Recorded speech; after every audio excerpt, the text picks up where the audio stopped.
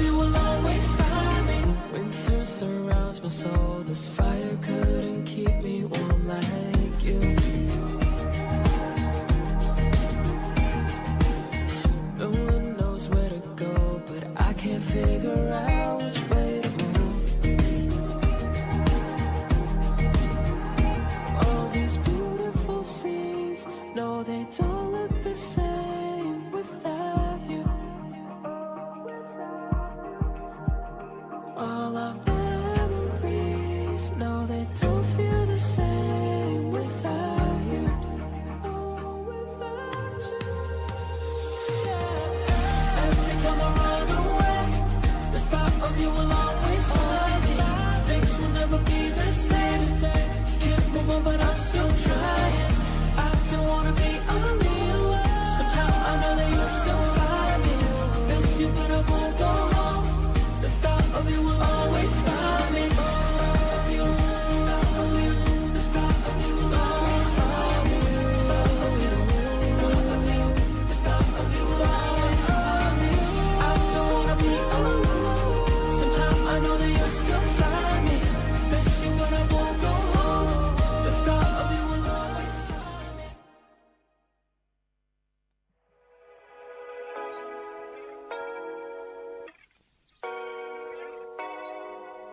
Till the sun comes up, we're right where we should be.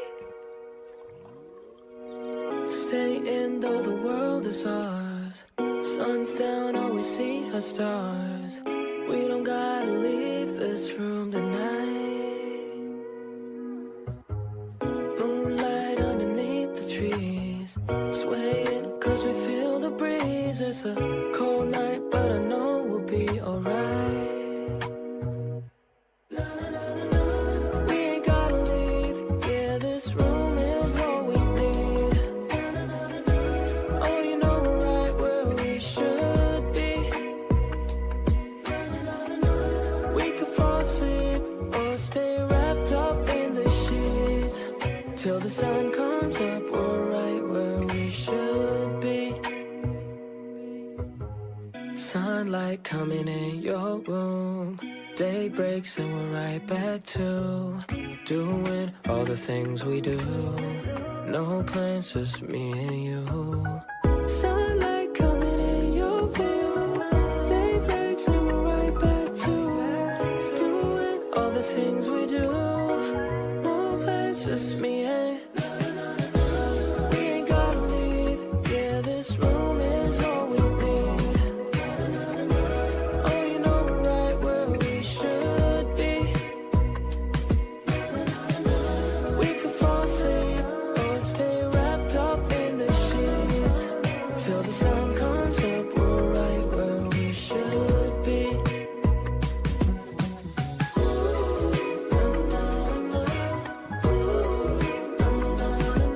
Till the sun comes up, we're right where we should be. Na na na na na, we ain't gotta leave. Yeah, this room is all we need. Na na na na na, oh, you know we're right where we should be. Na na na na na, we could fall asleep or stay wrapped up in these sheets. When the sun comes up, we're right where we should be.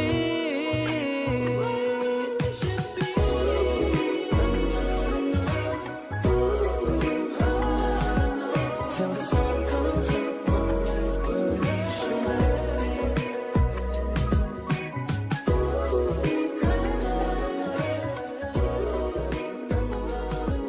Till the sun comes up, we're right where we should be.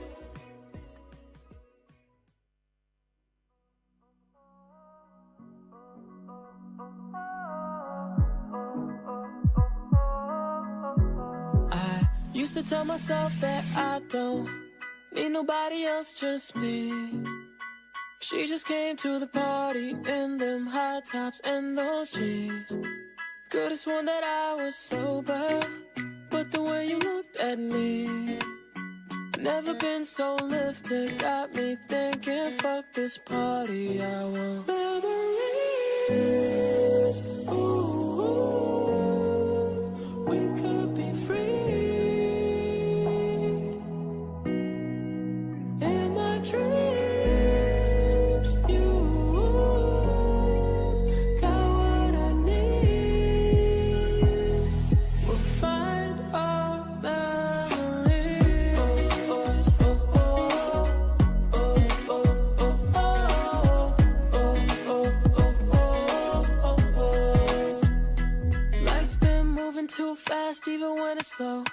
We just gotta live before we let it go.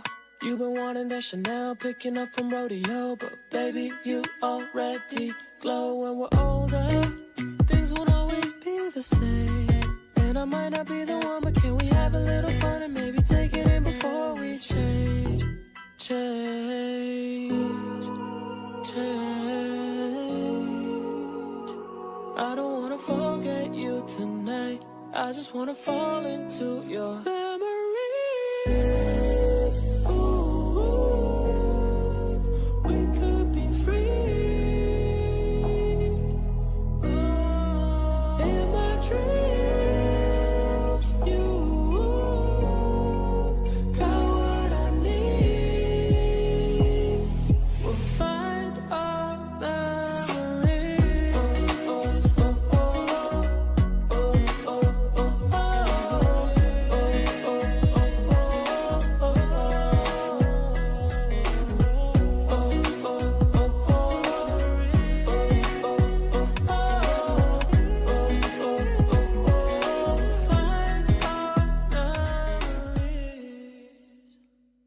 walked out of a party, wasn't too much fun.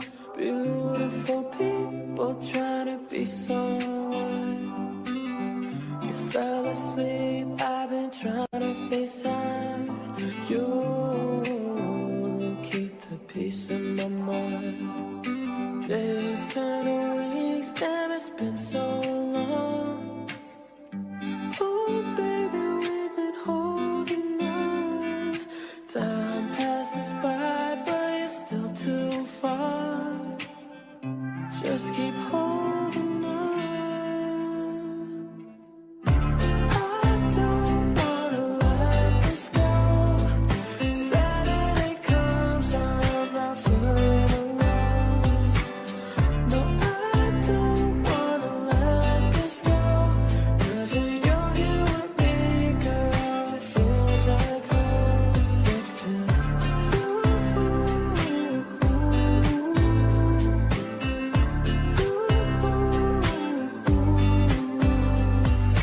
Wake up every morning on the side of your bed. The city never sleeps, shuts off dreams in your head. Make your coffee black, throw your t-shirt on. Start running for the train, 'cause you took too long. Days turn to weeks, are we still going strong? Oh, baby, we've been holding on. Time passes by, but you're still too far. Just keep holding on. I don't wanna let this go. Saturday comes, I'm not feeling alone. No, I don't wanna let this go. 'Cause when you're here with me, girl, it feels like home. Next to you.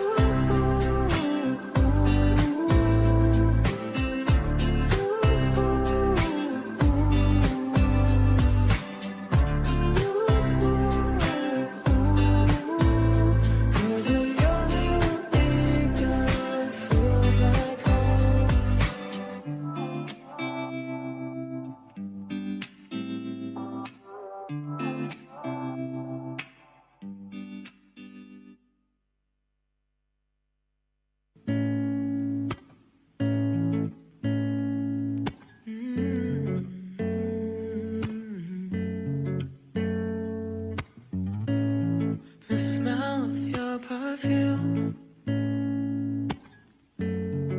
starts to fade away, drifting through the night, searching for better days, hoping to bring back the feeling we had before. Just tell me it's over, it's over. I need to get you out of my mind. Won't lose my composure, give me some closure. Baby,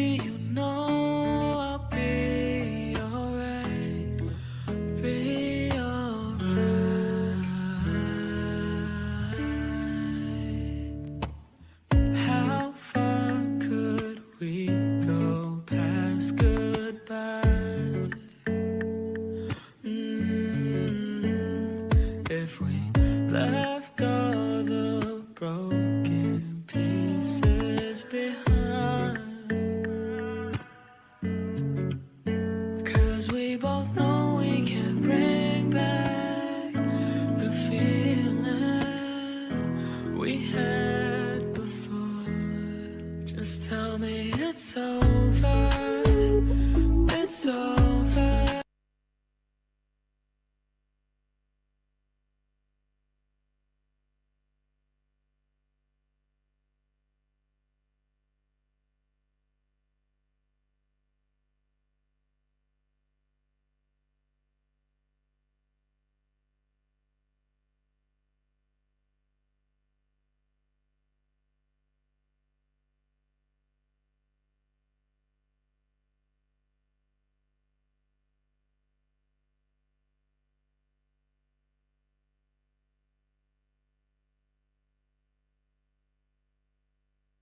I need to get you out of my mind. Won't lose my composure. Give me some closure. Baby, you know I'll be alright. Be alright.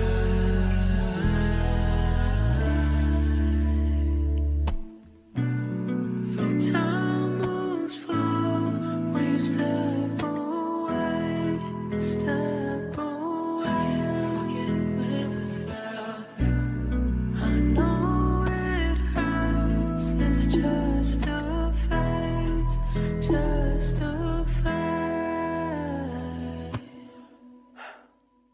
Just tell me it's over. It's over.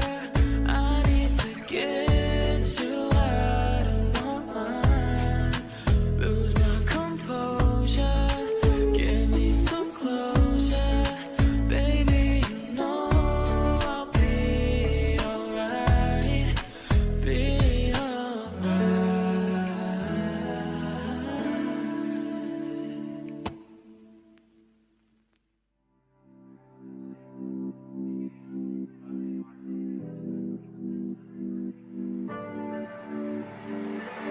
Sorry that things haven't been great since you left my arms.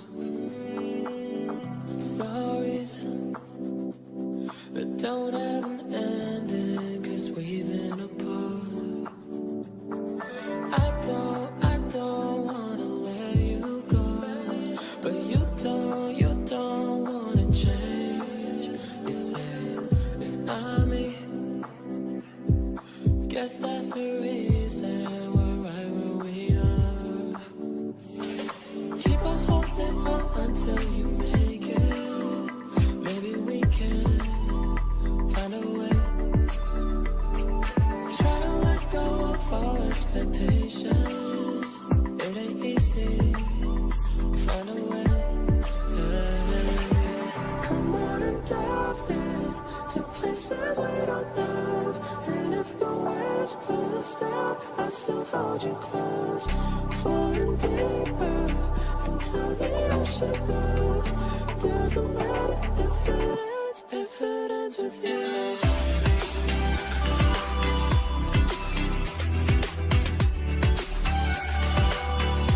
If it ends with you.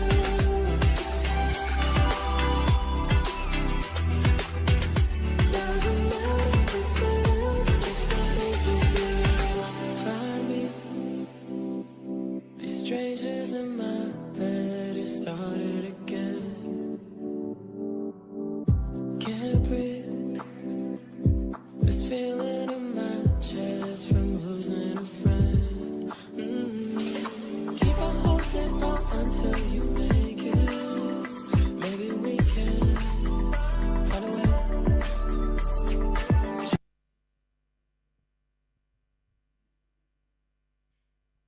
Ladies and gentlemen, our event is going to begin in 5 minutes. As we are about to begin, please have a nice seat and back to your position.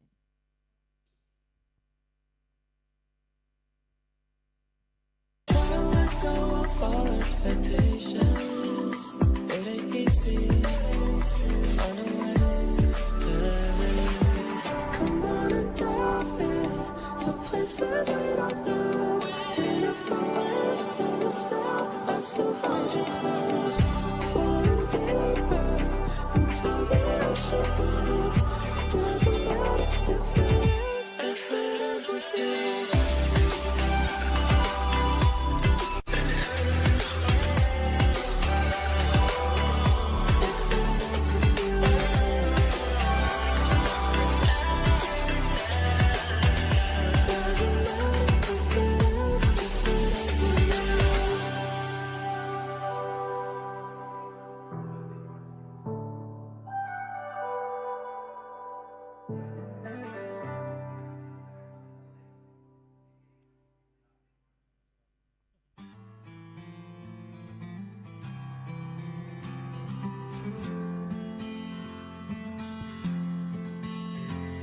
As time goes by, step in.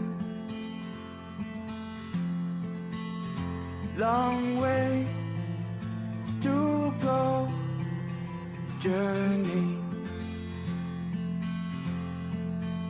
Struggle to find my peace. Thin ice, so cold, we can't breathe. But you are the wind, you are the fire, you are the heart.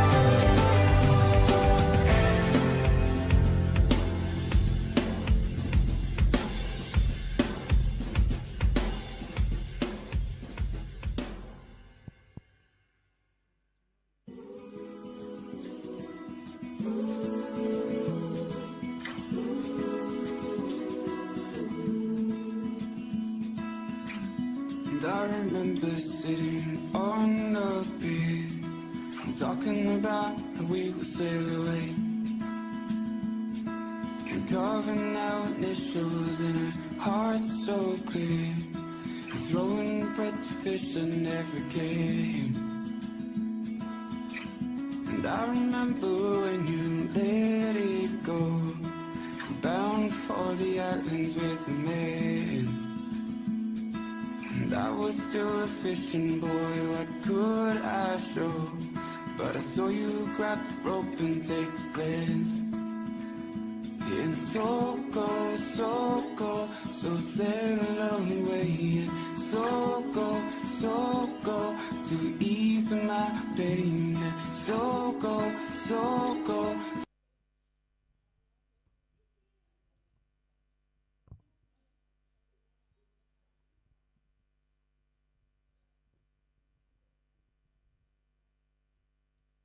Excellencies, distinguished guests, participants, ladies and gentlemen.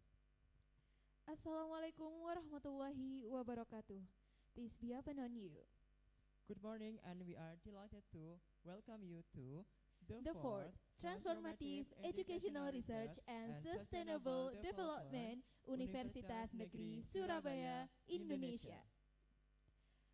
Before we proceed further to today's program, we would like to express our sincere gratitude to Excellency, the Rector of Universitas Negeri Surabaya, Professor Dr. Nur Hasan, MKes, Excellency, the Dean of Faculty of Education, Universitas Negeri Surabaya, Dr. Muhammad Nur Salim, MSI, Excellency, Vice Deans and Study Program Coordinator from Faculty of Education, Universitas Negeri Surabaya, Excellency, Professor Peter Charles Taylor as the keynote speaker from Murdoch University, Australia, Excellency, Professor Jack Whitehead as the keynote speaker from University of Cumbria, UK, Excellency, Professor Dr. Balchandra Lauta as the keynote speaker from Kathmandu University, Nepal, Excellency, Professor Pratiwi Ratnanindya, MHum MA PhD,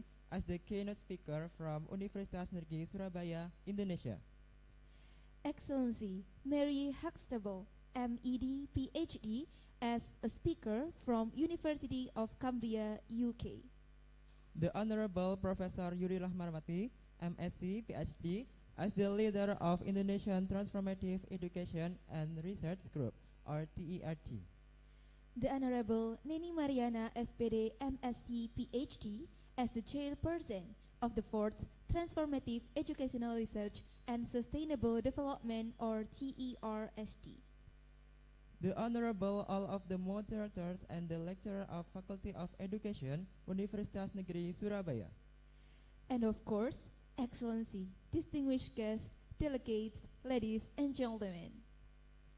It's a great honor for me, Muhammad Riza Ali Faizin, And it's also an honor for me, Zeni Zakia Zamania, as the Master of Ceremony, to welcome everyone to come in this room, and also for those who are joining the online Zoom. Transformative Educational Research and Sustainable Development, or TERSD, is a scholarly forum that aims to conceive, enact, and flourish the depth and scope of transformative capabilities, collaboration, embodied practice, and praxis in education and research. This forum was initiated in 2016 by a number of professionals who are animated by transformative soul and striving to better education practice through a transformative education approach. In order to critically understand who we are and who we might become as individuals and communities, this conference provides us with an opportunity to broaden our conscious awareness of our situatedness in the world. This opens us up to the idea of promoting equality, empowerment, and enhanced meaningfulness in educational research and practice. Over these few minutes, this meeting will provide you plenty of opportunities to interact, listen, and gain insightful information from the prominent key person in the field about transformative education innovation. For your information, the theme of today's conference is Transformative Education Empowerment in the Landscape of Cultural and Religion Diversity. Ladies and gentlemen, before we start our agenda, please allow us to read our conference rule today for participants. The first rule, participants are required to rename the Zoom account with format breakout room _name_institution. And the second rule, participants may ask a question in two ways. They are using raise hand feature in Zoom or via chat box. The third rule, the attendance list will be shared at the end of the conference. The last rule is participants can contact in person in charge if there are any obstacle during the conference. You can also read the rules in conference book very well. Honorable distinguished speakers, participants, and ladies and gentlemen. step on the following agenda.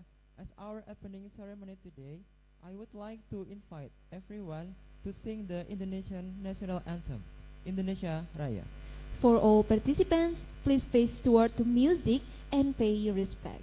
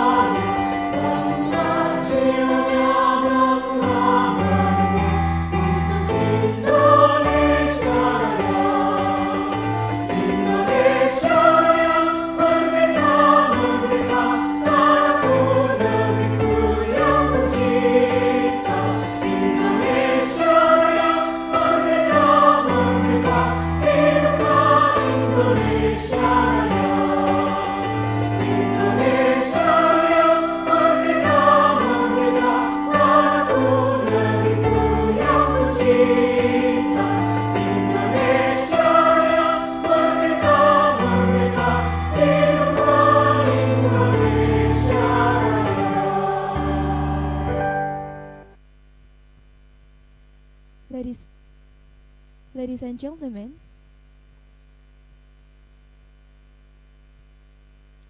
ladies and gentlemen,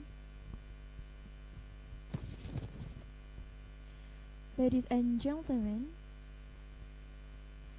ladies and gentlemen, you may be seated. Excellencies, ladies and gentlemen, before we continue to our session, let's start this event by praying first. So, the event that will be held today will be full of blessings and run well without any obstacle at all. Pray based on individual belief begins. Pray ends. Next, we are going to witness the welcoming dance performance presented by the Elementary Teacher Education, Faculty of Education, Universitas Negeri Surabaya.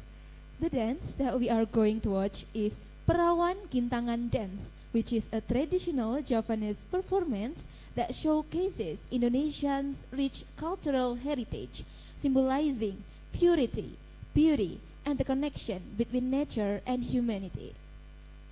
The term Perawan means virgin or maiden, and Gintangan can be associated with the stars, suggesting a celestial beauty. The dance reflects the ideal of grace and harmony, emphasizing the importance of balance in life. To all performers, the virtual stage is yours. Oh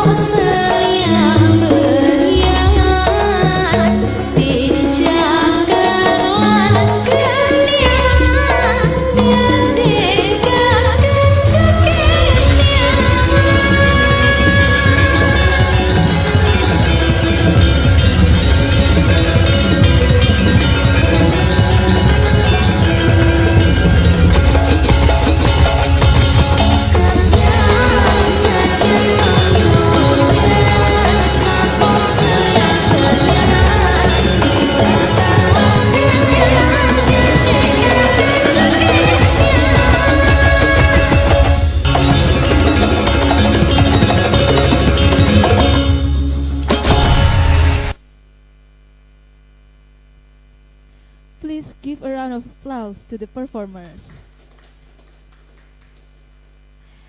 Excellencies, participants, ladies and gentlemen, we are now going to listen the remarks.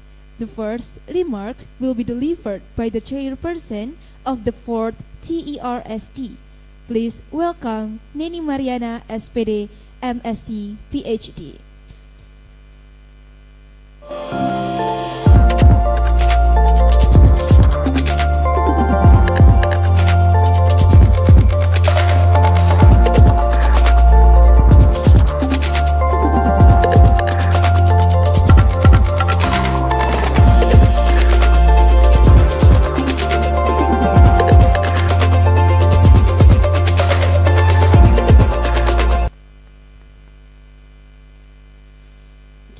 Assalamualaikum warahmatullahi wabarakatuh. Peace be upon you all. Good morning from Surabaya, Indonesia. As the conference chair, firstly I would like to express my gratitude to Allah as His blessings led us conducting the conference today in these following 2 days. I also would like to welcome all my international transformative educational research networking, Aiton family, Peter, Lily, Bal, Bawi, Pak Mangara, Bu Sufit, Naif, Busro, Carla, Jack, Mary, and many more that I can't call one by one. Thank you for joining this conference. I would also like to say thank you to the Rector of UNESA, the Dean, Vice Deans, and all Honorable Study Program Coordinators of Faculty of Education, UNESA, who are attending today via Zoom meeting and via our live YouTube. To be always full supportive and kind for all dynamic changing and innovative program that our Master Study Program of Elementary Education has been conducting so far. I would also like to send my gratitude for all my teams here, all the community members who have been working so hard to prepare and conduct this event. May Allah shower you all with His blessings. For your information, this conference is the 4th one after 3 series conducted in Nepal by our great colleagues from Kathmandu University. It's conducted collaboratively under Indonesian Transformative Education and Research Group, Master Program of Elementary Education, Universitas Negeri Surabaya, Universitas Negeri Jakarta, and Universitas Negeri Medan. Many thanks for my dear Prof. Yuli and Pak Mangaratua for your accompany. As the chairperson, let me report numbers of presenters and the audience of the 4th TERSD conference. At this stage, on the book of abstracts, we have on total 42 abstracts selected from both our 4 honorable keynote speakers and 38 parallel presenters. The presenters come from 11 countries around the world, namely Indonesia, Australia, Nepal, Philippines, Saudi Arabia, Brazil, UK, Thailand, South Africa, USA, and India. We hope all selected papers can bring fruitful discussion during this conference. At last, on the behalf of all the community members, we do apologize for all unintended inconvenience we have done to you all. We always try to bring our best and hope you all enjoy the conference. Assalamualaikum warahmatullahi wabarakatuh. Good morning all from Indonesia.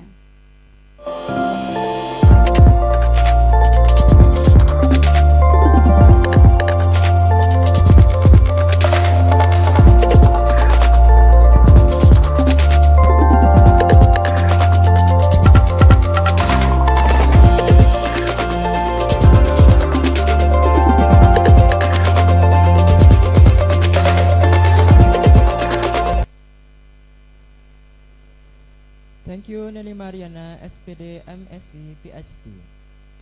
For the next piece, I would like to invite the leader of Transformative Research Group, TRG, Professor Yuli Rahmawati, MSc, PhD. For Professor Yuli Rahmawati, MSc, PhD, time is yours. Thank you very much. Good morning, everyone. Is my voice clear? Yes, it's clear. Okay.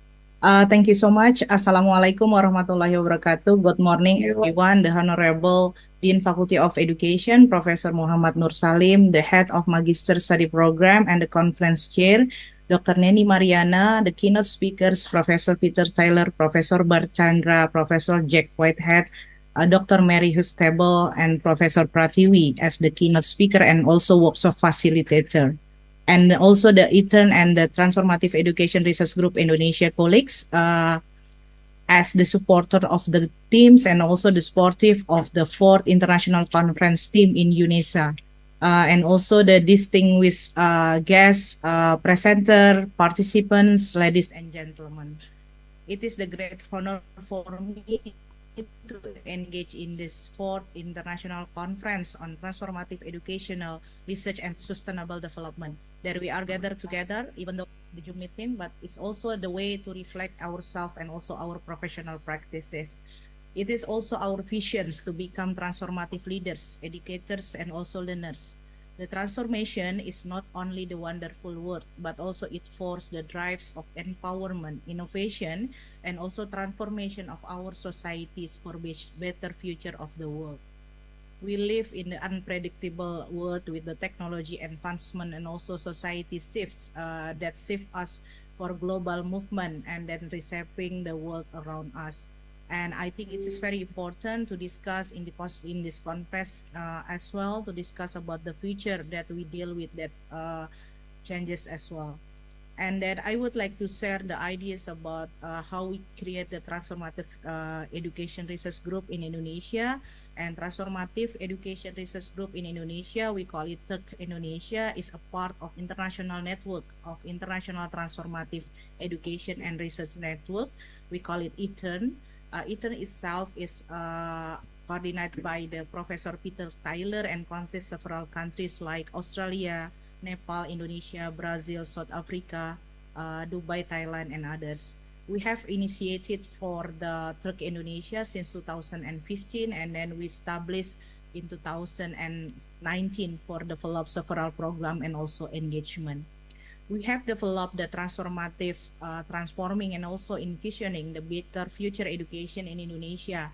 As Professor Peter Taylor as the director of ETERN, it is our supervisor. So it's Indonesia, we have 3 universities, Universitas Negeri Surabaya that organized this conference this time, Universitas Negeri Jakarta, and also Universitas Negeri Medan. 3 of us, myself, Neni, and Pak Mangara is Peter students during our doctoral, and also for me is during my master degree program. And then we try to engage with the transformative education research that representing by our students and also our colleagues in this conference. And the previous conference is usually conducted in Nepal, offline and online, and we would like to start it in Indonesia within the limited condition because of in Indonesia the educational research usually empowering and then also engaging in the ways of domination of the positivism paradigm or quantitative research. That's why this group would like to bring different phases of educational research in Indonesia. And then before reach this conference, we have done 1 year coaching by Jack Whitehead and also Mary Huxtable from University of Columbia, UK. And if you would like to join the workshop in this conference in the afternoon, you would like to know how the educational labeling theory engage in transformative education research. In this conference, we would like to engage in different issues of transformative education research in the values that proposed by Peter in the ways of cultural knowing, relational knowing, critical knowing, visionary and ethical knowing, and also knowing in action. So each of us has experienced that we have been challenged and would like to adopt the transformative education research in our professional and also our personal life. And finally, I believe that the conference has been organized and has been lead to the fruitful discussion. And then I would like to thank for the Peter and also Eastern family and also TERSD Indonesia for supporting, and Neni Pamangara for going together with the conference, and also special for the UNISA team who preparing this conference. Wish Allah bless you all. Thank you very much. That's all for my side. Hope the conference, today's conference, we can engage and always empower together. Thank you so much. Wassalamualaikum warahmatullahi wabarakatuh.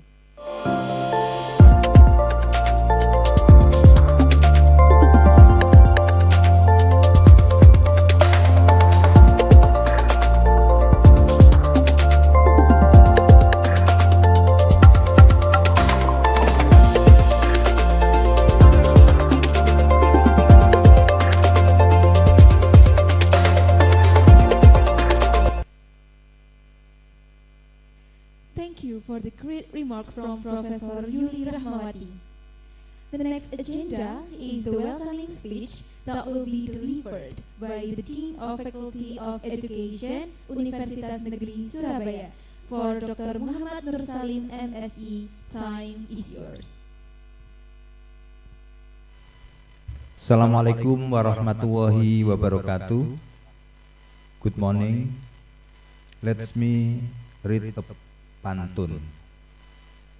Buah pisang, buah semangka, selamat datang di VIP UNESA. Buah semangka beli di lidah wetan, VIP UNESA siap satu langkah di depan. First of all, let us thank to Allah Subhanahu wa Ta'ala, the Almighty, who has given His grace and guidance so that the international webinar with the theme, the 4th International Conference on Transformative Education Research and Sustainability Development can be held successfully. The Honorable Professor Dr. Suryanti, MBD, as a doctoral degree study program of primary education. The Honorable Nani Mariana, SPD, MSc PhD, as a magister degree program, study program of primary education, and the Honorable Putri Rahmadianti, SPD, MPD, as a bachelor degree study program of primary school education, and all committees who have work well in international webinar. The Honorable cannot speak, Professor Peter Taylor, the Honorable Professor Prativi Ratnaningtyah, PhD, the Honorable Prof. Jack Whitehead, and the Honorable Prof. Balchandra Luitel. I welcome of all of you to this international webinar, which has received great attention not only from university, but also from academic community in Indonesia. I express my high gratitude and appreciation the keynote speakers. We wish that through this international webinar, with the theme the 4th International Conference on Transformative Educational Research and Sustainable Development, Change in Practice and Education, as a result from this research can encourage transformation in teaching and learning practice, making them more effective and inclusive. After that, education policy get better reflection and its impacts is increasing society awareness of social and environmental issue through education. I encourage each of you to share your experience, idea, and vision from a future where education and sustainability development go hand in hand. Let's collaborate, learn from each other, and work toward a brighter, more sustainability future for all.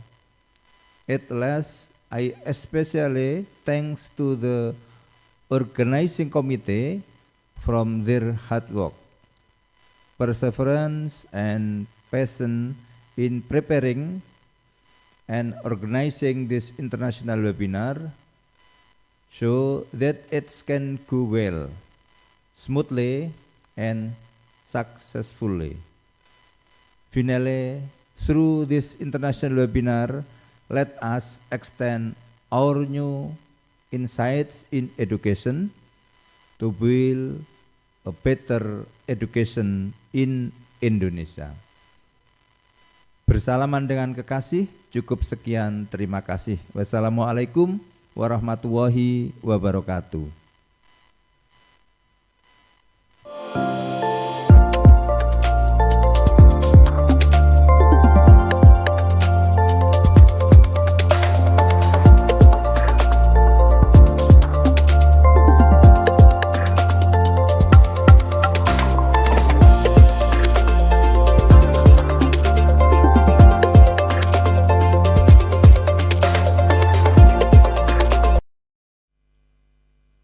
Thank you for the great welcoming speech, Dr. Muhammad Nur Salim, MSI.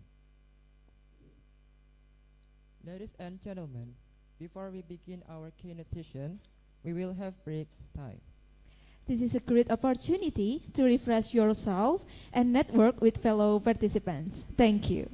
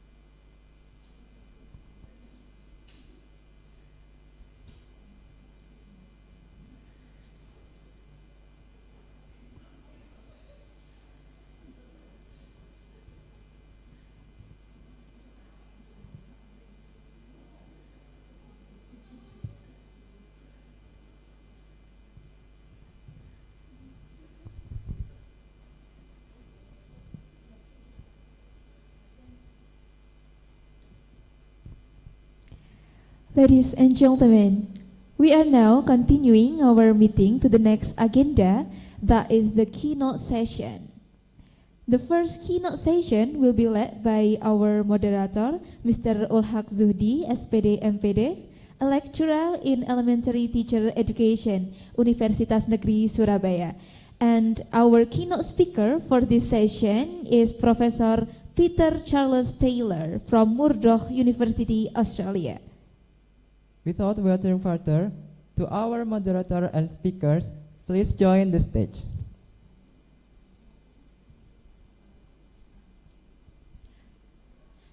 For Mr. Ulhaq Zuhdi, please join the stage.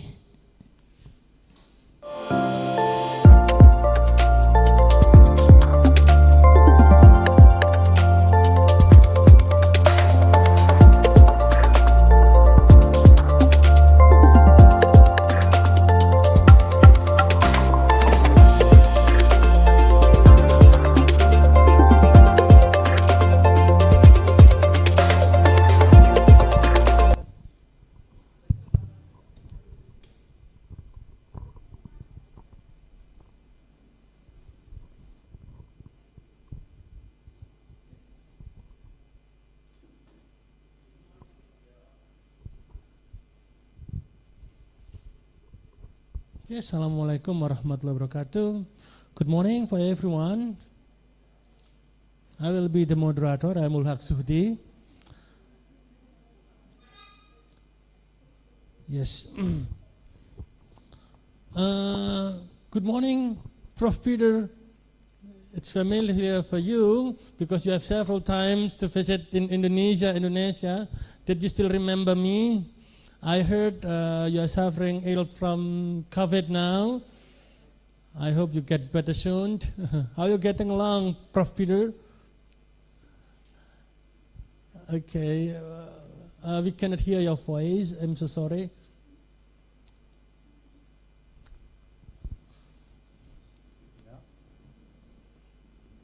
Hello? Yes. Okay. Yes. Now we can hear your voice, Prof. Peter. Yes, it's an honor to be your moderator in here, Prof. Peter. Nice to see you again, Prof. Peter. Thank you very much. Thank you very much.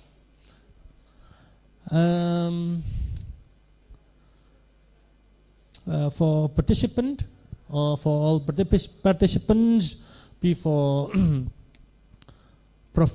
Peter give the presentations, let me tell a little bit about his CV. I will read from my laptop in here a little bit about your CV. Prof. Peter Charles Taylor is a professor associated with Murdoch University in Perth, Western Australia. He is well known for his contribution to science education, particularly in the context of sustainability education, transformative learning and action research.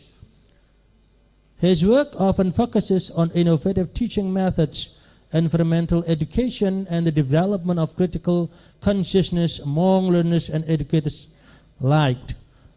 Dr. Taylor has been involved in various research projects and educational initiatives aimed at improving science education and promoting sustainability through critical and reflective practices. His contribution to the field includes scholarly articles, book chapters, and participation in educational conferences where he has shared his insight on pedagogy, curriculum development, and role of education in addressing global challenge.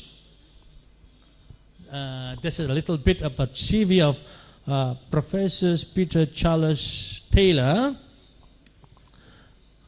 Today, he will present about transformative STEAM education towards a moral commitment for sustainable futures.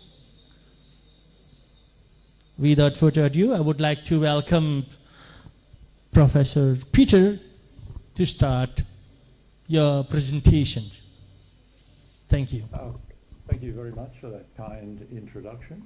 And I'd also like to thank the organisers of the conference Yes, I've been to UNISA several times. Yes, I'm very familiar with you, Professor. And also you are the promoters of Ubunani. Indeed.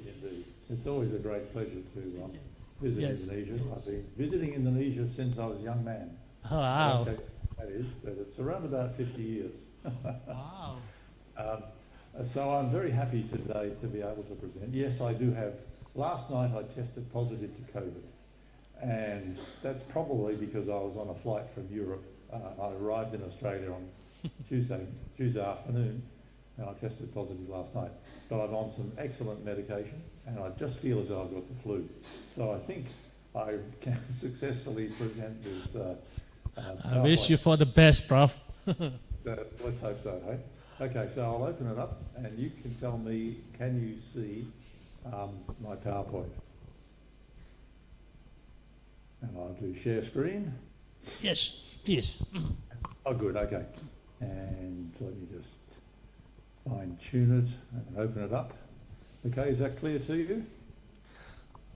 Yes, clear, Prof. Oh, good, okay, excellent. So, yes, the title of my talk is Transformative STEAM Education for Sustainable Living. And I was really pleased to hear the Dean of Education emphasising the importance of sustainability. The subtopic is ethical valuing in the classroom. So let me start the ball rolling here. The iTurn community, we actually have been established this community many years ago now. And Nepal, Kathmandu University was the place in which we did that. And it's gradually spread across the globe.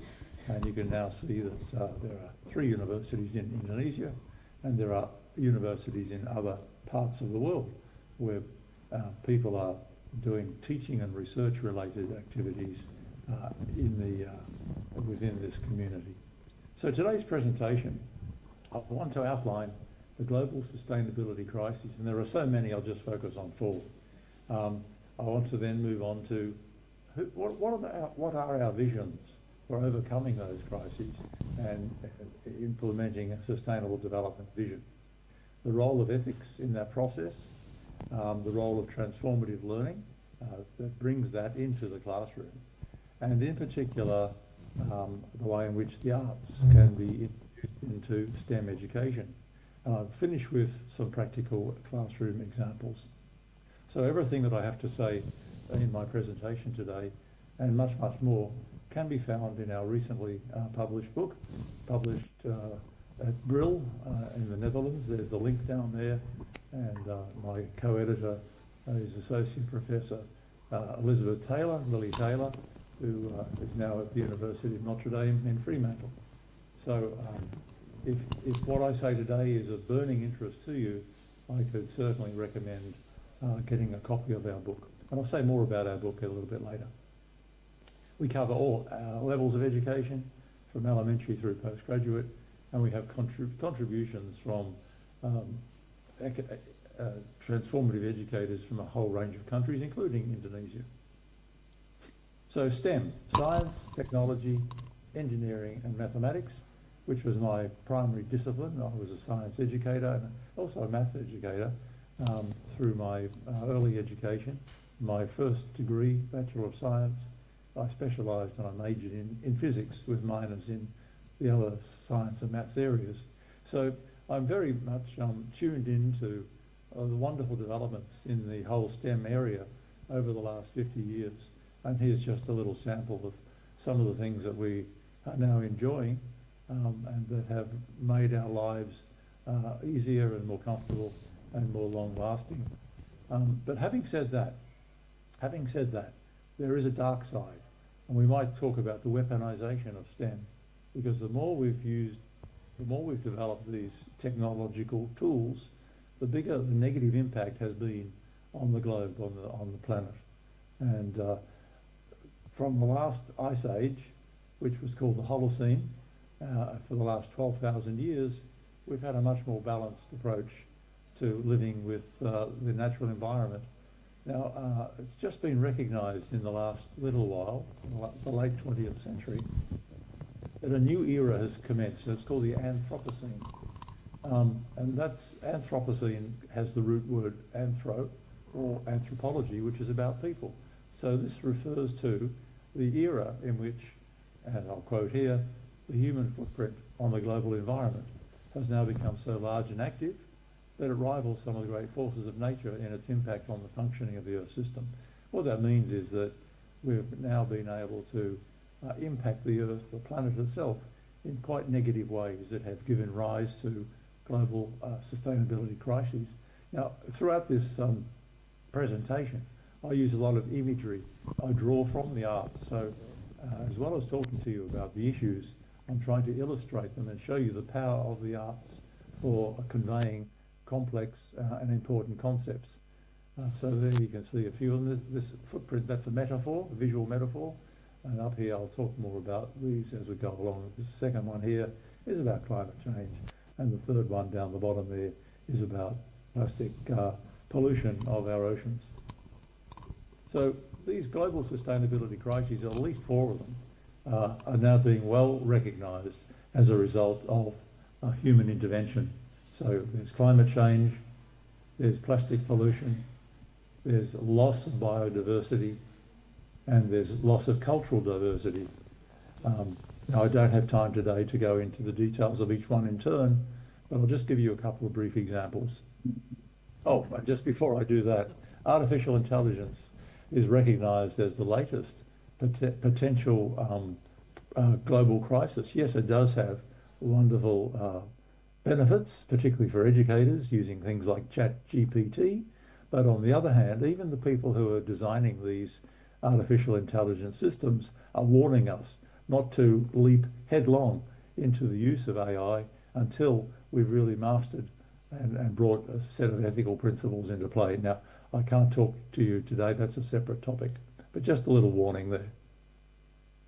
So with the plastic pollution crisis, the World Economic Forum report tells us that each year at least 8 million tonnes of plastics leak into the ocean, which is the equivalent of this garbage truck dumping its contents into the river, which then flows into the ocean, every 60 seconds. Now, I think that's absolutely appalling to know that.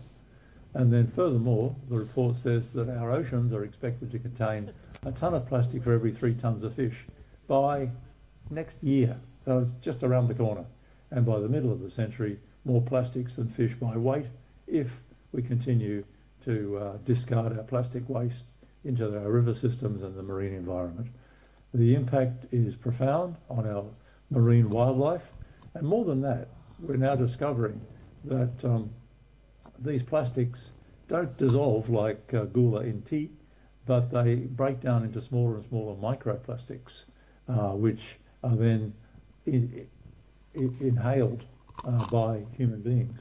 So current research is looking at the extent to which plastic pollution is affecting human lives. A very, very important aspect of science research at the moment. Again, another arts-based visual metaphor, just to summarise what I've said. So it's rather poignant and brings the message home quite clearly. So again, arts-based approach to communicating important concepts. Now, loss of biodiversity, and this has become a huge problem. The Living Planet report tells us that back in 1970, when I was a young man doing my first degree, humanity's ecological footprint, I remember that footprint on the globe, it was smaller than the Earth's rate of regeneration. In other words, we could harvest minerals, we could harvest oil, we could harvest food, and the Earth was not particularly badly affected by that. However, now, 50, 60 years later, if everybody on the planet wishes to enjoy our 21st century lifestyles, we'll find that we're overusing the Earth's biocapacity by at least half. And there's that other visual metaphor. So what we're going to need is another planet if we want to sustain our current lifestyles, or we're going to have to change our lifestyles to become more sustainable. A rather disturbing graph here showing that over 2/3 decline in wildlife in natural environments since 1970, mainly because of expansion of agriculture, overfishing of the oceans, and forestry. In fact, there's two aspects to that. One is we cut down the forests, and the second one is we plant homogeneous forests to make paper. So all of those are major drivers of the loss of ecosystems and the dramatic loss of wildlife. So we've now entered into what's called the sixth mass extinction, which is very, very sad. And I have to tell you that Australia is one of the leaders here. We have made extinct so many of our naturally occurring animals. The latest one is the koala because of the bushfires. And to bring this home to Indonesia, this beautiful mother and baby orangutan lives in this little orange dot here in Sumatra. And the research says that its range, the forest itself, has been reduced to 2.5% of what it was originally. It was a much larger scope and scale of forest, and there was a much greater viable community of orangutan. However, because of deforestation, agriculture and illegal logging, it's become one of the most threatened of the great apes worldwide, and that really is unsustainable. So, in summary, we often regard ourselves as the most advanced lifestyle on the planet, but what this visual metaphor suggests is that we're actually the apex predator of the biosphere. You know, we've evolved over a long period of time, but we're now trashing the actual planet that supports our lives. So I'm issuing a professional challenge as much to myself as to everybody here in the conference today, and that is, how can we STEM educators, science, technology, engineering, mathematics, transform what we call the standard model of teaching and learning in order to engage our students in ethical valuing for sustainable development? Because it's ethics that are going to move us. It's the ethical valuing that becomes the new driver to helps us to implement sustainable development. So now moving away from the negativities into the positivities. This report promotes what's called a nature positive vision. And I'll take a little quote out of the book, the report. We need an inclusive whole of society approach that empowers each of us to act, recognises the plurality of values and knowledge systems, such as Indigenous knowledge systems, that can put us on a more sustainable pathway, and ensures that the costs and benefits from our actions are socially just and equitably shared. Now, when I mentioned ethical valuing, here it is in red, socially just and equitable. Often we think that economics is one of the major reasons for unsustainable development.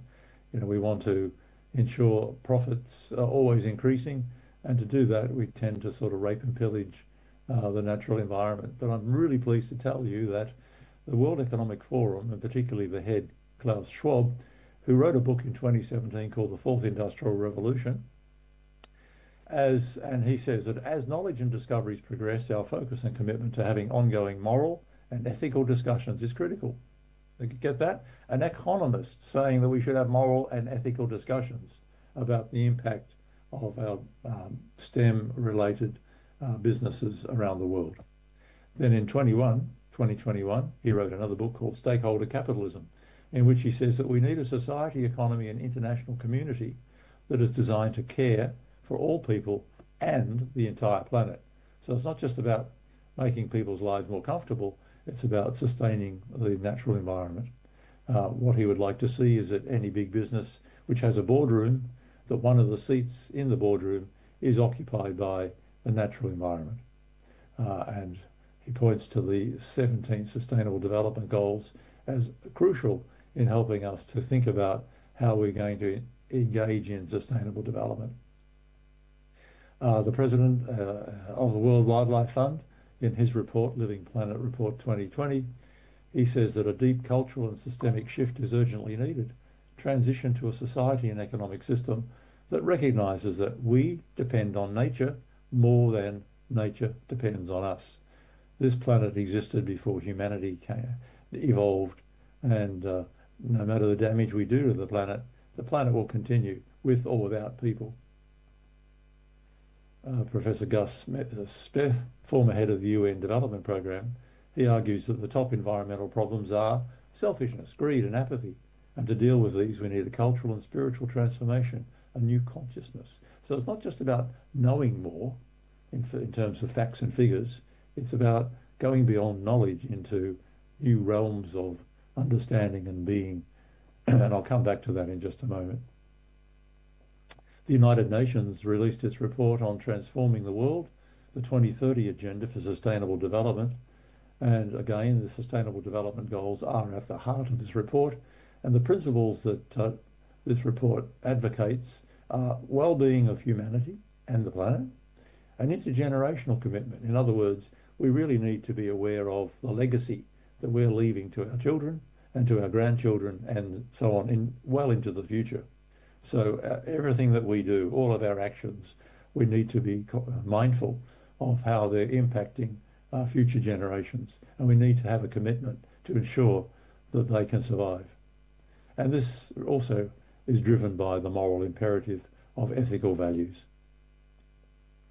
And finally, we have, or not finally, second last, a vision of education for sustainable development from the report of the OECD, Future of Education and Skills 2030.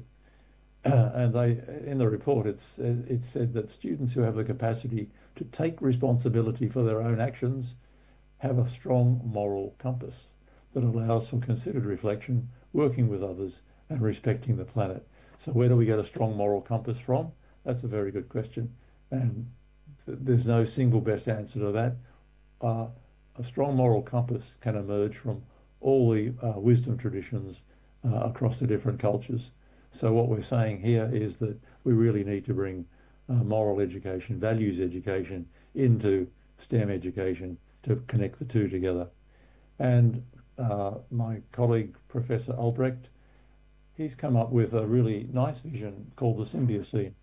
Now, remember we talked about the Anthropocene earlier, what he sees as desirable, essential to be our next step, our next era, excuse me, is the Symbiocene, a new geological era characterized by harmonious interactions between humans and all other living beings.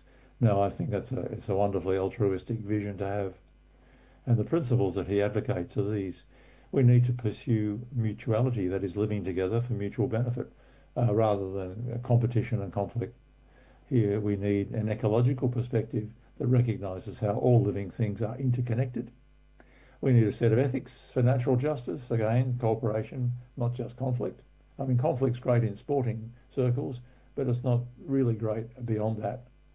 Biophilia, and I love this term here, the love of life and lifelike forms. So how do we engage our students in developing a sense of the love of the natural world? It's like parents and their children.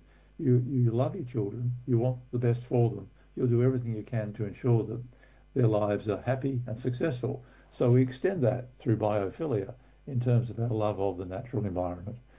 We're not going to protect the natural environment unless we have much more than knowledge, the know-how. We need an emotional connection through learning to love it. So how do we do that in the science classroom? Now, I would say I live in this beautiful part of the world, and when it flowers once a year, it sort of looks like this. And I would argue that it's never too early to start educating our children, to immersing them in the natural world and giving them that connection and that sense of love. And the world is a beautiful place, honestly. You know, there is so much death and destruction going on, but we have to remember that, and this is some pictures taken from Nepal, it is a beautiful place, and we need to be able to share that with our students by immersing them in the natural world. Immersion, not just sitting in a classroom and thinking about it, but actually actively being in the natural environment. So back to our professional challenge. How can we STEM educators transform the standard model of teaching and learning to engage our students in ethical valuing for sustainable development? This is the how question that I now want to address. The standard model, by that I draw on my experiences throughout high school and then university, where I came into the lecture theatre, and it looked somewhat like that. Maybe we were dressed a little bit more up to date in the 1960s and 70s. This is a picture taken from the 1800s, but it's pretty much relevant still today. So here we are, students sitting in the classroom in the lecture theatre, not saying anything, watching the lecturer record his ideas on either the chalkboard or the whiteboard or whatever we use these days, and focusing everybody's attention on the world out here, the outer world. And I mean, that's important. It's necessary but not sufficient. So the question then arises as to what about the inner worlds of our students? Just because you're lecturing science or mathematics or physics or biology, we can't overlook developing the inner worlds of our students. So this particular standard model is, as I said, necessary but not sufficient. We need to do much, much more. So this is where the transformative model comes in. It recognises the inner worlds of our students, their subjectivities, and it says that we really need to have a two-way approach here. This is Janus, the Roman god, who we named January after. So what Janus is saying is that we, in STEM education in particular, yes, we need to teach our students about the outer world, but yes, we also need to help them to develop their inner worlds, their experiences, their connectedness, their ethical values, their sense of aesthetics, that's the love I was talking about, and creativity. So transformative learning comes from actually a deep tradition of scholarship. It's not just something we've invented in the last 20 years. It is quite profound. And it's about helping our students to understand the values that frame them in their everyday lives, and maybe learning to go beyond that and learning about the frameworks of other people. I like this one down here. The caterpillar. We can't just treat our students like caterpillars. We fill them full of knowledge, and then that's all we do. But if they're going to become butterflies, they need to metamorphose, they need to transform. So how do we help them to do that? So as I said, this tradition of transformative education is very deeply embedded in the scholarship of the 20th century and earlier. I'm sure people here today in the audience will be familiar with some of them: John Dewey, Paulo Freire, Abraham Maslow, Jack Mezirow, Jürgen Habermas, and so on, Carol Gilligan. And these people come from a whole range of different disciplines, but they're all delivering a very similar message, that we really need transformative education.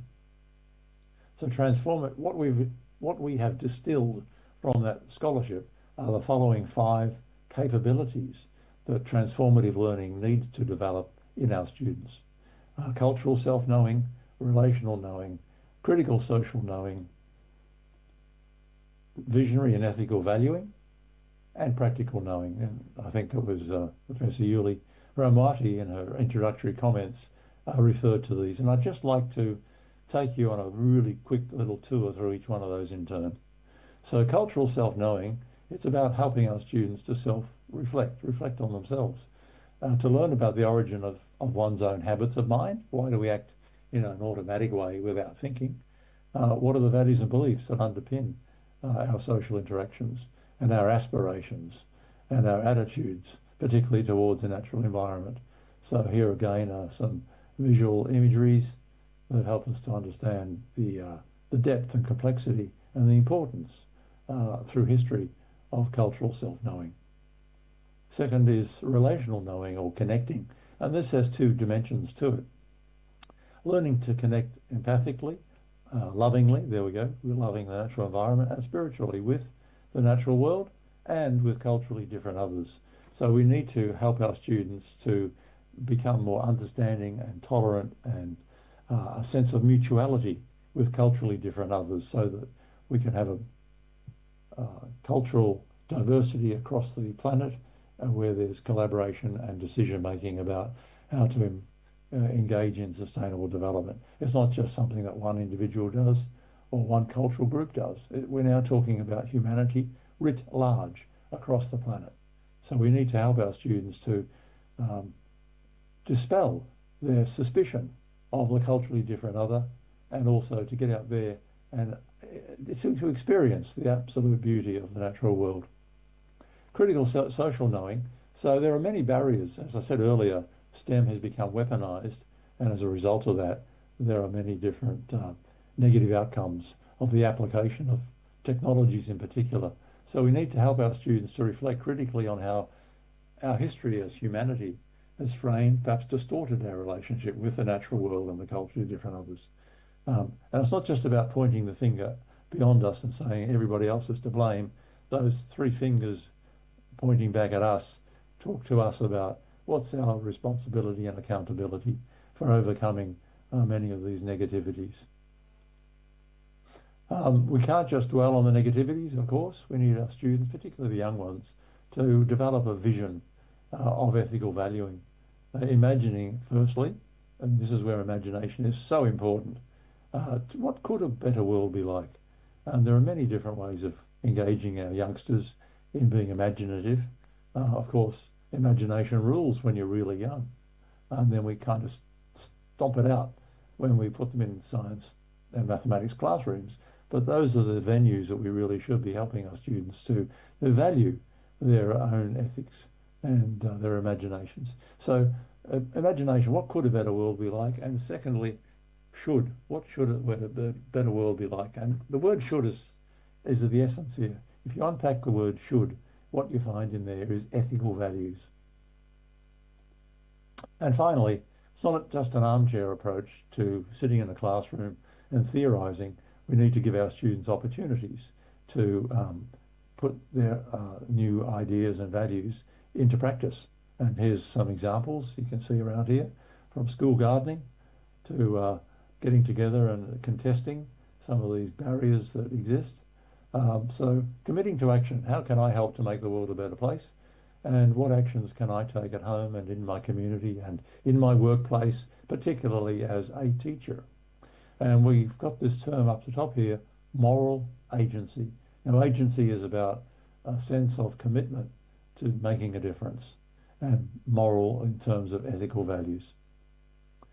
Let me quickly show you this. This is one example, I think, if I can, of how community values are being put into place. This video is of a small waterway in Bali, which was choked with plastic waste, till the local community decided to do something about it. Cleaning up is one thing, but they went beyond cleaning into preventing by trapping the waste, putting in barriers in place.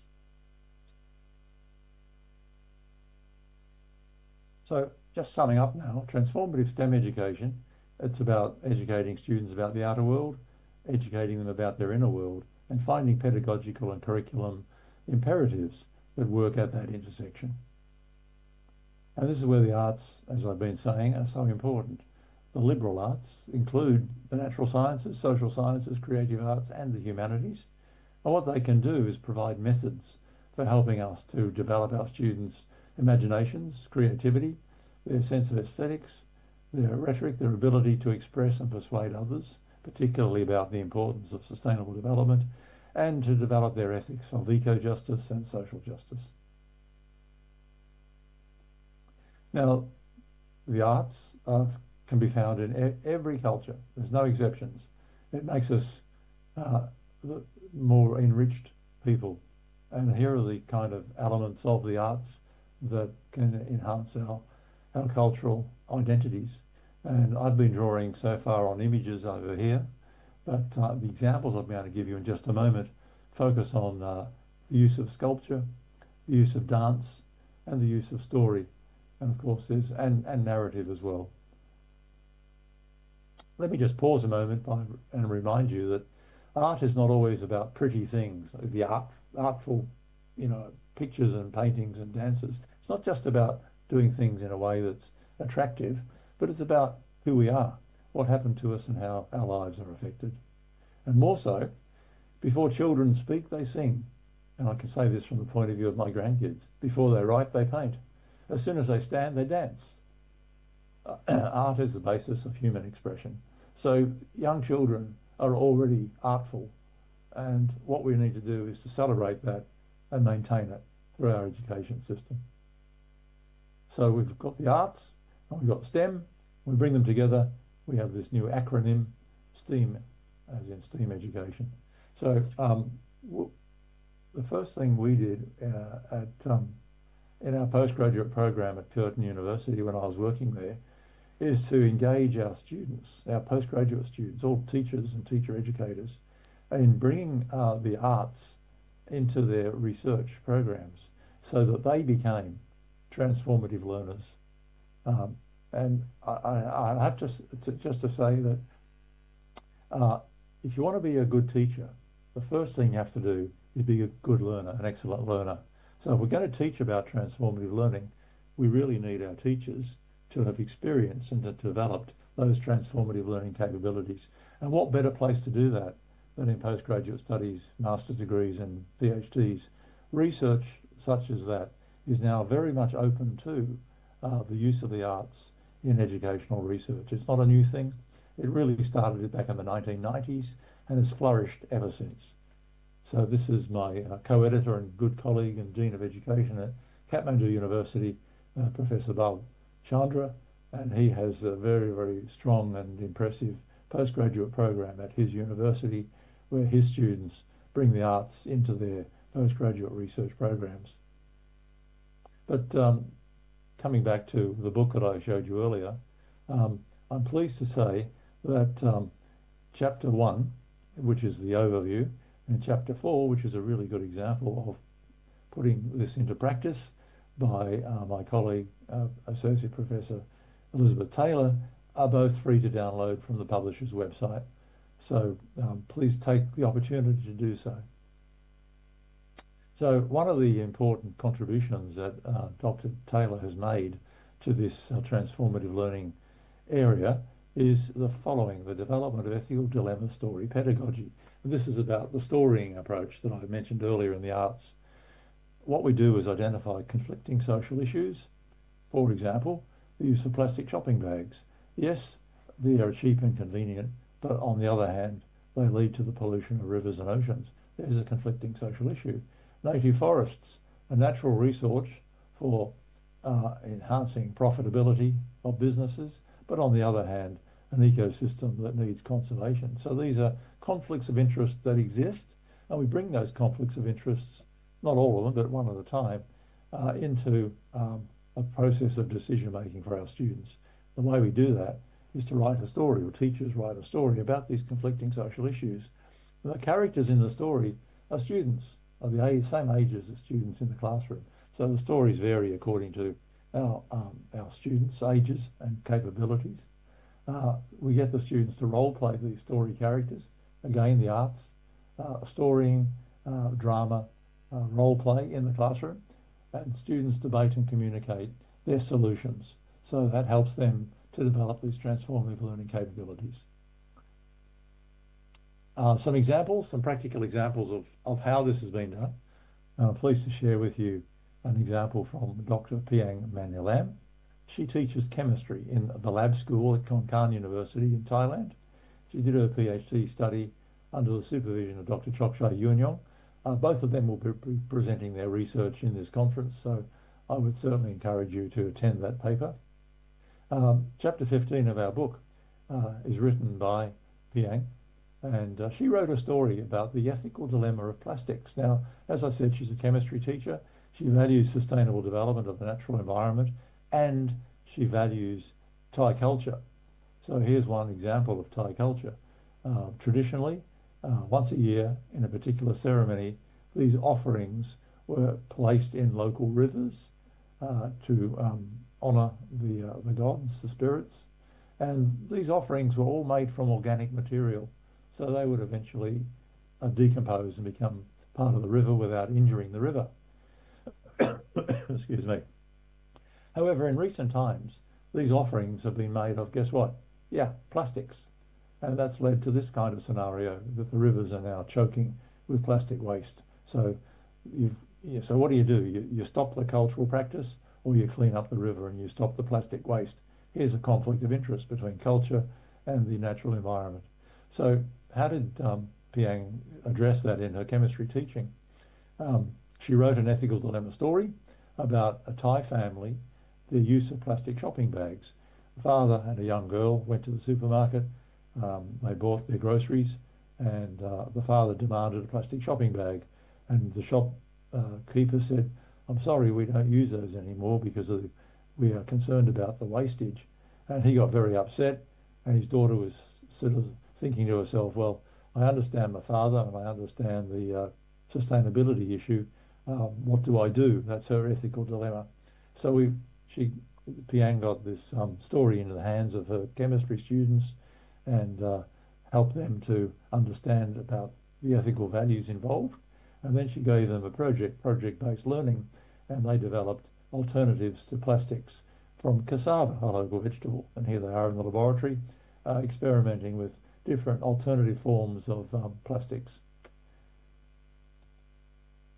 Dr. Ray Williams and Mr. Tim Manier, head of maths, head of English, they had an equally important perspective on sustainability.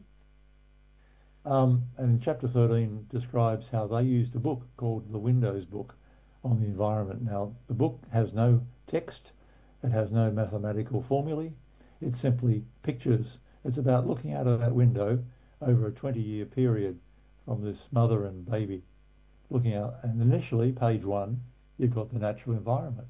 They're living in nature, their house is in nature. 20 years later, looking out of the same window is a very different scenario.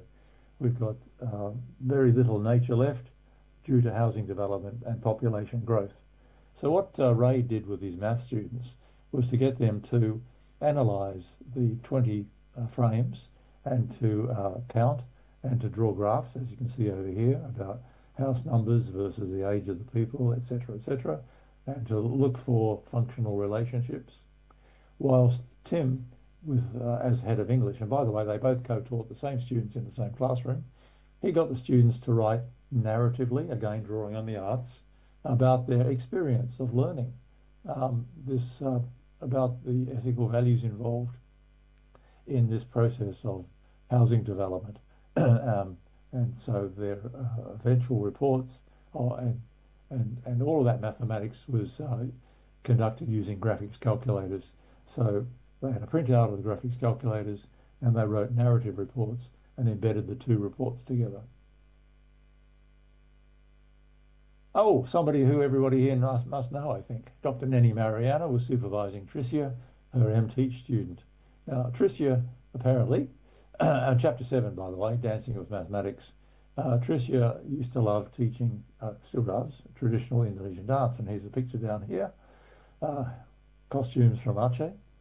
Unfortunately, whilst she was learning to become a teacher, primary school teacher, she voiced her dislike of learning mathematics, her own personal experience from school days. She disliked learning mathematics. Now, there's an ethical dilemma for you. How can you become a teacher of mathematics if you actually don't like it?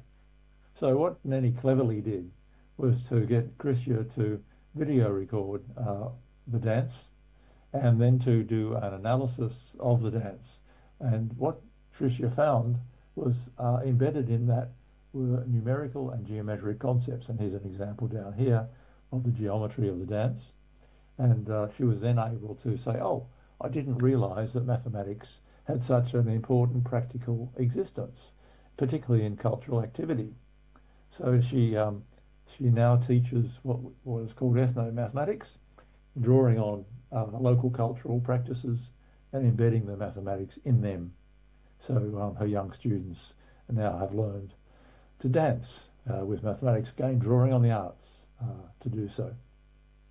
And finally, Sue Durack, a primary visual art teacher in Perth, and Associate Professor Jeff Lummis, her supervisor for a PhD. Sue loves the natural environment, in particular the marine environment, and here is the Great Barrier Reef off the coast of Queensland in Australia, with these beautiful corals, all sorts of colours, lots of marine life, lots of fish living in this ecosystem. Now, unfortunately, with climate change, the atmosphere heats, and that has an injurious impact on the oceans. The oceans become acidified, more acid-like. As a result of that, this is what happens. The coral reefs bleach, and they become skeletons, so all the living organic material disappears. And this is a really well-known feature worldwide. So Sue wanted to do something about this in her art class.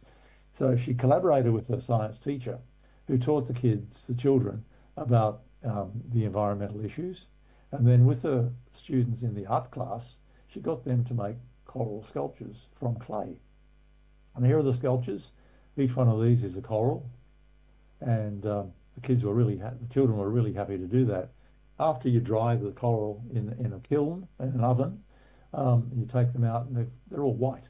Actually, the original clay is sort of a brown colour, but when all the water's driven out, they go white. So the children said, "Okay, miss, can we now paint them to make them look like real corals?" And she said, "No, because what I want you to do is understand visually the impact of climate change on the organic marine environment. And here is the result." So she took it one step further and organised an exhibition night for parents. So the children's parents came along and the children acted as teachers to hopefully transform their parents' attitudes and understandings. So that's the extent of my practical examples. The book has many, many more. So if you're interested in what I've just been talking about, certainly download the 2 chapters for free, chapters 1 and 4, and then beyond that, the book itself, you can buy that. So here's a nice little pithy comment. The earth without art is just air. Let you contemplate that for a moment. And the Earth Charter, which you can find on the internet, the choice is ours. We can form a global partnership, as I said before, a relational understanding of culturally different others, and to care for Earth and one another, or risk the destruction of ourselves and the diversity of life. Fundamental changes are needed in our values, in our institutions and our ways of living. Institutions, particularly schools, universities.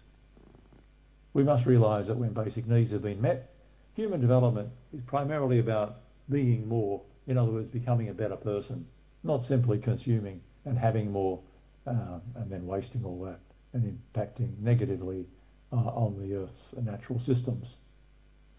Now, often it seems with global issues that it's an impossibility for the individual to address them. But I like this quote from Howard Zinn: "Small acts, when multiplied by millions of people, can transform the world."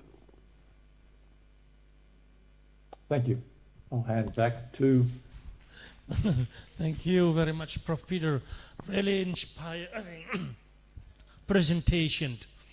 How we can see from your presentation that STEAM that make a moral commitment to avoid us from catastrophe, from the apocalypse. We can see from your simple examples that you have presented just now, like 2050, that have more plastic in the river, in the seas, than the fish. You know, the Indonesians, Habe, one of them likes fishing.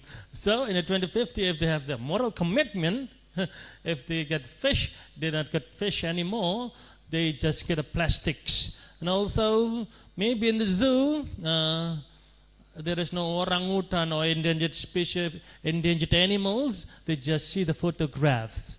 And also, I just get a laugh. Sorry if I'm a position in here. I look you up in here because you and my big screen on top of me. So I also look you up there, Professor Peter. And then from the river, in the past, usually Indonesian people usually think about the river and wash there, but now it's become dirty and dirtier, and so many plastics trash there, and then you see the clips, the people cleaning the river and become clean again. Once again, your presentation, the moral commitment is needed in here for avoiding our planets not to become the apocalypse. Now we are going to have questions and answer sessions in here. The committee, what time that we have? How, Mbak Zeni? how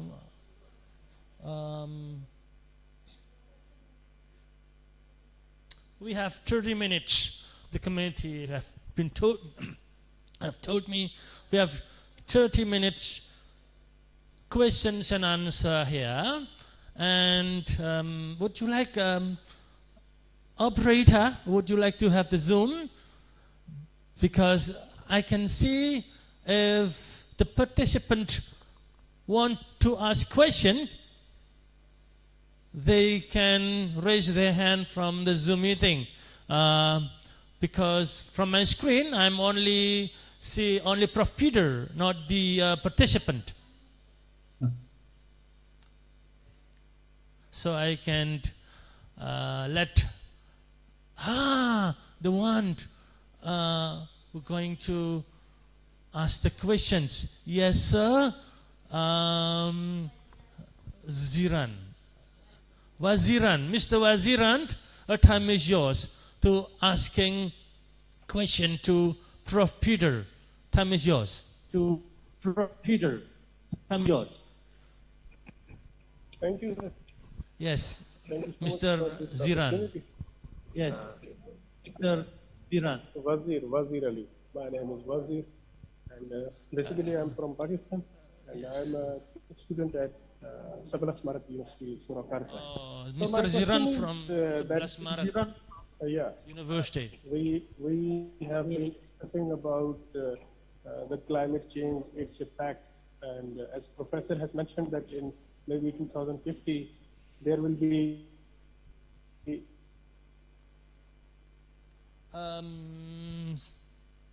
So sorry, Mr. Ziran, your voice is unclear. Maybe you talked.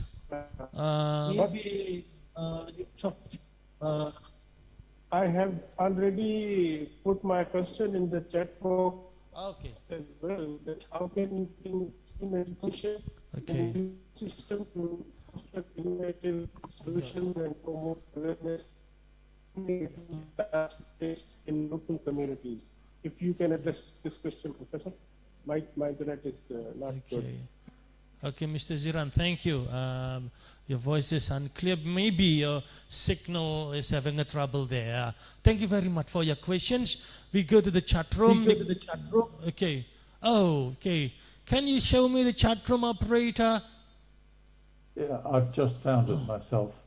And Okay. his question is, how can integrating STEM education in schools and universities foster innovative solutions and promote awareness to effectively reduce plastic waste in local communities? Great, good question. And I hope I've actually demonstrated some possibilities for that in my presentation today. For example, Piang Manilam, who will be presenting in this conference, she's a chemistry teacher, and one of the units that she has to teach is on polymers. Now, polymers is a chemical name for plastics. So traditionally, she would simply teach the topic of polymers with no reference really to the environment. She might show some different types of plastics, hard plastics, soft plastics, etc., and help her students to understand the chemistry of polymers. But then with her PhD research, she decided that here's an opportunity to do more than that, to be environmentally sensitive and caring. So she then, as I illustrated earlier, she developed this story, ethical dilemma story, about a family who went shopping, and the father was very annoyed because the shop would not give him a plastic bag to take home his groceries. And the little girl, his daughter, was saying to herself, because she was respectful of her father, oh, I don't think we should have a plastic bag. So because of the environment, she was much more aware. She had a higher level of consciousness about the environment than her father did as an elder a man. So eventually they went home, and the conversation continued at home with the rest of the family. So just one little example of how you can bring that awareness and understanding into a university course where students are learning chemistry. Now that can be taken down in varying degrees. and sensitivities right down into secondary school, into primary school. There's no limit to this. Just your language changes and the concepts change. They become a lot simpler. Okay, thank you. Thank you, Prof. Peter. I hope that you can answer this very clear answer from Prof. Peter to Mr. Widam from 11 Maret University. And also I have an additional information that in local communities in my town, the shop like the big shop like Indomaret or Alfamart didn't give the plastic bags anymore. They give the final bags or reusable bags. So if being dumped, it can be recycled by the nature. This one. And then we go to... When I first went to Bali in 1972, there were no plastics were nowhere to be found. Everything was organic materials. Baskets were woven from local plants. When I went back many years later, plastics were predominant, and you could see the example in the little video that I showed of the impact of that. Okay, thank you, Prof. Peter. Now we're going to the second questions that from Sonia from Universitas Negeri Jakarta. Is learning through the dilemma suitable for elementary school children? What is the depth of discussion expected for elementary school students? Okay, I have to simply say yes, but you know, there's a difference between how young children understand the world and the concepts that we develop with them and those at higher levels of education.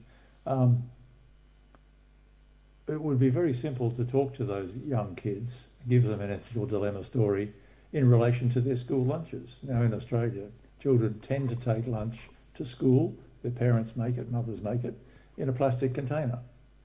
And so there's a context. So we need to contextualise these issues in children's lives. So you can do that easily. The local school shop where children go to buy various lollies and chocolates and ice creams, how much of what they buy is wrapped in soft plastics? So again, you've got a context that immediately appeals to the young children. The children walk to school or they drive to school or whatever. On the way, do they see plastics on the ground? Do they see, when they go shopping, how do they bring home their... So there are many living experiences that young children have that they don't even think about because it's automatic. You know, this is the way things are. But we can bring those lived experiences into the classroom and get the children to reflect critically on that, alongside their understanding, which we can develop about the impact, the negative impact that this can have. And there's plenty of really good videos these days we can download from the internet showing the terrible plague of plastics in the natural environment. So yeah, I would say without doubt, all levels of education, it just depends on the skill of the teacher in staying in the children's lived experience contexts.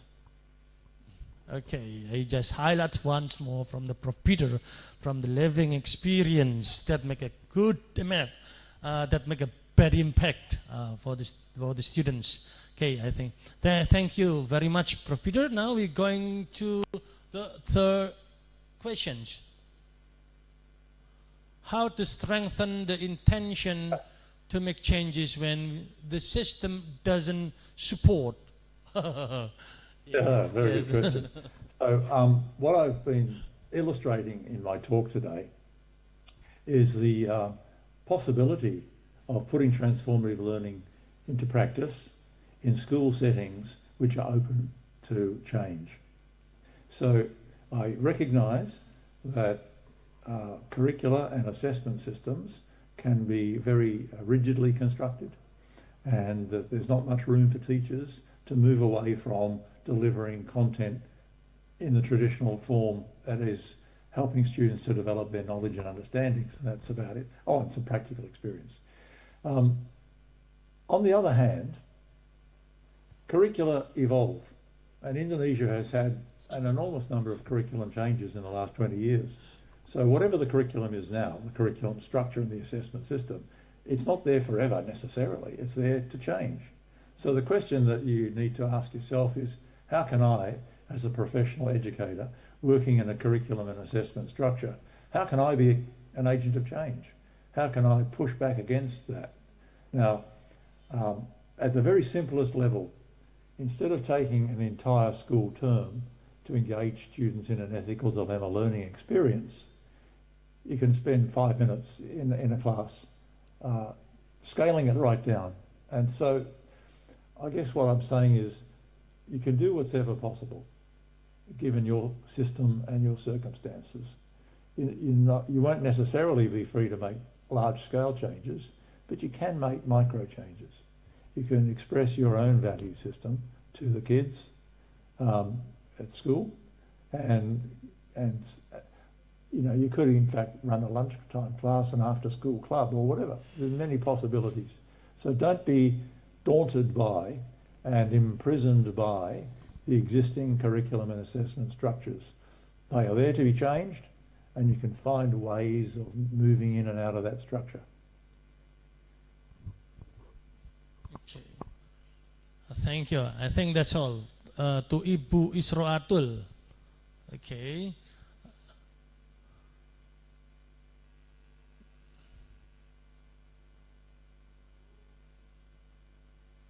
Yeah, there were some interesting comments in the chat room Yes.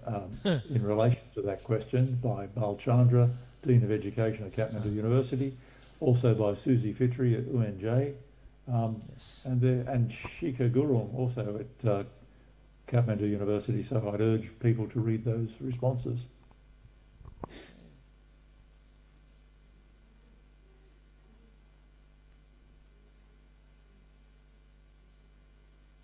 Okay.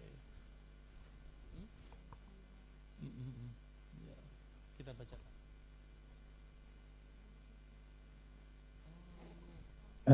Maybe from Pak Manggara and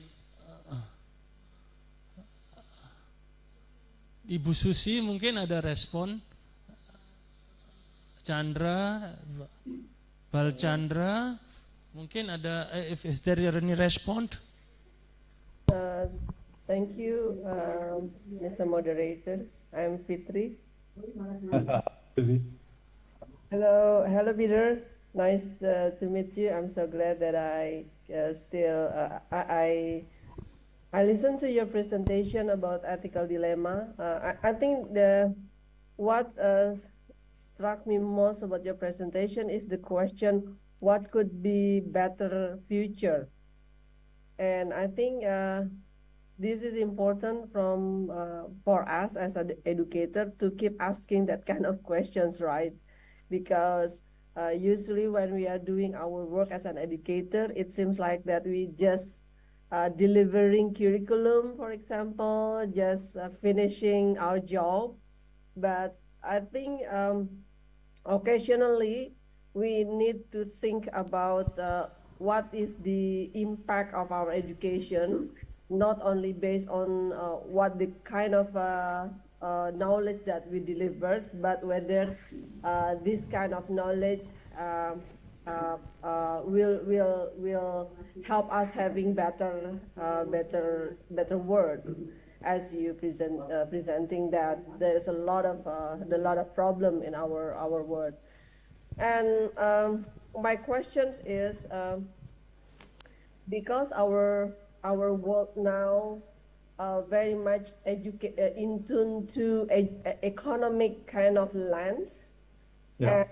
And, I'm not against economic, but it seems like education is very much being looked at the economic point of view.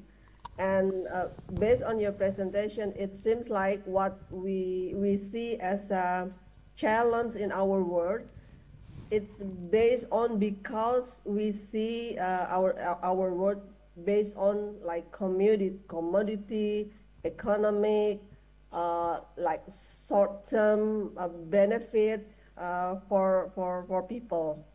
And what do you think that we need to challenge this kind of lens, this kind of perspective, so that we can change the direction of education based on not only in terms of economic, like capitalistic point of view, but do we have other alternative? Because this kind of perspective is very much integrated into our education point of view. But for me, many times I ask myself, do we have another perspective, or what can we do to challenge this kind of perspective, which has already been into so much in our education system? Thank you, Peter. Okay. Yeah, thanks, Susie. Those are really important points that you're making there. You know, I think that every teacher, whether they be elementary school level or a university teacher, needs to have a well-articulated and well-defined philosophy of education. And the question that we ask is, what is the purpose of education? And often, in my experience, when I was a very young teacher, went out into the school, I was handed the curriculum, I didn't ask that question. I was just focusing on the end of the assessment and helping my students pass as well as they possibly could. Now, that's a very narrow view. Implicit in that view, or that perspective, is, as you said, an economic imperative. We're trying to get kids to leave school and get a job. And we're trying to make sure that they're well prepared for the types of jobs that are now available, particularly in the fast developing IT world, technology world. But there's a moral imperative here. I think a teacher without a sense of a conflict of interest is doing an ill service to their profession. We should all feel uncomfortable. We shouldn't measure success simply by our students' exam results. We should be constantly pushing and probing and pressing for ourselves and our colleagues to develop a well-articulated philosophy of education. Now, in the context of this presentation, there's quite clearly a need to address the question of how can we turn around the damage that we've been participating in, perhaps unwillingly, but participating in. Plastic bags is a good example. Pollution of rivers, etc. How can we articulate a vision of education that is going to address that problem? Now, I don't know whether it was you or maybe it was Bal Chandra said, this is not just an individual issue, this is a systemic issue. So we really need to be collaborating with our colleagues. I mean, teaching can be a very isolating experience. You go into your classroom and there's no other teacher there, mostly, and you're doing your own thing. You go back to the staff room, you have a cup of tea, and so on. But we really need, solidarity is what we need here in order to have profound change of the transformative education type. So educators, whether they be at universities or schools or whatever, need to be thinking and reflectively and critically about what is my, how shall I put this, what is my moral agency here? What is my moral agency for ensuring that education serves that broader purpose?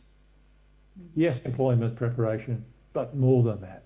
So what is that more than that? And where do those imperatives come from?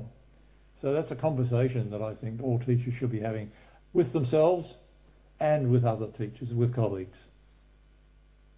It's part of professional development.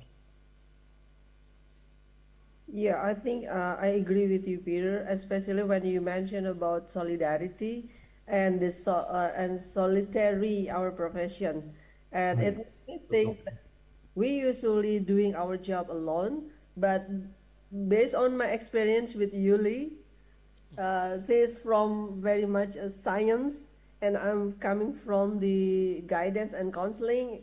Yeah. Usually we see it through different spectrum, and then I think of that that the thing that science look at the environment also has impact emotionally and socially.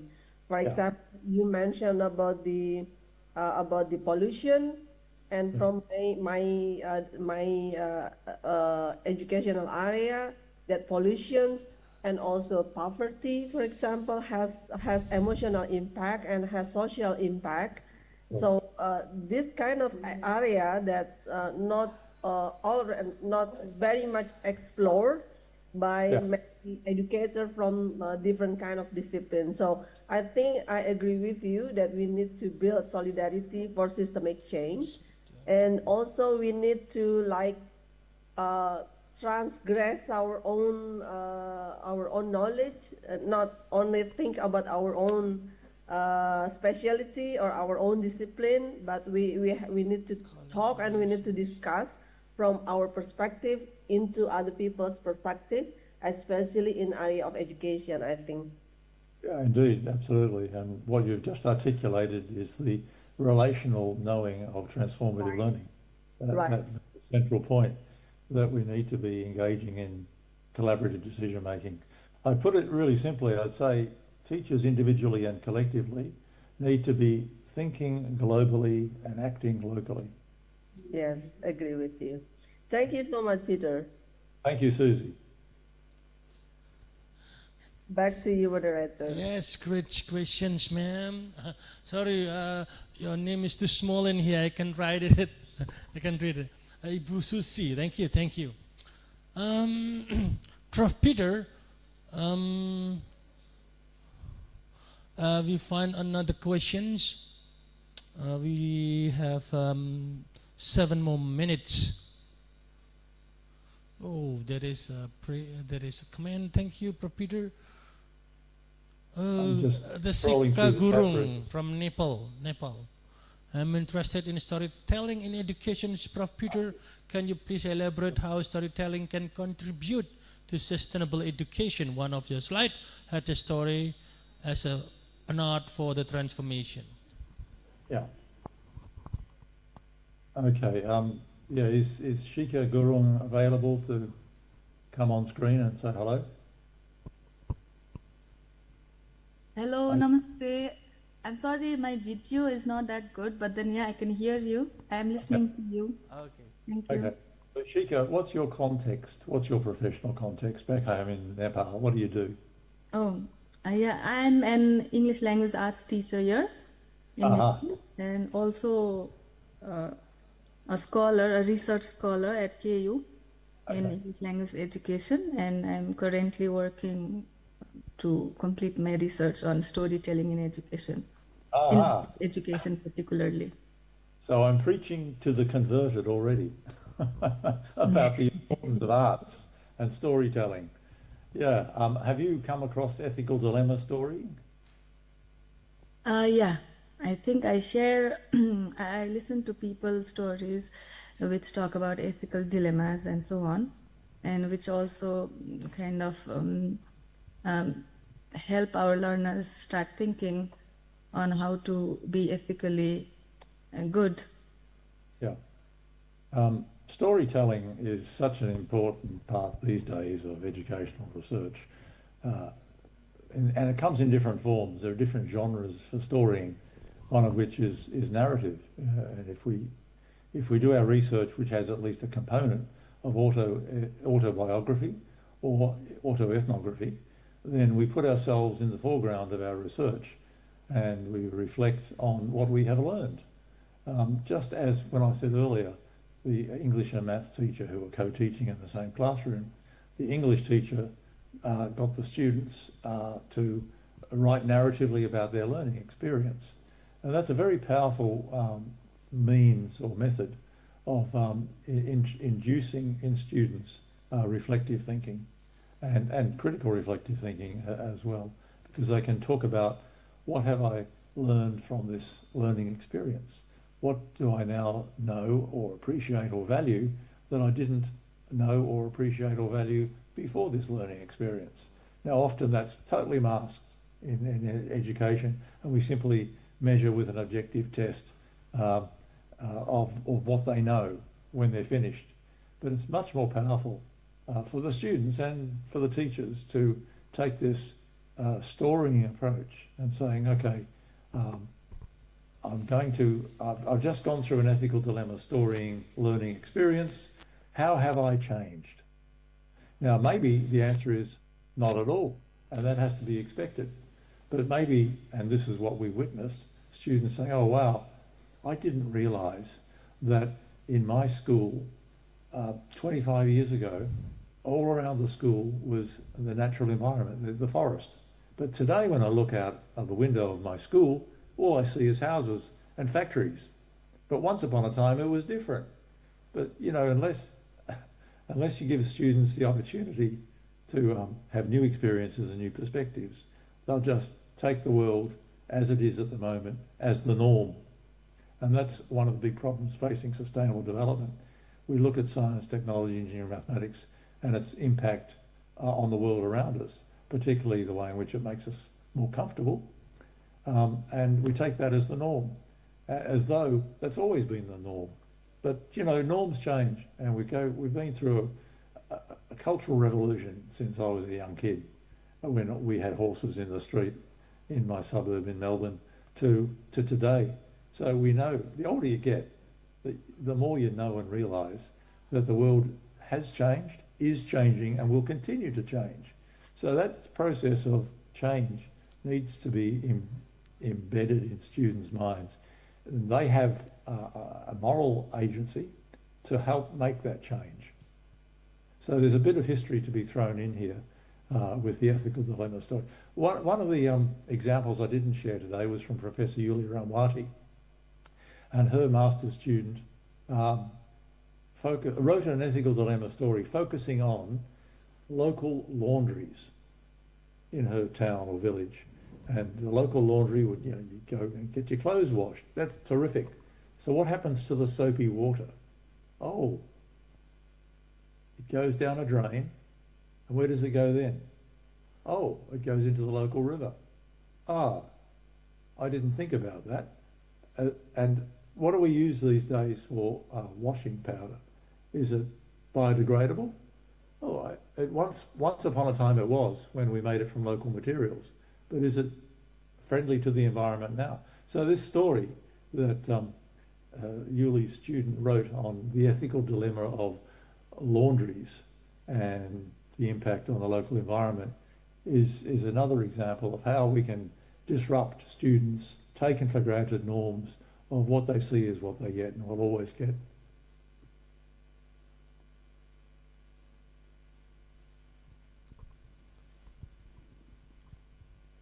Thank you very much, Professor Peter. You've always inspired me.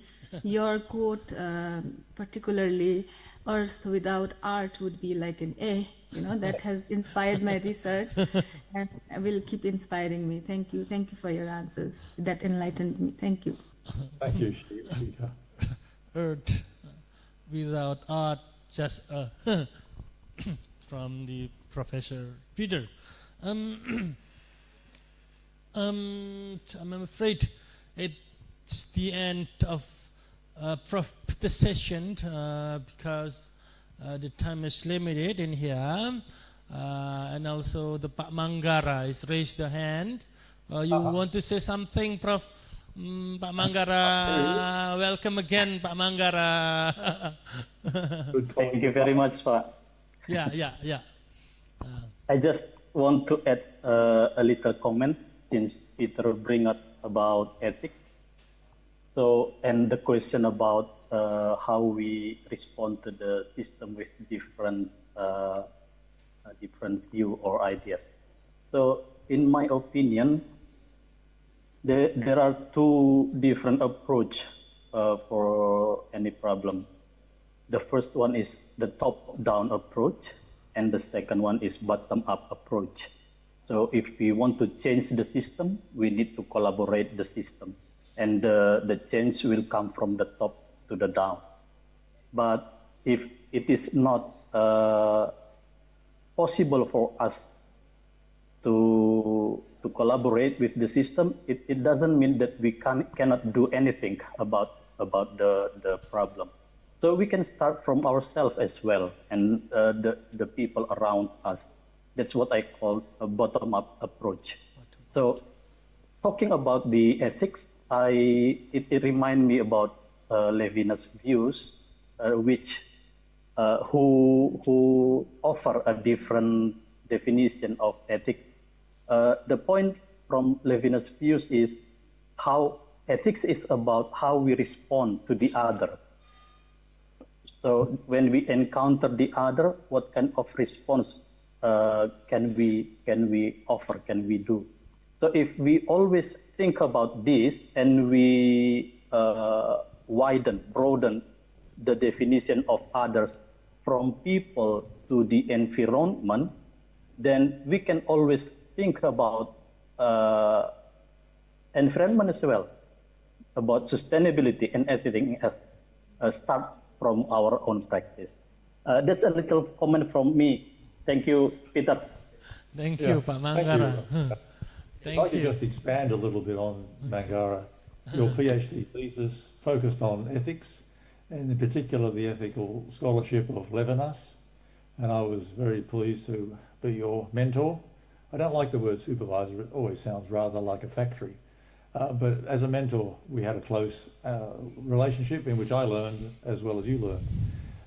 And recently we published a paper in a journal as a small extract where you discussed the ethical relationship between a teacher and a student. So I certainly recommend everybody reading that. Thank you, Peter.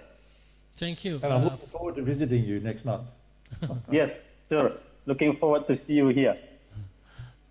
Thank you, Pak Manggara, for the additional information. Thank you, Prof. Peter, for the great and inspiring presentation. Now we have reached of the end of this presentation.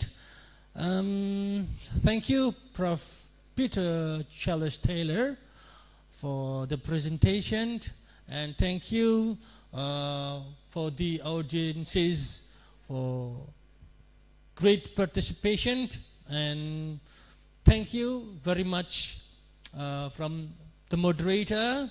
Wassalamualaikum warahmatullahi wabarakatuh. Thank you. Waalaikumsalam warahmatullahi wabarakatuh.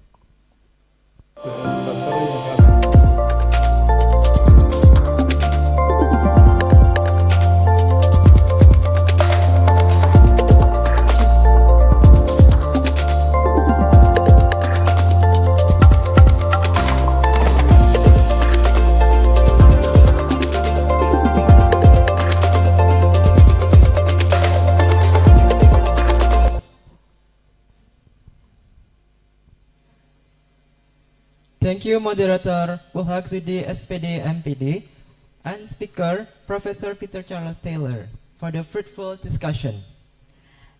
And we have a special certificate to our amazing speaker. So Professor Peter, so here it is, the special certificate for you. So we want to say thank you for today's insightful. Okay, thank you. And then for the next agenda? For the next agenda, we will have a special performance from elementary teacher education student Francisca Sintialo and Nurin Eliana Shefrina. So let's enjoy the music, and for all of the performers, the stage is yours.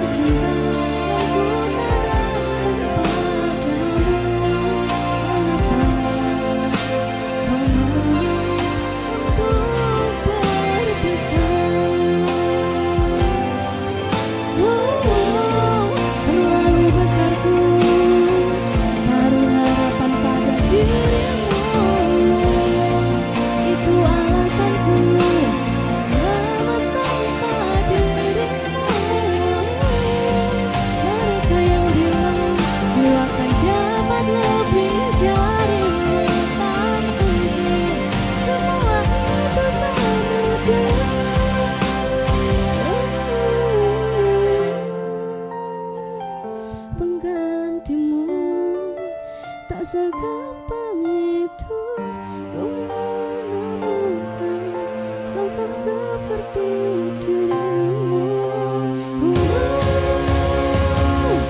Cinta, kau tahu betapa besar cinta yang ku tanamkan padamu. Mengapa kau memilih untuk berpisah?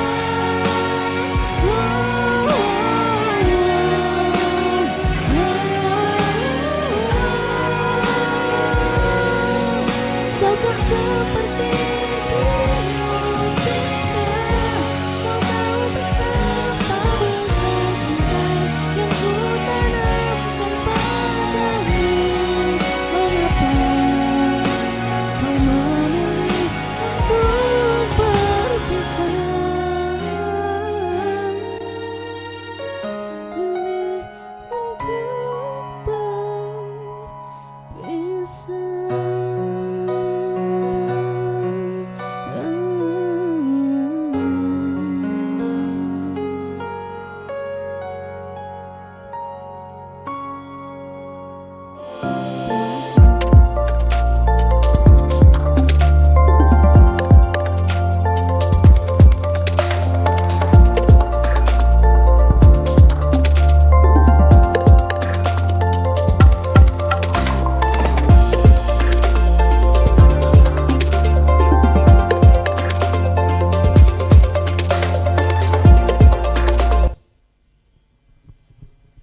What amazing performance. We not only have two, but we have three.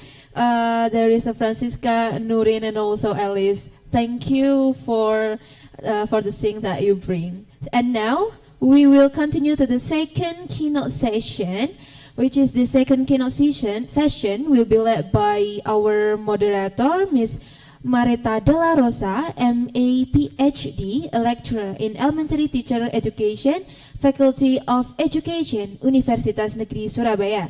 And this session, we also have a keynote speaker from Universitas Negeri Surabaya, Professor Pratiwi Retnaningdiah, PhD. To our moderator, Mareta de la Rosa, PhD, and the speaker, Professor Pratiwi Retnaningdiah, PhD, time is yours.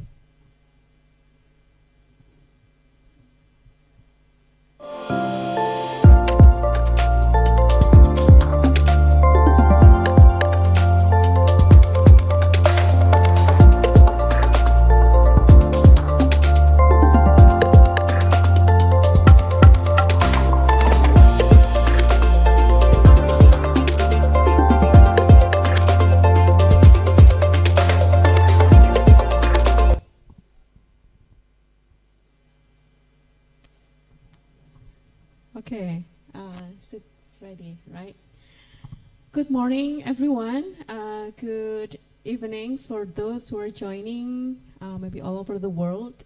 Welcome to the 4th International Conference on Transformative Educational Research and Sustainable Development. My name is Mareta de la Rosa, pronounce she, her, hers. Actually, I'm one of the faculty members here at Universitas Negeri Surabaya. And I will be the moderator for these sessions. So actually this is our privilege, Prof, to be here because we have like offline meeting among the other speakers. So let me introduce the keynote speaker, Professor Pratiwi Retnaningdiah, PhD. She is a professor of literacy and cultural studies based in the English Literature Study Program, Faculty of Language and Arts, Universitas Negeri Surabaya, Indonesia. So her academic journey has consistently interacted with critical studies, especially issues of gender, environment, and social inclusion. That's so awesome. She earned 2 master's degree in the first in American Studies from Universitas Gadjah Mada, Indonesia. And the second is a Master of Arts in Literature from Texas State University, San Marcos, United States, right? Yeah. And she finished her PhD in Cultural Studies in the University of Melbourne, Australia. She has been actively involved in literacy initiatives in the domains of school, home, and community.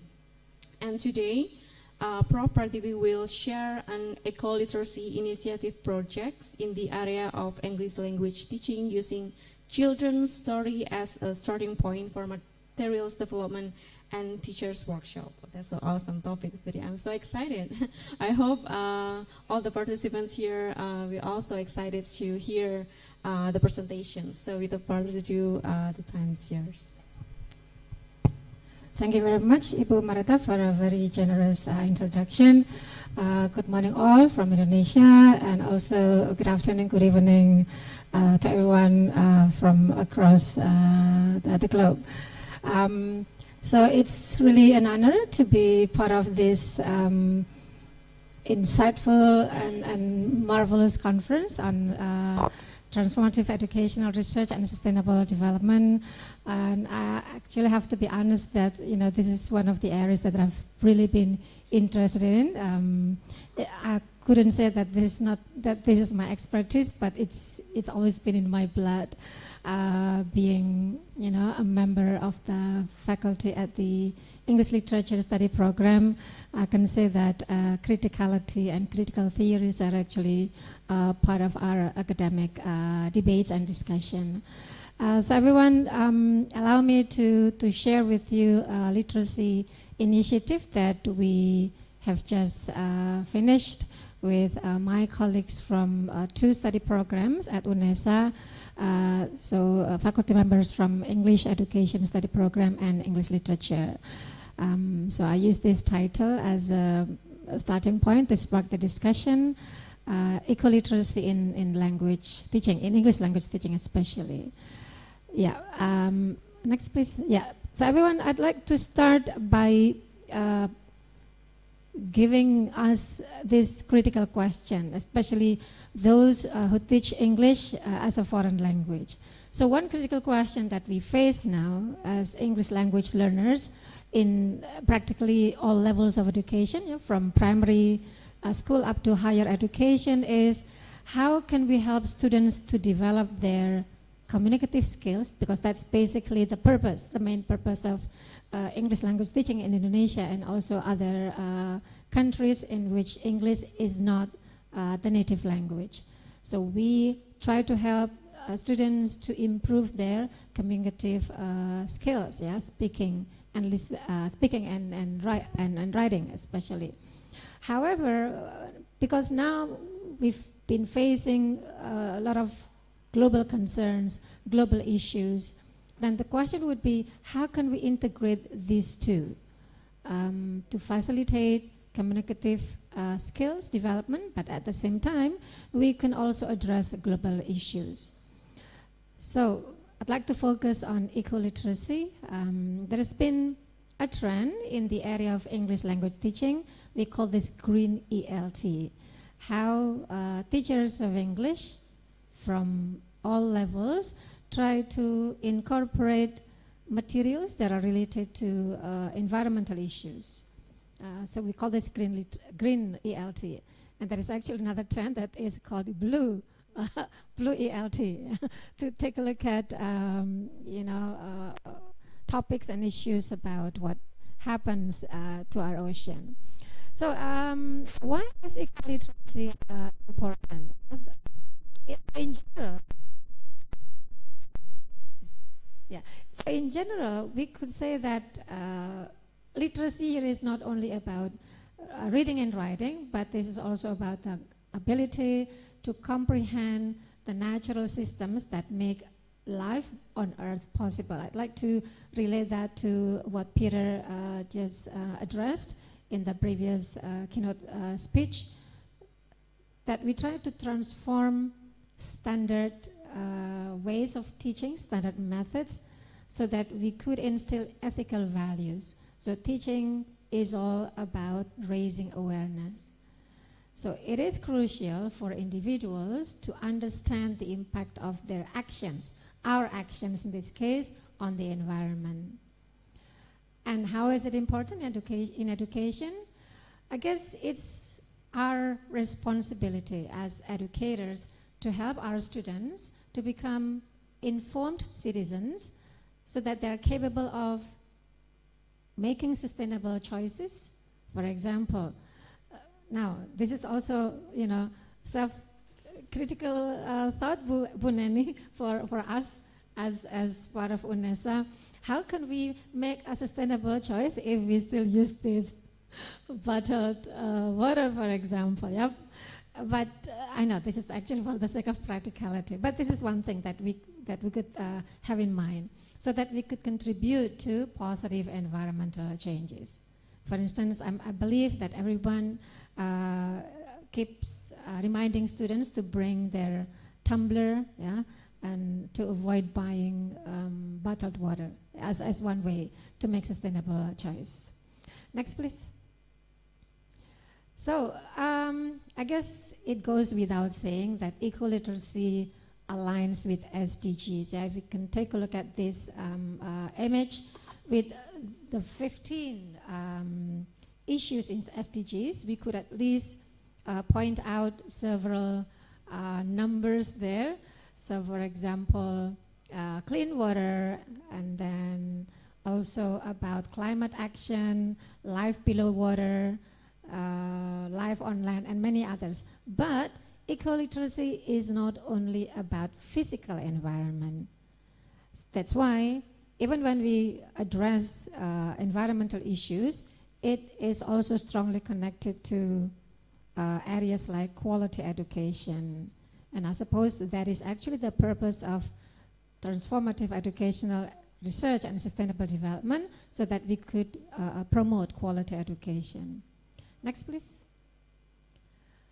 So let's try to take a look at how eco-literacy aligns with SDGs. As we could see here, of course, the very strong point here is to raise environmental awareness, in which we try to help individuals to understand and also appreciate the importance of environmental sustainability. But then, being an active part of this, being agents of change, also means that we try to help our students to become socially responsible. By promoting eco-literacy, we educators can contribute to the achievement of SDGs, by eliminating poverty, promote equitable education, and also reduce inequality. And of course, if we do this together, hand in hand, it takes a village. It takes the whole world to do this. So at the same time, we'll also promote global citizenship. This is not just responsibility of those who live in developing countries or developed countries, but this is everybody's responsibility. Next, please. How can we position eco-literacy in the educational policies and regulations in Indonesia? We are all aware of this policy called Sekolah Adiwiyata.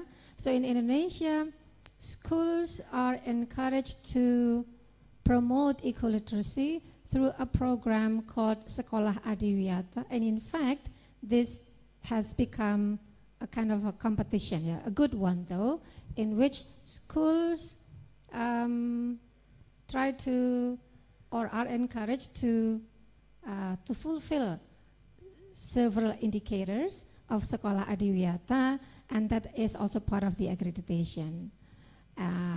So accreditors, assessors, reviewers will come to school to not only observe the physical environment, but also whether schools take actions to promote eco-literacy. So this program tries to promote the achievement of SDGs, aiming to areas of environmental awareness. There is also a new regulation called Profil Pelajar Pancasila, which can be loosely translated into character values, character education that we educators try to instill to our students. So the integration of eco-literacy in education nurtures responsible global citizenship. So global citizenship is one of the 1, 2, 3, 4, 5, 6, one of the 6 indicators of character education in Indonesia, which shows that the Indonesian government would like to have our students to become part of the global citizenship Yes. Next, please. Now, let's try to bring this to a more specific area in the area of English language teaching. So, I have to be honest, everyone, I'm actually not from this area of English language teaching. My area is English literature and cultural studies, but I have to say education is in my blood. So I've always tried to use literature and children's books to be used in any English classes so that we could use literature to promote any critical issues, yeah, including eco-literacy. So firstly, yes, of course, we would be able to enhance awareness of the environment, and as always, critical pedagogy always tries to promote critical thinking. But most importantly, transformative educational research and sustainable development attempts to empower students, to also empower us as educators, so that both teachers and students can work together to contribute positively to the environment and also the society. Next. Yeah. Just to give you a glimpse of a picture of some relevant studies in the area of language teaching, that SDGs, SDG issues have been part of the trends in English language teaching. For example, there is a research on integrating sustainable education strategies in English language reading instruction, so that the purpose is not only to improve academic achievement but also personal achievement there. So this took place in Iran for primary school students. In Indonesia, there is a similar research in which there are attempts by an English language teacher at an undergraduate course in Indonesia to introduce SDG issues as a tool to foster criticality. Because this took place at the undergraduate level, students could be introduced to, more critical approaches like Marxist and post-structuralist perspective. And in many other countries, these initiatives can also be traced.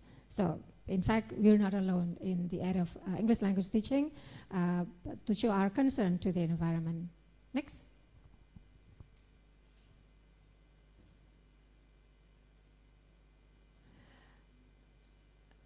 Okay, so here is what I would like to share with everyone. Our initiative, you could just go to the next slide, please.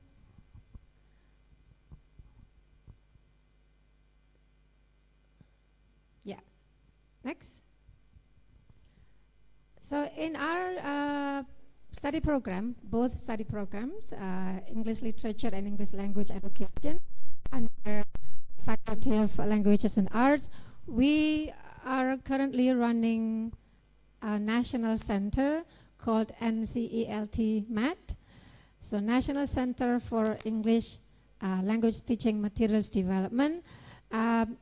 This center was established in 2021, and our purpose is to develop materials, speaking oriented, that could be used by teachers of English, especially in Indonesia, in primary and also secondary level.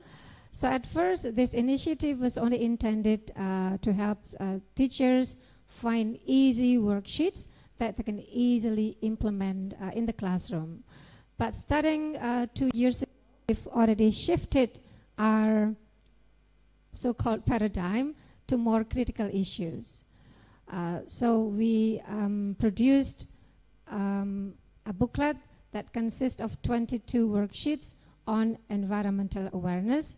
Another project that we just finished, but we have not published this yet, is to promote an awareness of diversity and social inclusion. But these two projects that I just mentioned are the materials were developed on the basis of children's books. I remember there was a question in Peter's session about the use of children's books. So hopefully this could give a light there. Next, please. If time permits, we could go to a website that introduces to children's books. So here is the order or the sequence of our project, the Eco-Literacy Initiative. We selected graded readers on environmental issues from digital library platforms. And then we selected the books on the basis of the level, the issue, and also the suitability. And for these, we selected the books from 2 digital libraries. That is letsreadasia.org. Perhaps later on I could type this in the chat box, or maybe Bu Neni can also have this. So www.letsreadasia.org. And there is also another website, literacycloud.org. Remember, I actually have the slide on that. But anyway, let's just move on. So we selected graded readers, and then after that, we invited colleagues from both study programs to choose which books that they'd like to read and use for materials development. I'll show you the examples of the materials in a minute. And then on the basis of these children's books on environment, they were given time. We actually had a series of workshops to develop worksheets for extensive reading follow-up activities. So as I mentioned earlier, although the initiative was based on children's books, but the activities that our colleagues developed were actually speaking activities. So speaking on the basis of reading activities.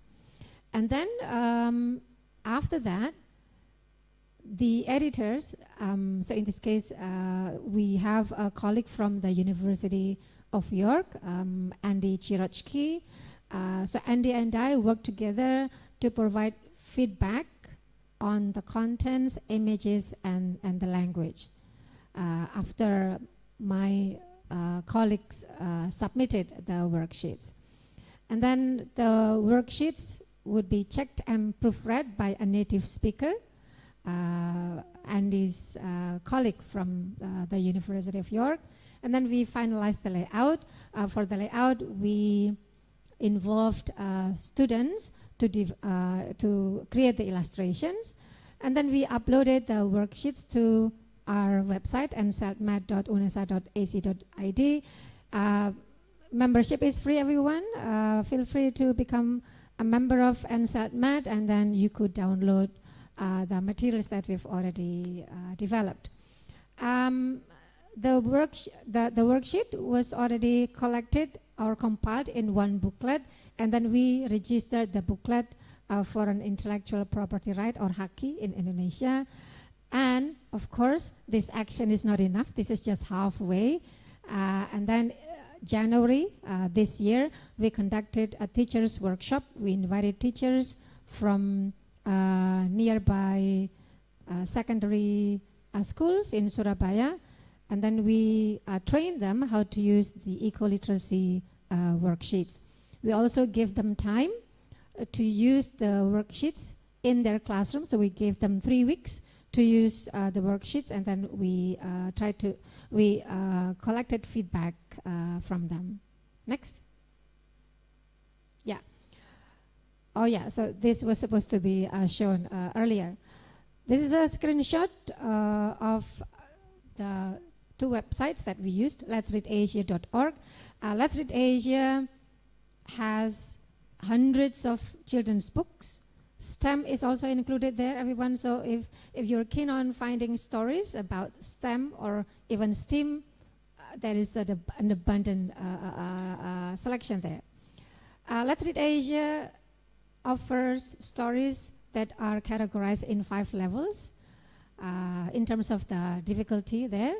And because our targeted audience is students of secondary schools, we opted books from level 4 and level 5.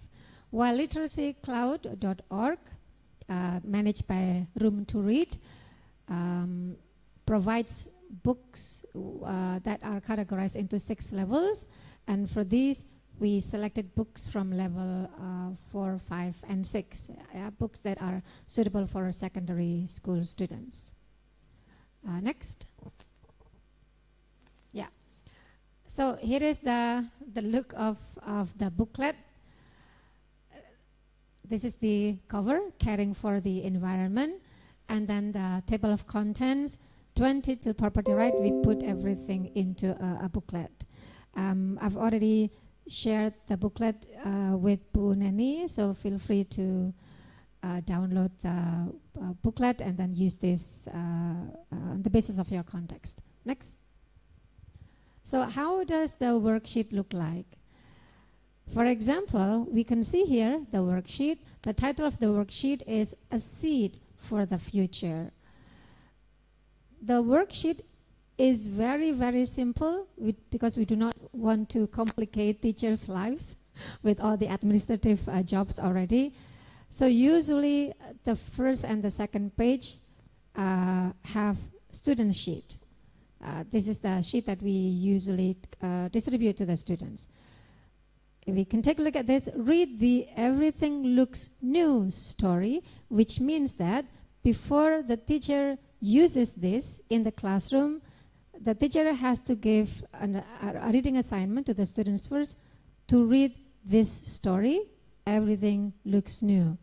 And we've already provided the link to this book. If you take a look at the picture on the right, the screenshot on the right, the text is available at, so that is the link that we could click, we could go to get that book. Yeah? So in that case, the teacher doesn't have to browse the website to find the book. In the story, Grandpa and Minu plant a sapling. Grandpa tells Minu that by doing so, she will have a friend to grow up with. Work in pairs and discuss the following questions. If you take a look at the questions are not only comprehension questions, but I could say that some questions are actually quite transforming. The first question is comprehension based. What does Grandpa mean by saying that Minu will have a friend? So it's inferential, but the second and the third question is more reflective and transformative. Do you think planting trees is important? Why and why not? Yeah? Have you ever planted trees in your region? Why not? So reflexive and also transformative. So the principles of this activity is that students can freely decide on what text they want to read, but teachers will need to recommend what books to read that will be related to the materials. So that's activity A. If time permits, the teacher can go to activity B. Prepare a 2-minute recording about the importance of planting trees in your region.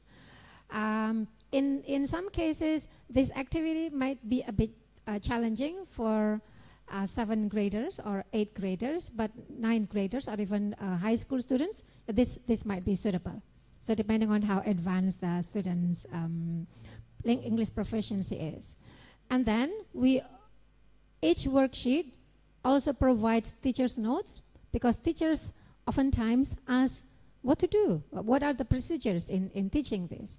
So the strategies are not, I would say the activities are beyond standard methods, because the teachers will also need to make sure that students speak English and also be critical about the topic.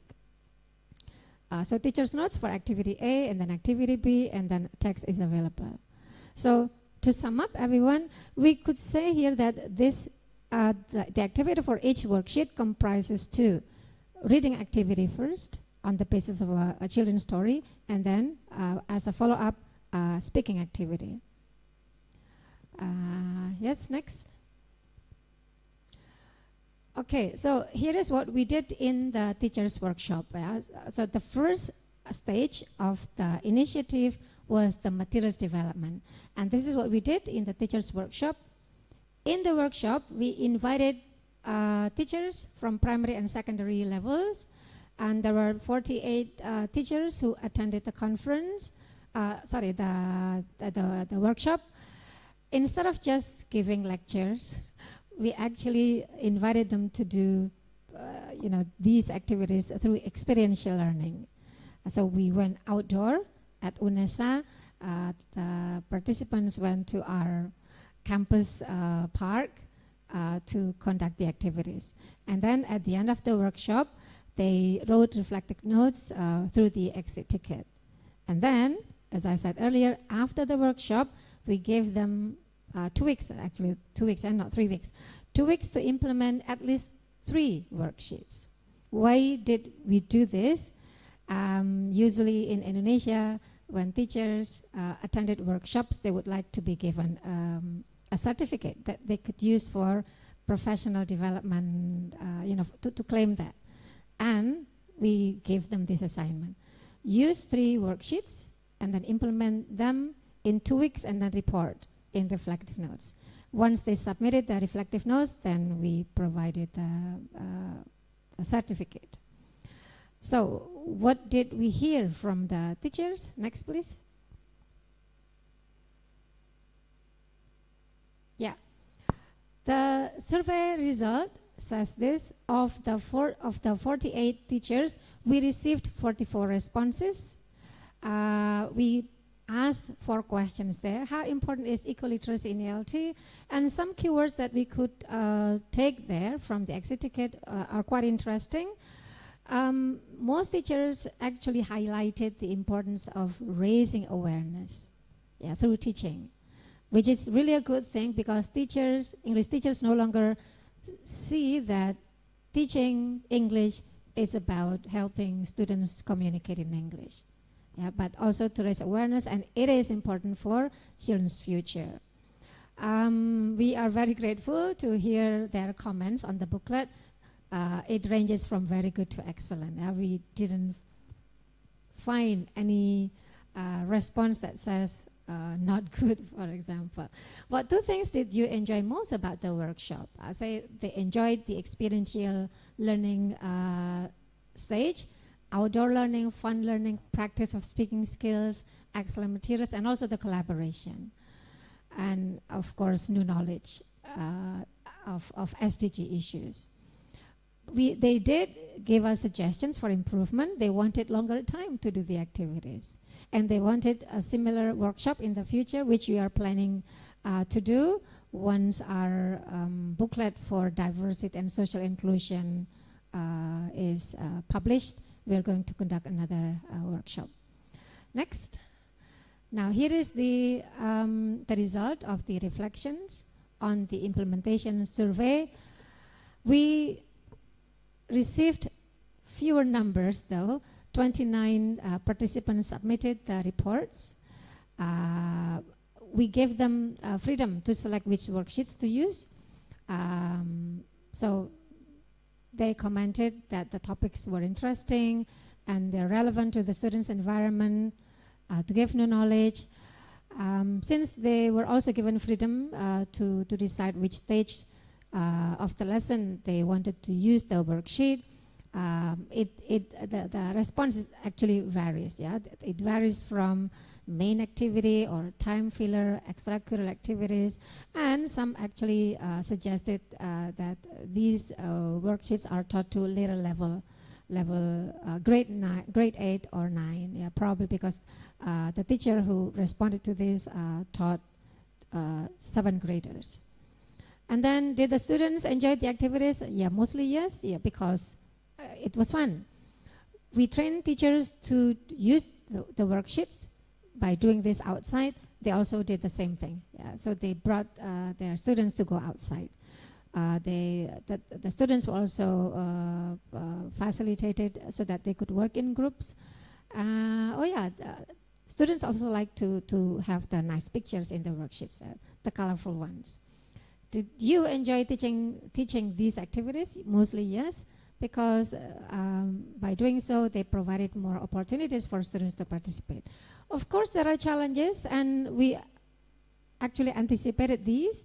For example, secondary school students were still lack of English vocabulary, even though they wanted to say something, but they didn't have enough vocabulary to speak English. And some still had very limited knowledge about nature and the environment, so they had very little thing to say. And in terms of time, they needed time to explore the topic. And I have to say the curriculum actually demands teachers to finish many other topics. So this activity, while important, sometimes we have to put it aside. Next. Yeah.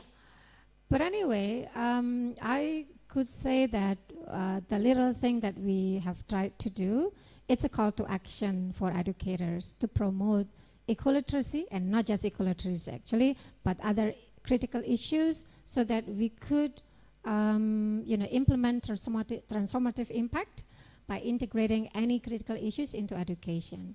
That way, we would be able to play a significant role in shaping the world to be more conscious and to become responsible global citizens. Yeah, we do this not for our sake, but we do this for the future generations. So for now, I think I'd like to bring my presentation to a close. Thank you very much. Suggestions, questions, and comments are greatly appreciated. Thank you. Go back to you, Bu Marita. Okay, thank you so much. That's really insightful presentations. I do believe that, and agree about for future, the importance of ecoliteracy. It's about that teaching, it's about increasing awareness, and I see this in line with the previous presentations, and I believe that this is a practical for those educators who are joining in these sessions. And also, I really like the resources that you brought up in this forum. Just, I believe it is really helpful for educators or those who have a heart of being educators. Yeah. So next session will be a question and answer. Please pull up several maybe questions from the online audiences. Bu Marta, if time allows, we can actually just take a look at the website. Mas at the operation room. Can you go to letsreadasia.org and in the chat box, click letsreadasia.org. Could you open this? So there is a link to the website, letsreadasia.org. Yeah, I just said it on the chat. Naik Mas, naik. Ke atas. Up. No, ke atas. Di atas Mas. Atas sedikit. Scroll ke atas. Nanti ada Scroll link. ke atas. Nah, yeah. Letsreadasia.org. Could you click that? Click. Let's Read Asia. Could you share that? The share screen? Yeah. Okay. Nice. Thank you very much. So here is the website, and it's free. And what is wonderful about this website is that it provides books in many different languages. Can we just click? Bisa diklik yang bahasa di atas, Mas? English, yang klik English? Yeah. So you could see here, we could just, find any books. Boleh diklik lagi, Mas? Bahasa tadi. Sudah benar tadi? Ditunjukkan? Iya. Yang English bisa diklik, yang tulisan English bisa diklik. Iya. Bisa di scroll down, diturunkan, lihat bahasanya. So everyone, you could take a look at the languages that are provided there. It's awesome. Yeah, I love this. Although many stories were originally written using Indian culture and then translated into other languages, but still, this is just a great resource. The one that pops up there is actually everyday STEM. Ya. Bisa ditutup, Mas? Ditutup. Nah, klik yang ada kuning, ada hijau kotak hijau yang start your search sebelahnya. Sorry, Mas, tulisan start your search sebelahnya ada hijau. Yang hijau. Ya, diklik. Ya, klik. Nah, so here is where we could filter the books. We could filter the language, and sign language is also available. Yeah. And the country of origin, and then the reading level. Those books are very, very simple. level 0 is for picture books, so wordless books. And then look at also the categories. For this project, eco-literacy, I took those stories from science, and then some are non-fiction, adventure, critical thinking. So basically I have to check every single category to see whether there are stories about environment. Yeah, so feel free to use these. Once teachers know about this, they're so in love. Yeah, I do agree with this. Yeah. Thank you for sharing No these problem. resources and also how to navigate, the features on this website. Yeah. While we are waiting for the questions from the audiences, I wonder. Question? Okay. Who is? Yuli, yeah. Okay, Prof. Yuli. Yeah, thank you so much, Prof. Pratiwi. It's really a great work. And then finally I can see the website because I used to read through your articles. So I wonder whether, because I just keep asking question with myself, how to integrate it, STEM into the language in our curricula. So could you please, probably from your experience, because on your website there is a STEM activities as well. I mean, STEM in the ways to integrate with the English or with the literature. So I think it will be great for us to make like not only science and mathematics, but also integrate with the language, the social science, and other subject matter in Indonesia curricula. Thank you so much, Prof. Pratiwi. Yeah, thank you very much, Prof. Yuli. Yeah, that is a very challenging question, I have to say. So, Bu Yuli, there is a policy that was just issued sometime in May or June 2024. So the policy encourages schools to integrate literature. So sastra masuk kurikulum. Literature goes to school. Yeah. This does not mean that literature has never been included in the curriculum, because literature is actually part of language. But again, I have to be honest. As somebody who comes from English literature but has a deep interest in education, there are still very few teachers who are willing to use literature in their classroom, even though the curriculum mandates that. One of the reasons that they said was that teaching literature is difficult. If you have to bring poetry into the classroom and that the teachers are not familiar with elements of poetry, for example, oftentimes literary works are, put aside, giving ways to more non-fictional stories. But the idea of this policy, sastra masuk kurikulum, literature goes to school, is not only for language teaching, but also for other subjects.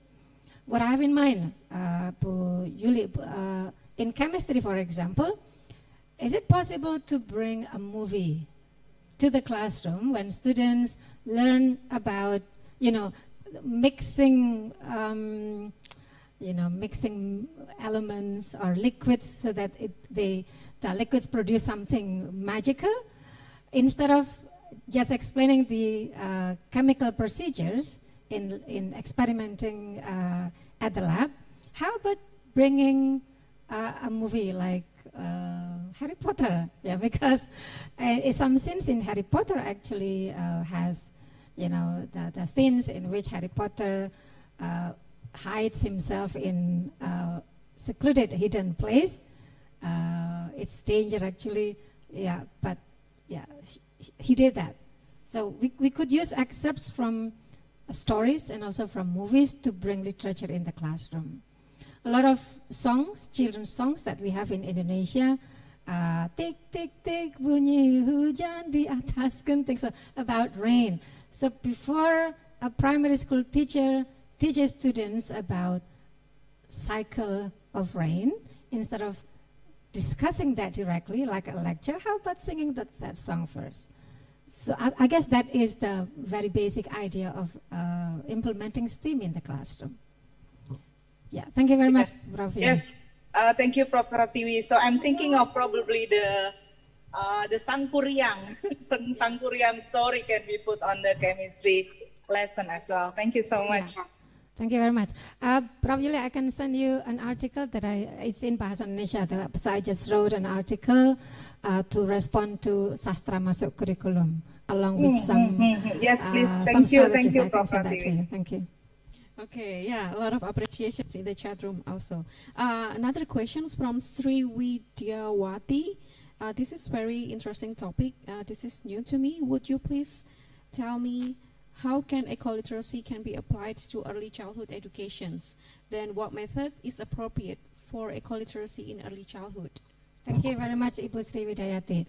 Ibu Sri Widayati, I'm not an expert in early childhood education, but in the area of English language teaching, we do have TEYL, Teach English to Young Learners. So the methods that we encourage teachers to use if they teach early, children at the early level is to use total physical response. So instead of asking students to respond orally, and of course we cannot do that in written form, we could use total physical response. For example, if we want to use English, what books can we use? Then you could go back to those two websites. The very basic level, level 0, has no words. They're full of pictures. So picture book. We could easily use pictures and then ask intriguing questions. For example, how could you show your facial expression? How do you feel when you see the rain? Show your facial expression. So the teacher can say something in English, but also uses facial expression, and then students can respond to that using physical responses and also facial expression. Yeah. So that's just one thing that we could do. Okay. Any other questions from the audiences, or maybe someone asked about sharing a website link in the chat box later on. Maybe we can send. Is it the website, the link to NCALT-MAT? Maybe we could go to NCALT-MAT, mas NCALT-MAT. Not that one. Let me just write it down here.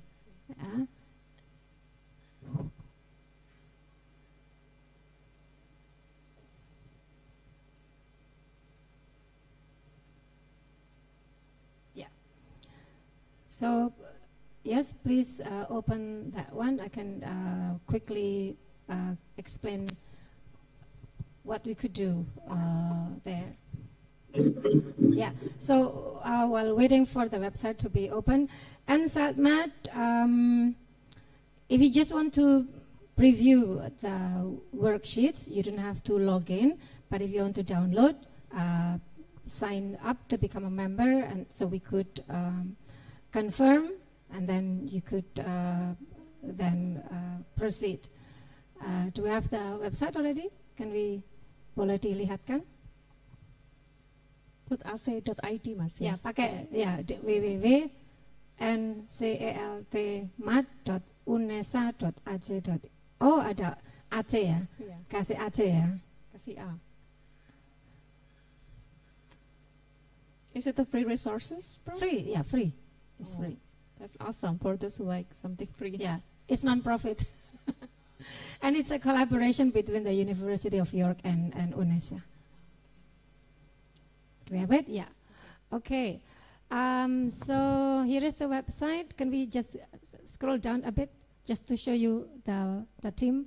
So here we have our adjunct professor, Andy Chirochki from York, and then Pak Munir, who is now the coordinator of the master's program in English language education, and then I'm serving as the deputy chair. Basically, you do anything that other people do not do, then I will do that. And then we have 3 students who help us illustrate all the materials. Can we click sample materials? Di atas sample materials, Ya, boleh diklik sample materials. Ya, boleh diklik. So the sample materials can be downloaded, as you see there. To download, it looks like this. This is not the eco-literacy one, actually. This is only this is the first project based in speaking activities. Yeah, but most, if not all, worksheets look like this. The activities and then the teacher's notes. Boleh di scroll down. Ini nih apa namanya?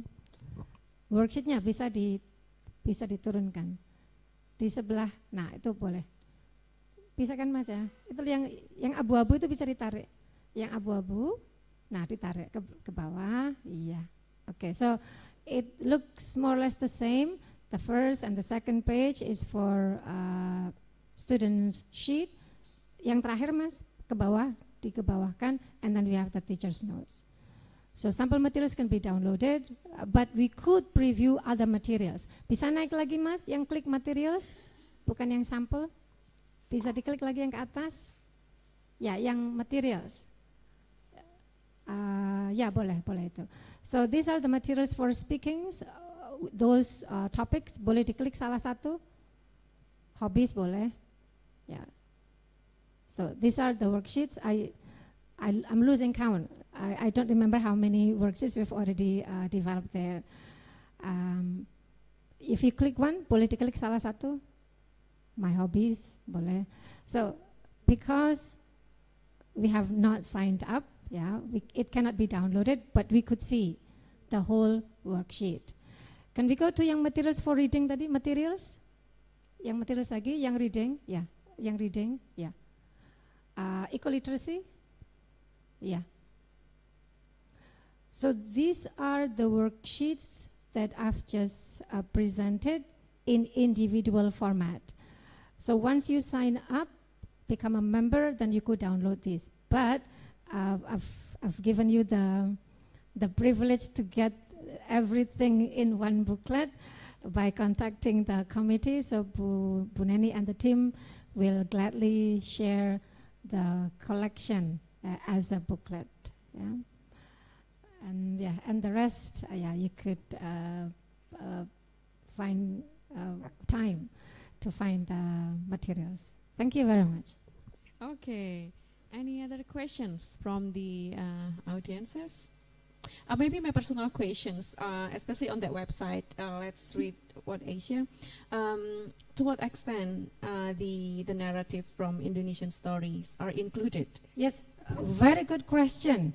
Yes, so at first, when I first became familiar with this website, there were not many stories. But now the Indonesian government, the Ministry of Education, Culture and Research and Technology has already included Literacy Cloud and Let's Read Asia as part of the recommended list. So there are a lot of stories about Indonesia.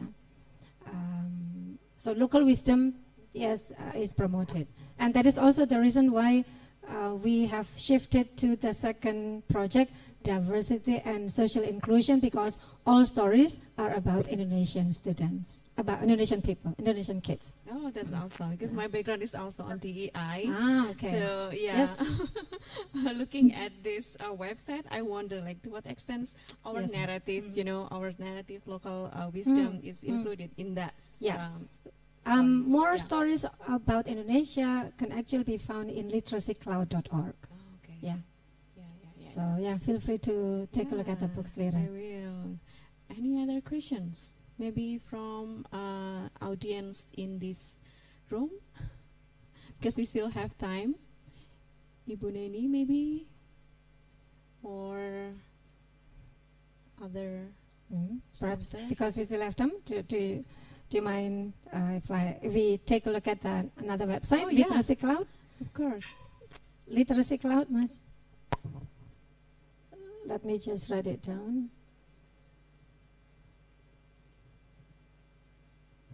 literacycloud.org. Ya. Satu kata ya.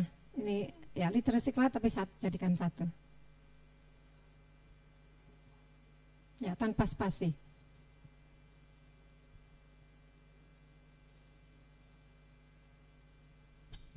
let's see what stories we have about Indonesia.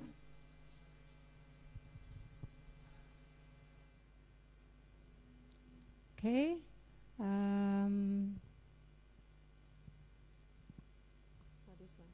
So let's see.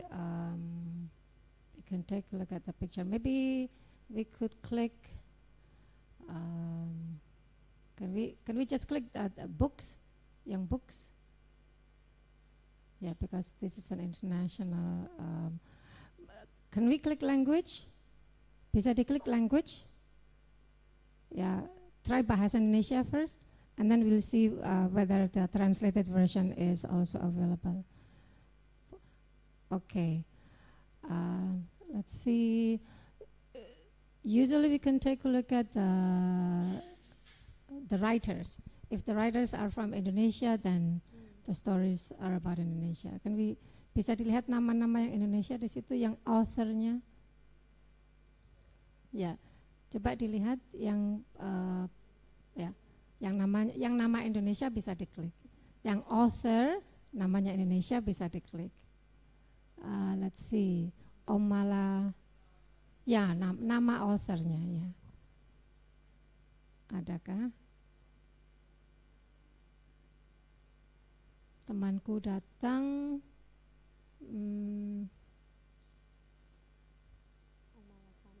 Ya. No. Mungkin itu. But that's about Thailand ya. Those are Thailand. Yeah, I'll see because actually I have a list of Indonesian stories. Coba saya lihat nanti. I'll take a look at that. Okay, while waiting, there is a question. Yes. Rizka Malia, could you unmute yourself? Hello. Yes, it's me. Okay, what is your question? Okay, thank you for the opportunity. I want to. I have used this literacy code to read together with my students, and sometimes during free time or when character building lesson, sometimes I play video on YouTube about story or something, and sometimes I use this literacy code to read one book or two books, and then I don't know why the response from my student is big. My student more excited to read this one book from literacy club than the YouTube. I don't know why. When they watch the YouTube or video about story, they only sit and then watch with no reaction. Only watch start from the beginning until the end. But when we read together in literacy club, we can discuss so many things. And I think when sometimes like. When suddenly in a page we found a picture, we discuss about the environment, tiba-tiba ada hal sains yang didiskusikan, hal tentang suara, hal tentang lain yang mungkin mereka lebih excited dan antusias daripada nonton video. Saya nggak tahu kenapa, padahal cuma teks dan gambar ya, tapi banyak hal yang terdiskusi dan mereka lebih antusias daripada nonton YouTube ya. Gitu. Mereka lebih what about this one gitu. Itu kenapa ya? Padahal sama kualitas gambar dan teksnya ya, maksudnya kalau di video dan di literasi. Okay. Thank you very much, Mbak Rizka. So thank you for sharing that. It's very insightful, and I have to say that's the power of reading aloud and shared reading, Mbak Rizka. Although, hopefully I get the question correctly. So although there is the read aloud version on YouTube, but if the story is told by somebody who is far away there, and probably the emotion is not there, students may not be actively engaged. This is different if we have the person, the reader in front of you, reading stories with facial expressions, with gestures, with the body language.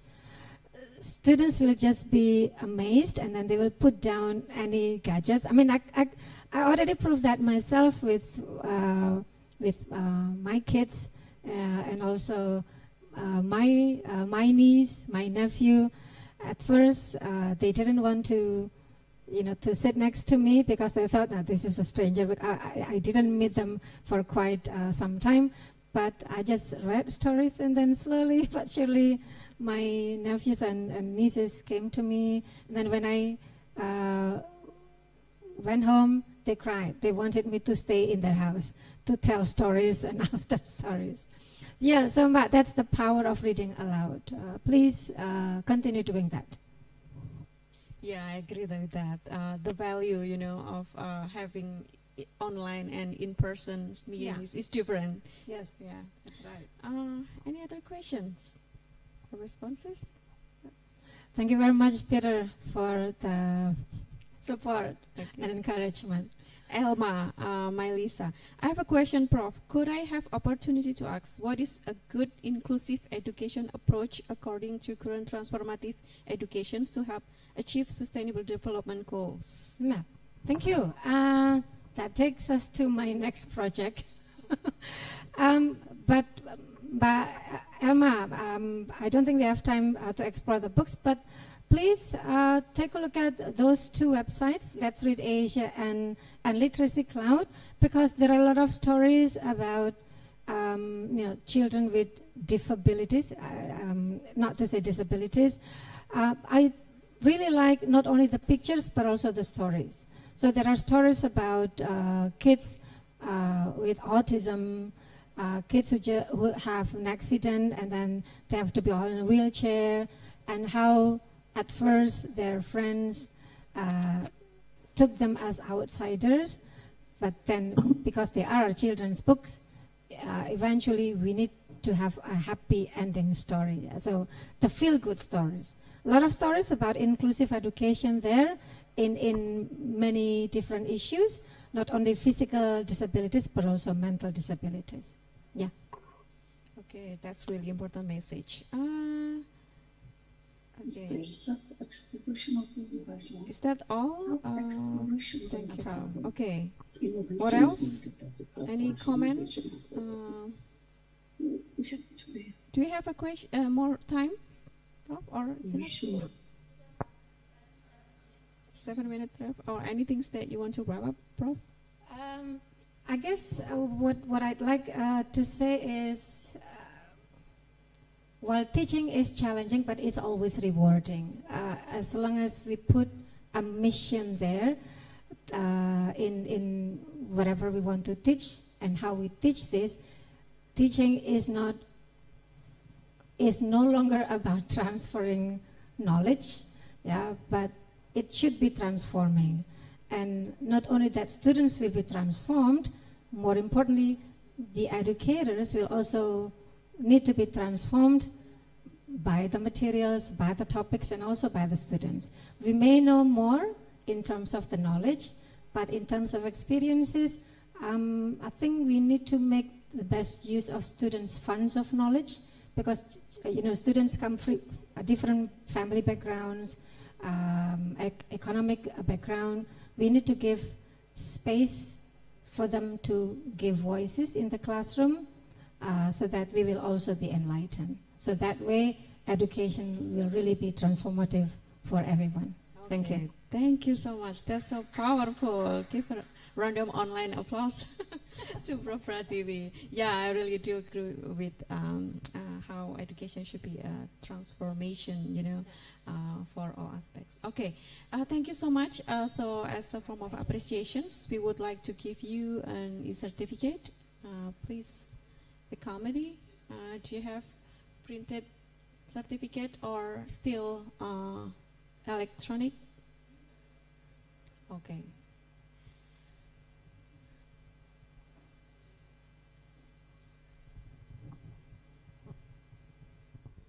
Okay. Thank you so much, Prof. Prativi, and this is a certificate for your contributions to this international webinar. International conference. Okay. Thank you very much for having me. Yay. Okay. So next agenda, please, MC.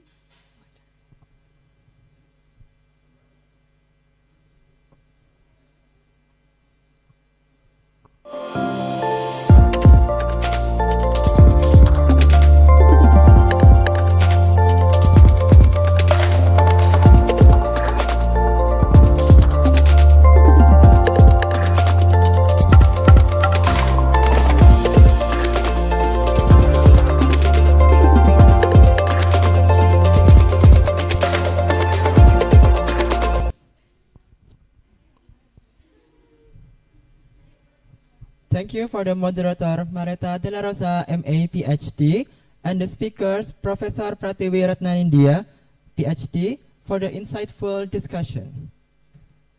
Ladies and gentlemen, now we will have the break.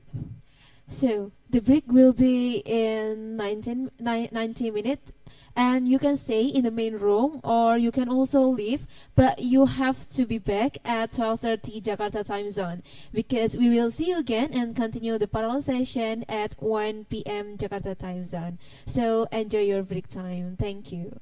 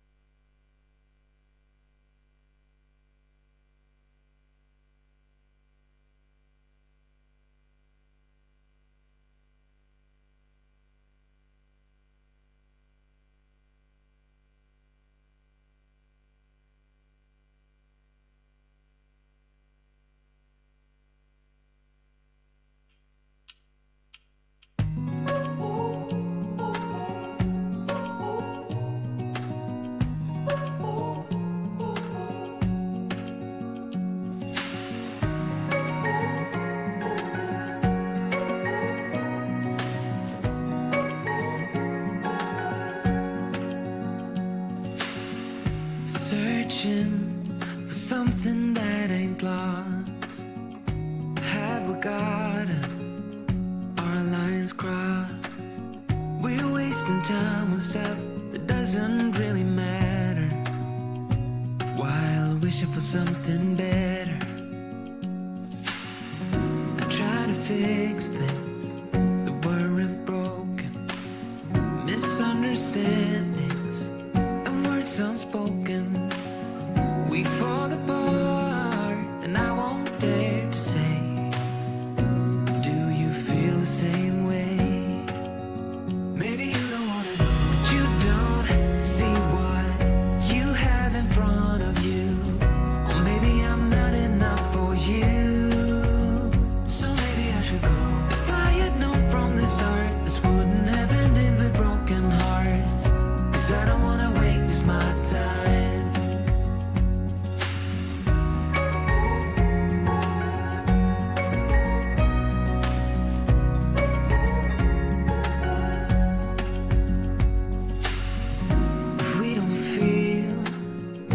Same way, then don't pretend that everything's okay. Don't string me along the way you do. Just let me get over you.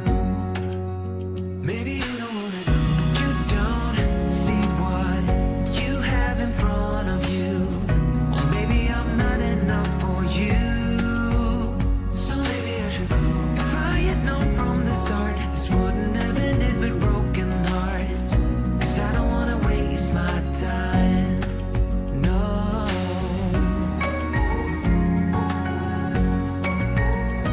I don't wanna waste my time, no.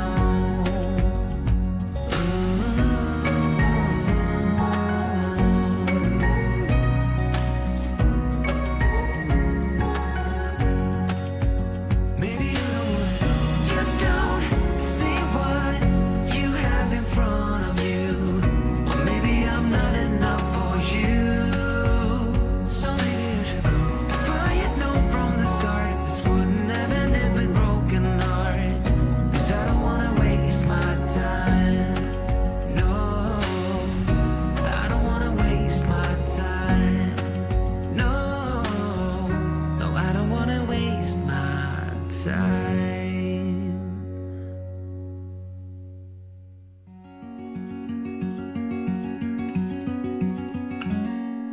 Days without water along the sun-soaked road.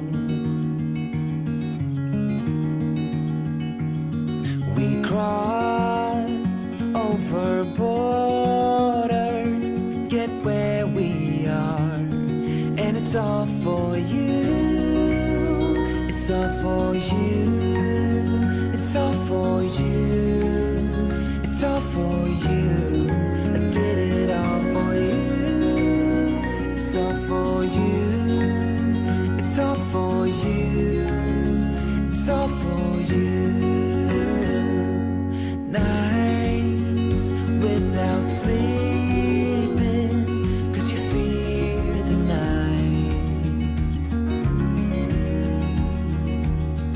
and days without eating 'cause it ain't enough for two, and it's all for you. It's all for you. It's all for you. It's all for you. I did it all for you. It's all for you. It's all for you. It's all for you.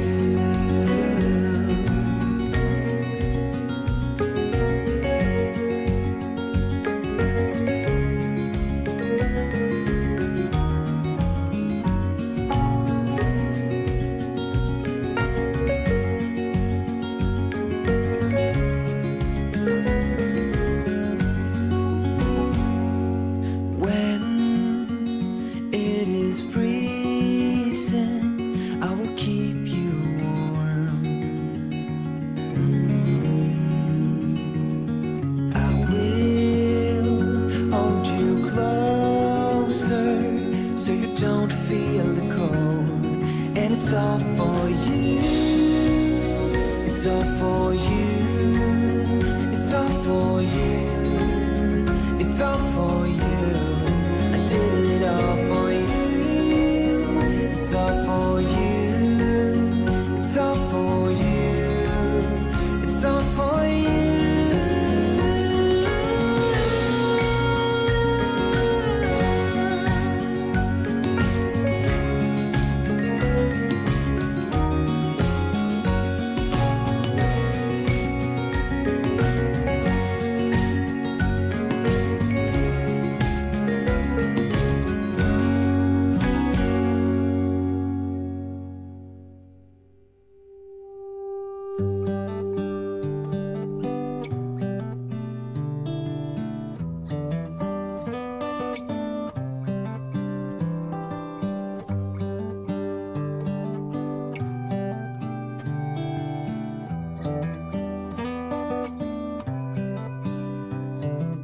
This is as good a day as any to start the rebuilding of life.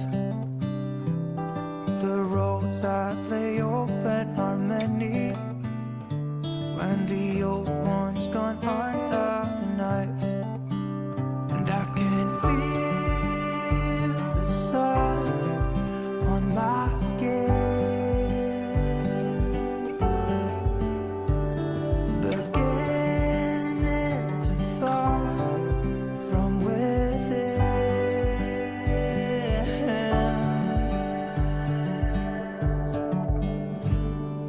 Today and not tomorrow, there's no time to borrow. Today is a good day to live.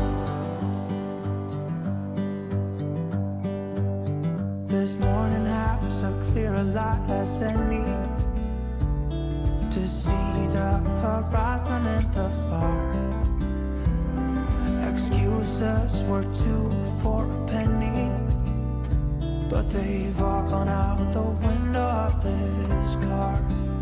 And when I feel the wind on my face,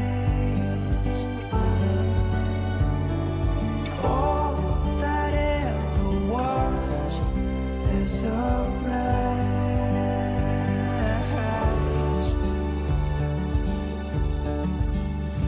Today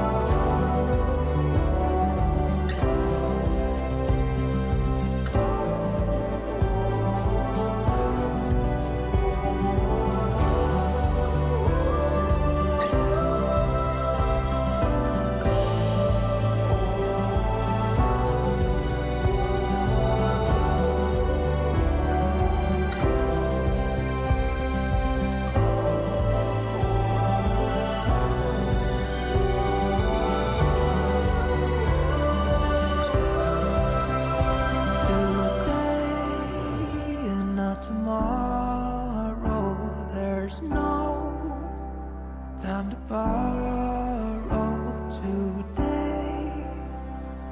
Well, something's gotta give today.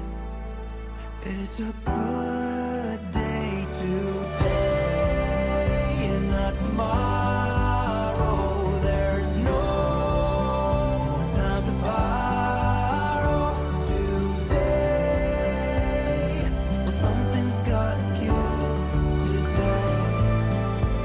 It's a good day today. It's a good day today. It's a good day today.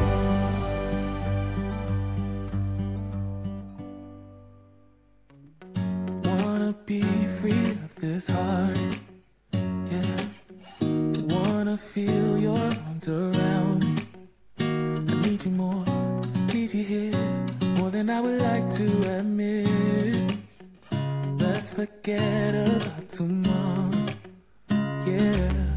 Should I hide away forever?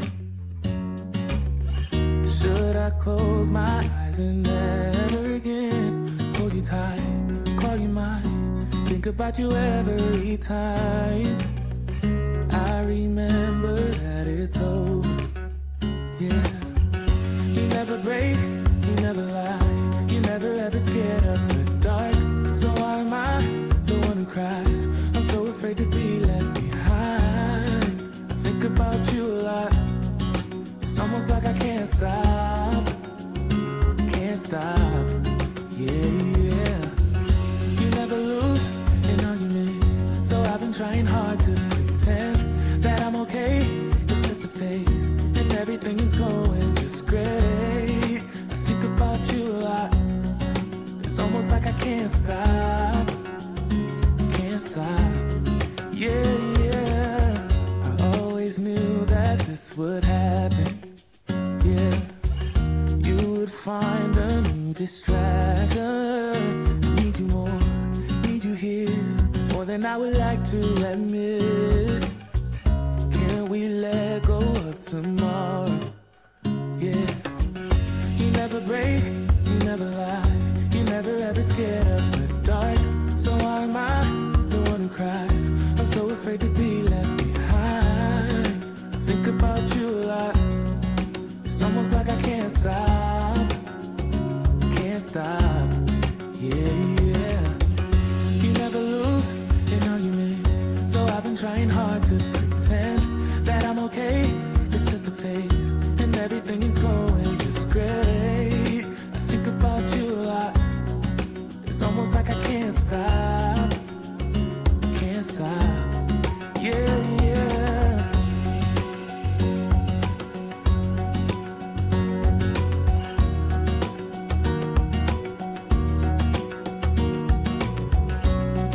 It's almost like I can't stop,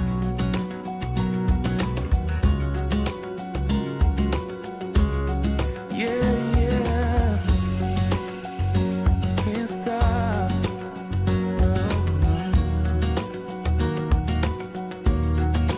Think about you a lot. It's almost like I can't stop. I can't stop.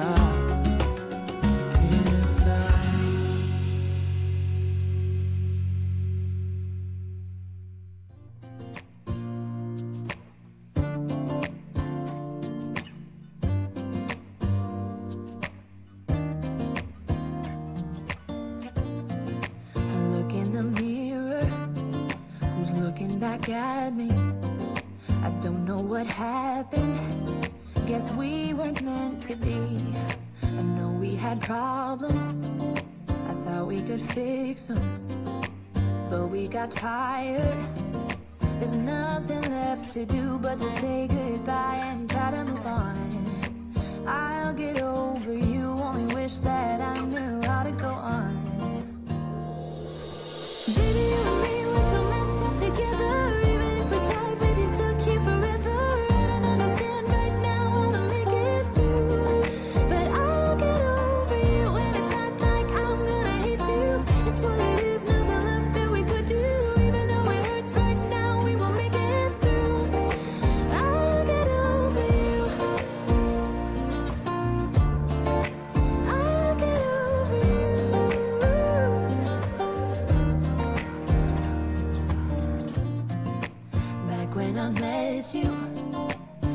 were like fireworks.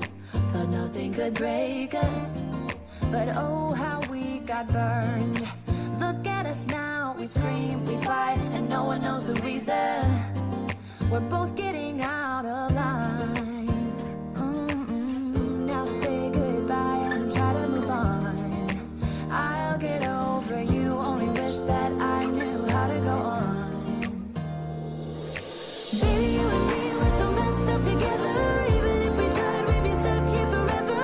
I don't understand right now how to make it through, but I'll get over you, and it's not like I'm gonna hate you.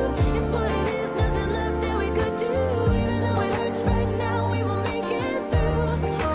I'll get over you. I'll get over you.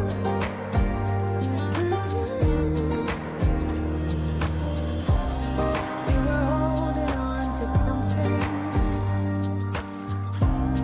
that we both know couldn't work, so we should try to say goodbye. You know we had our problems, so now we have to try to move on. Baby, you and me, we're so messed up together. Even if we tried, we'd be stuck here forever. I don't understand right now how to make it through, but I'll get over you, and it's not like I'm gonna hate you. It's what it is, nothing left that we could do. Even though it hurts right now, we will make it through. I'll get over you. I'll get over you. Oh, I'll get over you.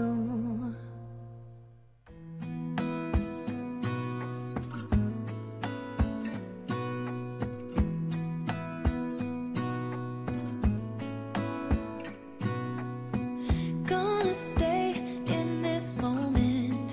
Gonna lay here on the grass.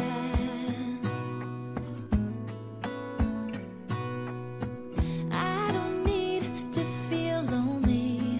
I am finally home at last.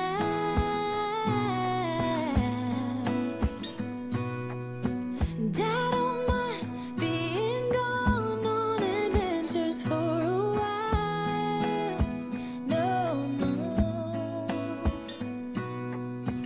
'Cause the best thing about it is I know I'm coming back.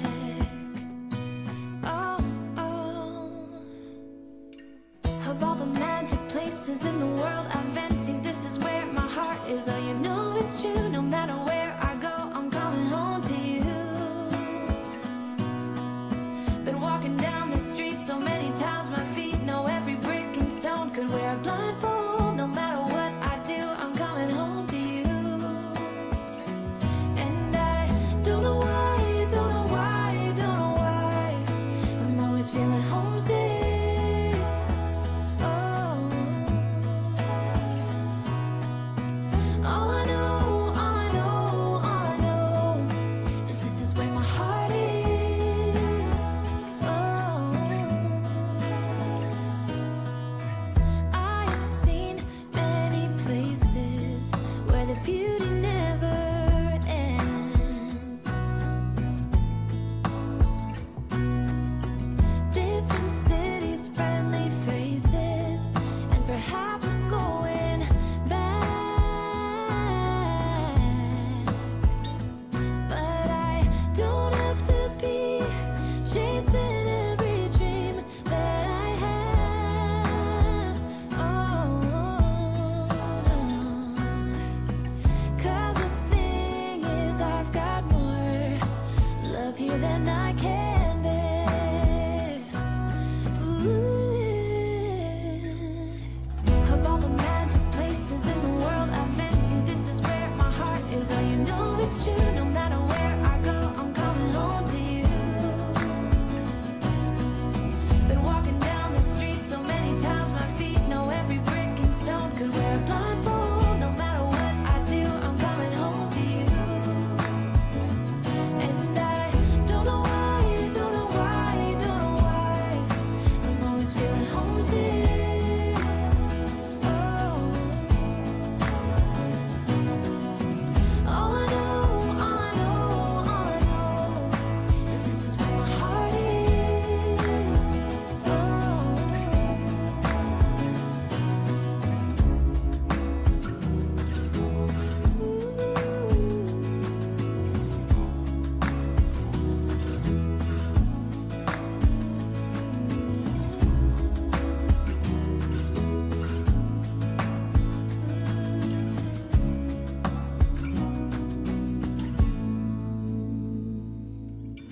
Of all the magic places in the world I've been to, this is where my heart is. Oh, you know it's true. No matter where I go, I'm coming home to you.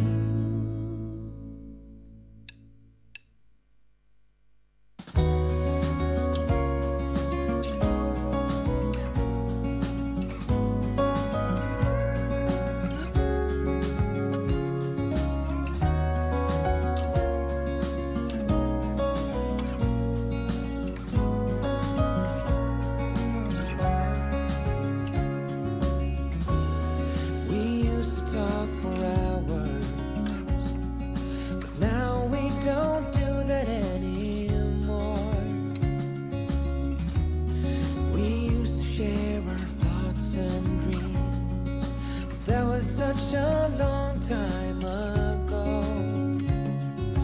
Maybe we've grown apart. Maybe we weren't meant to be right from the start.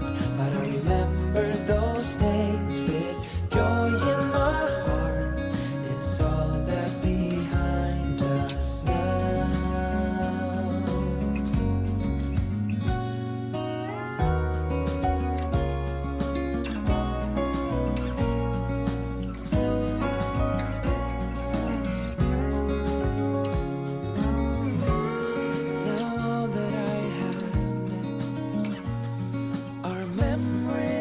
Of you and me.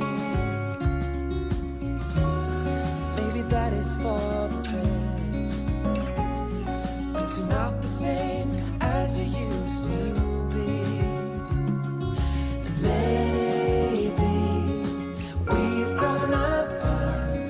Maybe we weren't meant to be right from the start. But I remember those days with joy in my heart. It's all that behind us now.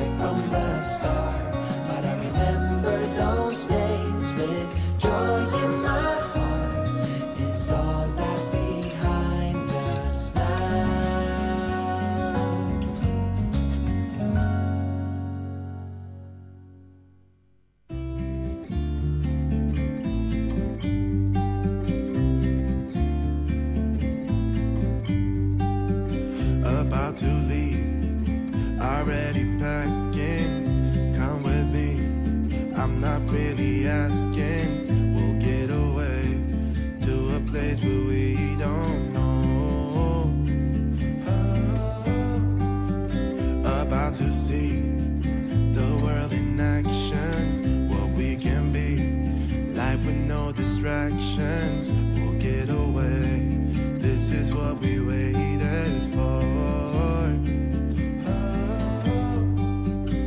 Take my hand, we'll make it somehow. We can't miss out. I'm done living life with the lights out, die with my own doubts. Be free with me. Be free.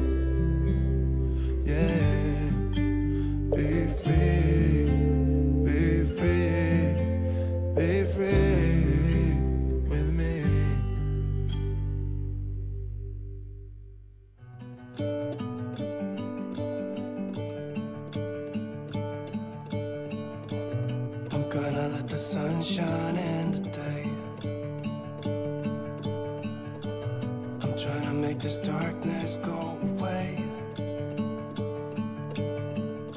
I'll paint with colors and I'll sing until my lungs give out. I'm gonna let the sun shine in today, and I will leave my windows open so that I can hear the sound of people talking and the wind blowing in the trees.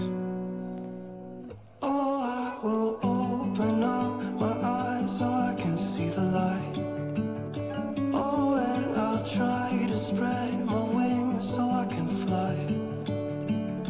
Oh, and the darkness starts to fade. Feels like things are gonna go my way. I'm gonna let the sun shine in the day. I'm gonna let the past be filled with smoke. And I will try to fix what has been broken and take this weight off my shoulders, 'cause I know yesterday ain't coming back. I'm gonna let the past stay in the cold. I will listen to the ocean, let its unsaid words be spoken, and I'll let my mind be carried by the waves. Oh, I will open up my eyes so I can see the light. Oh, and I'll try to spread my wings so I can fly. Oh, and the darkness starts to fade. Feels like things are gonna go my way. I'm gonna let the sun shine in the day.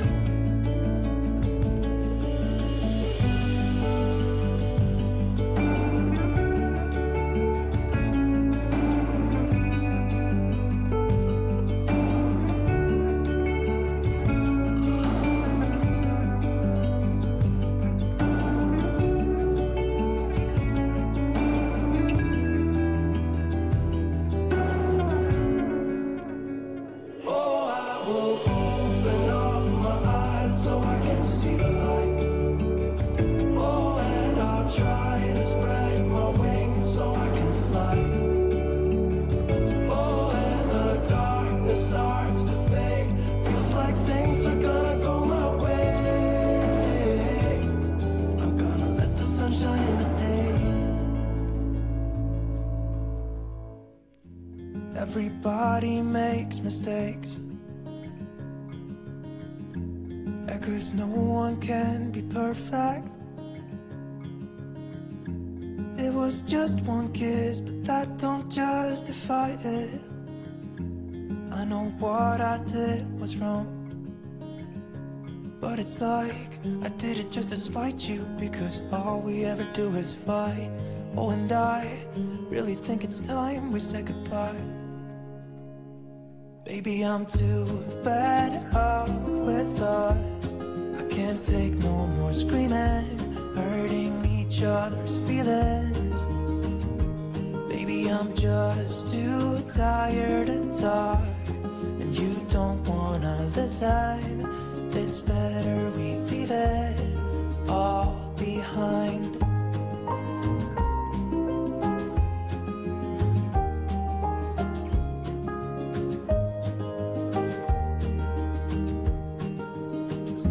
It hasn't always been like this. Remember when we were in love? You were always there for me, and we could talk for hours. I don't know what happened to us.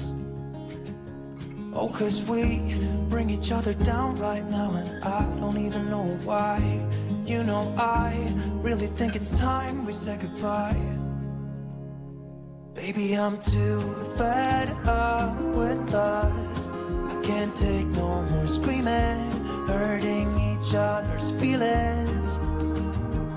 Baby, I'm just too tired to talk, and you don't wanna listen. It's better we leave it all behind.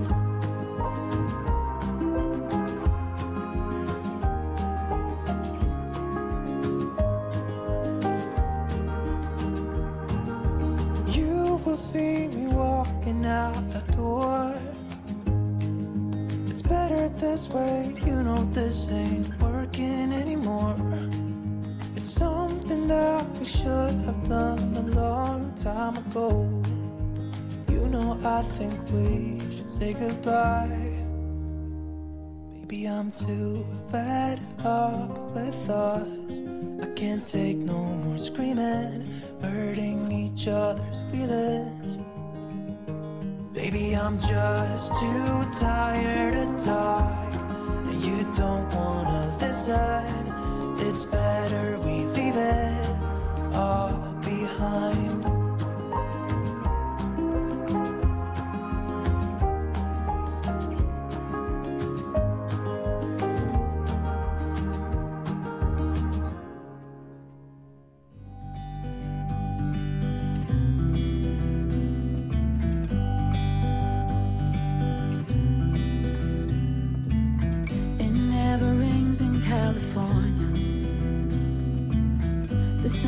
Always shining bright.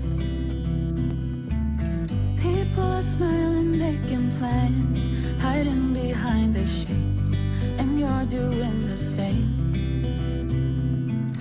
No rain, no flowers, nothing's growing where your heart is fire. But baby, I bet you're cold without me, even when it's 90 degrees. Without me, I bet that you can get any sleep in that bed, lying awake. 'Cause I'm not there beside you, keeping you warm at night. But I bet you're cold. You're so damn cold. It never rains in California. The sun is always shining bright. But if the sky would open up, you're staying home, you don't get out. You always used to love the rain, but LA changed you. No rain, no flowers, nothing's growing where your heart is fire. But baby, I bet you're cold without me, even when it's 90 degrees. Without me, I bet that you can get any sleep in that bed, lying awake. 'Cause I'm not there beside you, keeping you warm at night. No, I bet you're cold. You're so damn cold. I bet you're cold. You're so damn cold.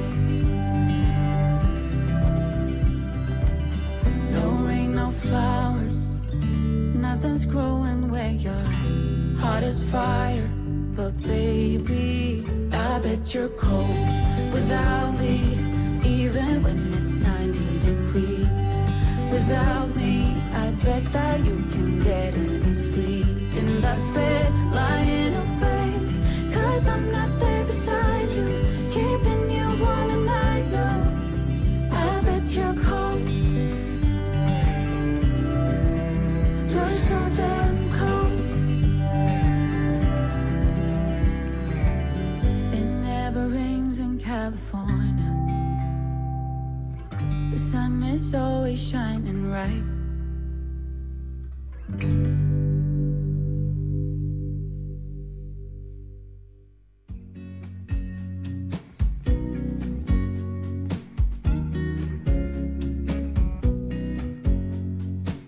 I know that I haven't been who I was. I am supposed to be the one you can trust. I feel so useless 'cause I let you down.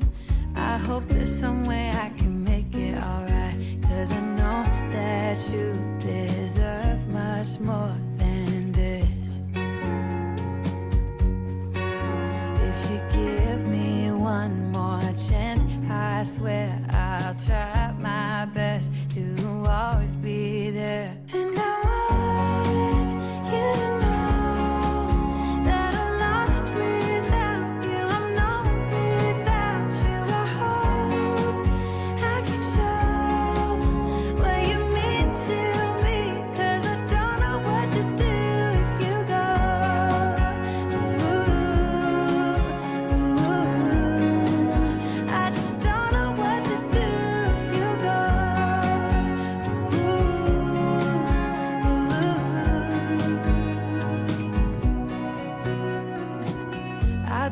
selfish and made you believe that you're not good enough, but you're all I need.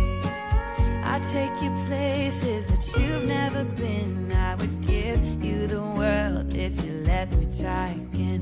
Yeah, just give me one more chance. I swear I'll try my best to always be there. And I want you to know that I'm lost without you. I'm not without you. I hope I can show what you mean to me, 'cause I don't know what to do if you go.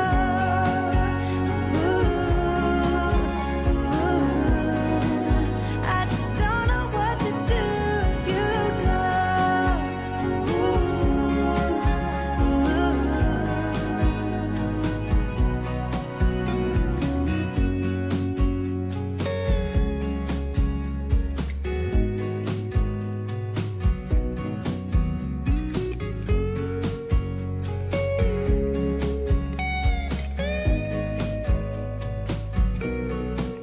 Yeah, just give me one more chance. I swear I'll try my best to always be there. And I want you to know that I'm lost without you. I'm not without you. I hope I can show what you mean to me, 'cause I don't know what to do if you go.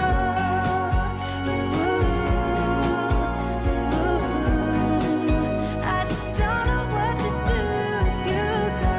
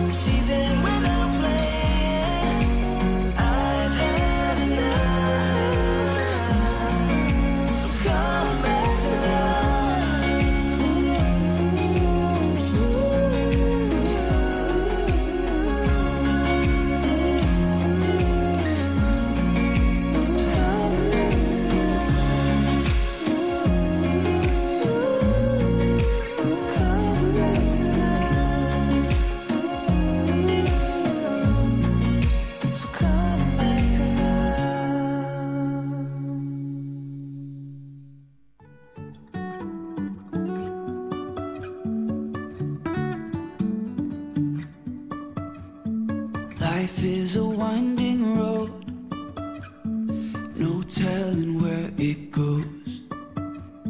Driving through days and nights, won't stop for traffic lights. And I really wanna know, if I will ever figure out where the road goes. Even if I'm falling down, I will keep on searching for my highs. You can say I lost my mind, I will keep on holding my head high. Even if the sky is falling down.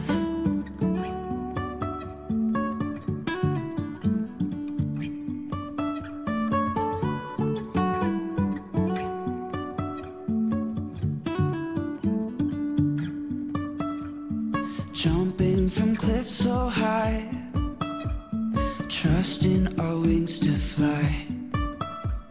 Sometimes we're crashing down, but we get up and start from the ground.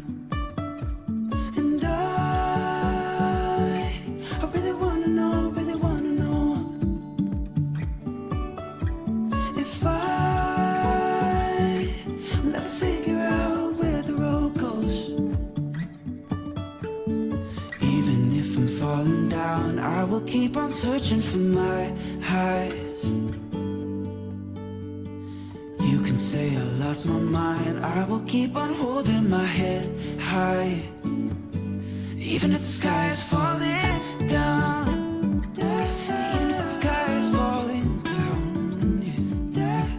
The sky is falling down.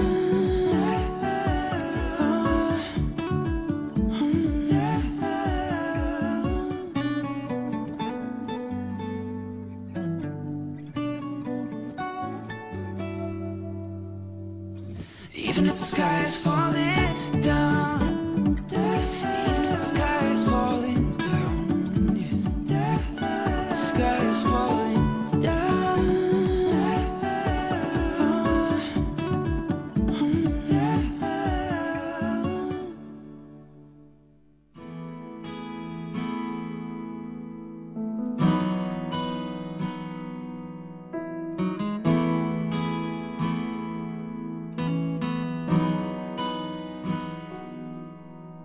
Come to the water where you will find peace.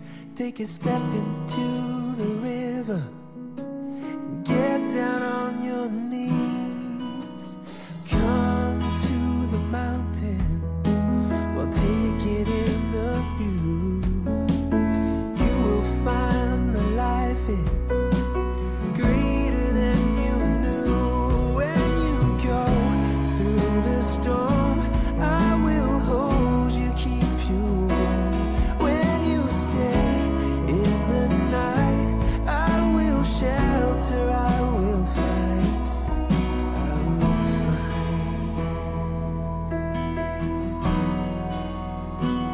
Oh.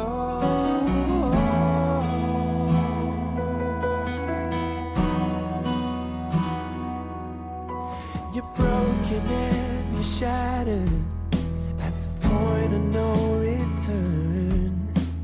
You pick up the pieces and you let the bridges burn. So come to the water, you're sailing with the breeze. Take a step into the river where you will find peace. When you go through the storm, I will hold you, keep you warm. When you stay in the night, I will shelter, I will fight.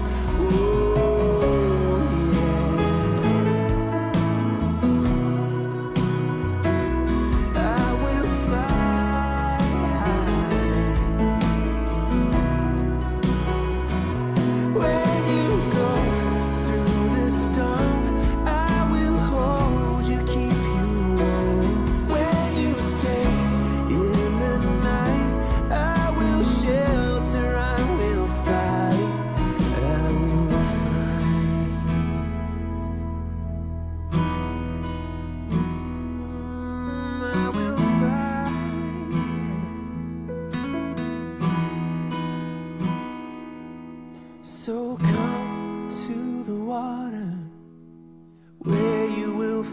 peace. Take a step into the river and get down on your knees.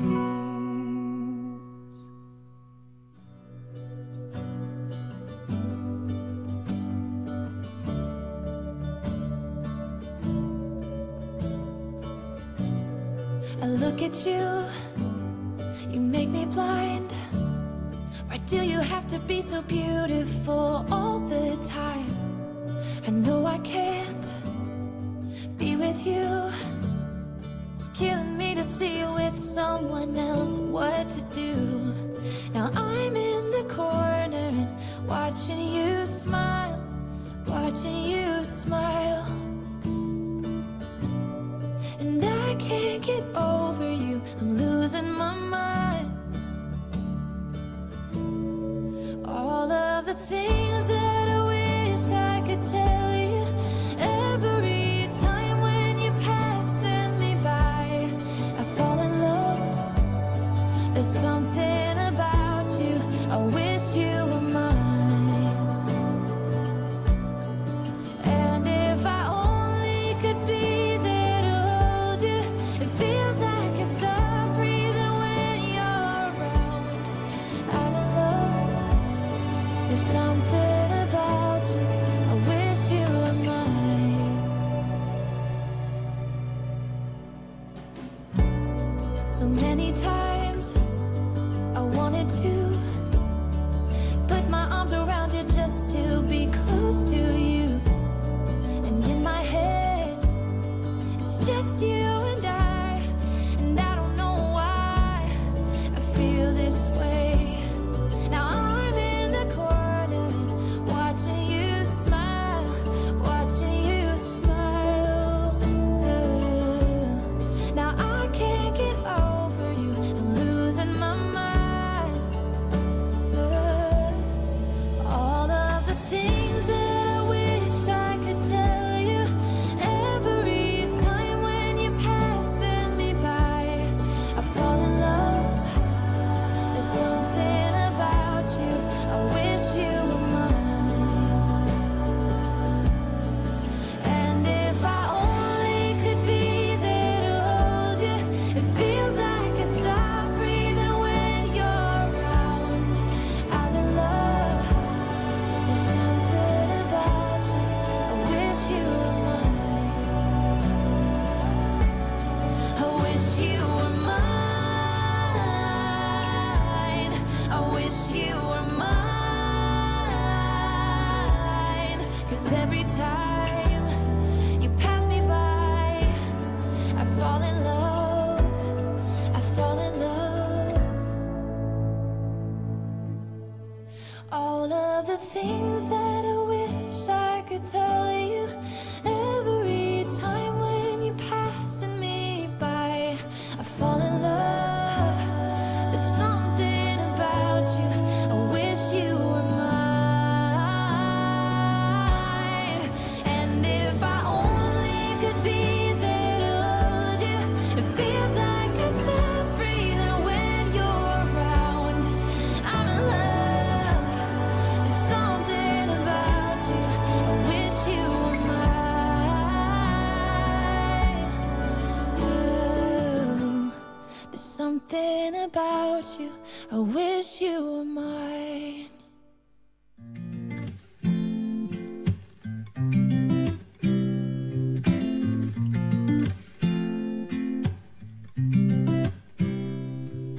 You said it was the last time, but you keep coming back to tell me you're sorry that you take back all the things you said just to hurt me.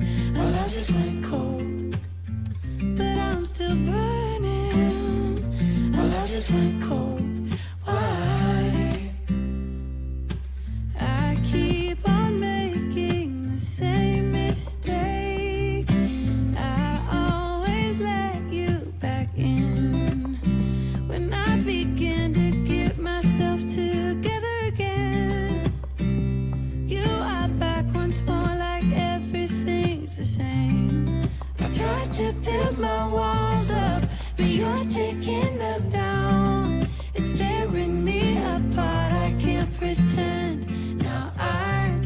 to get over you again. You said it was the last time, but you keep coming back to show me. Sorry you have changed now, but it's the same old story.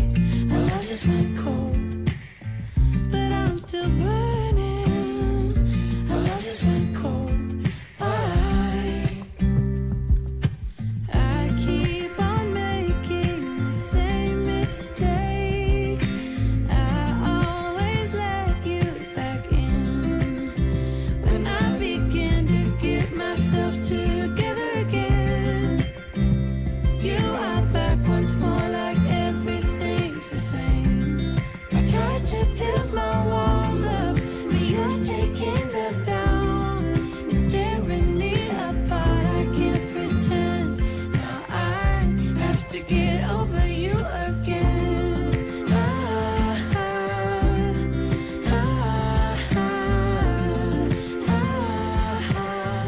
Have to get over you again.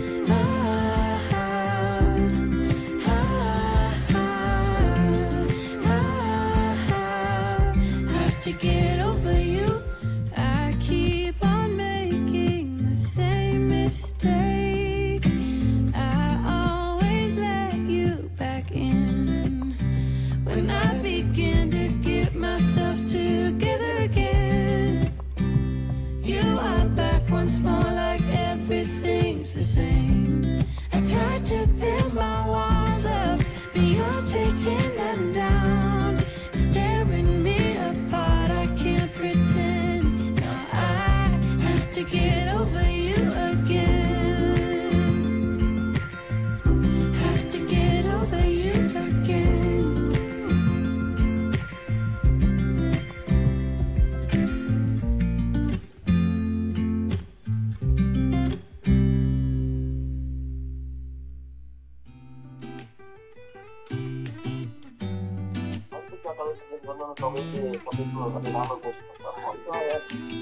होइन जसले गरे नि हुन्छ म त ready है मैले भनिदिएको छु अहिले नै I don't think that I'm being that selfish right now.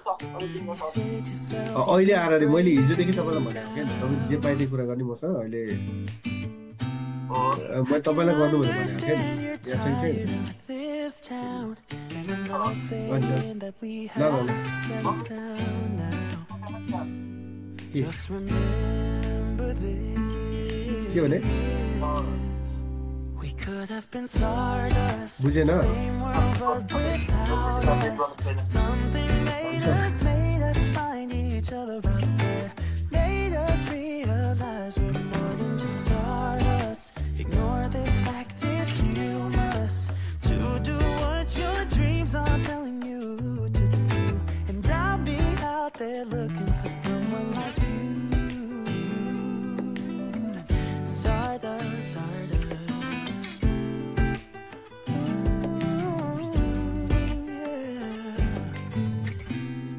I'm the lazy one, so I guess I should have known. You said yourself you wanna do this alone. What if your dreams are making it hard to think straight? If you still love me, I can wait, I can wait. And remember this. We could have been stardust. Same world but without us. Something made us find each other out there. Made us realize we're more than just stardust. Ignore this fact if you must. To do what your dreams are telling you to do. And I'll be out there looking for someone like you.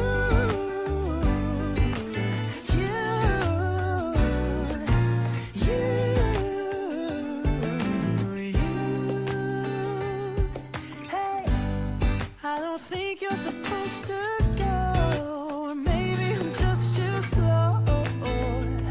We should just lean together. We could have been stardust. Same world but without us.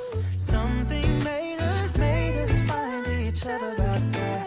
Made us realize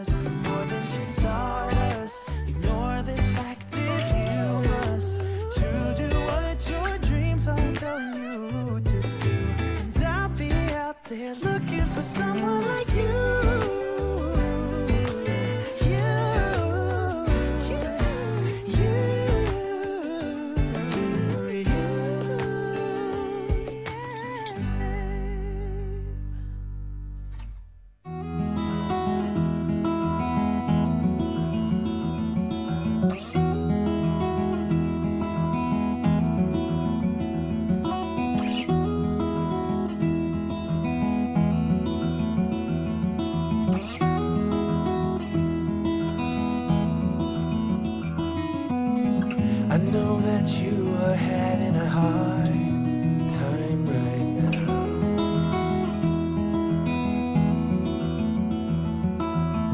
That everything seems to crumble around you.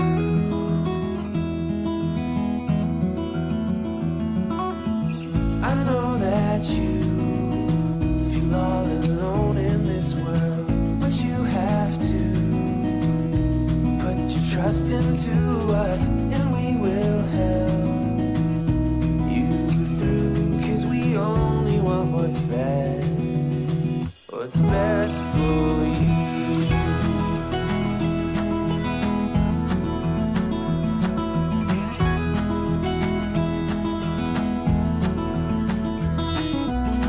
I know that you are having trouble believing right now that everything is gonna be alright.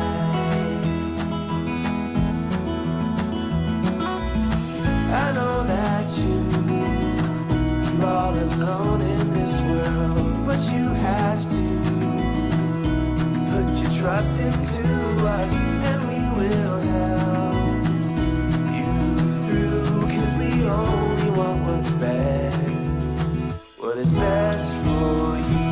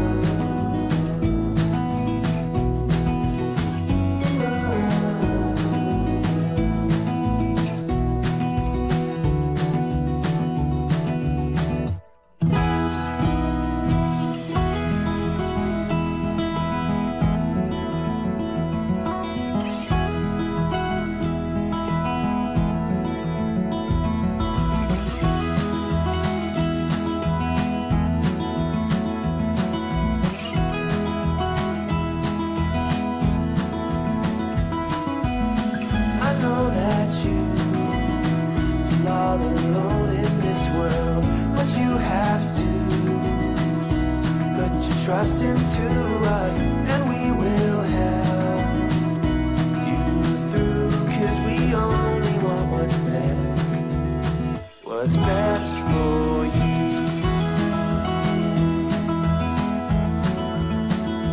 For you. What is best for you.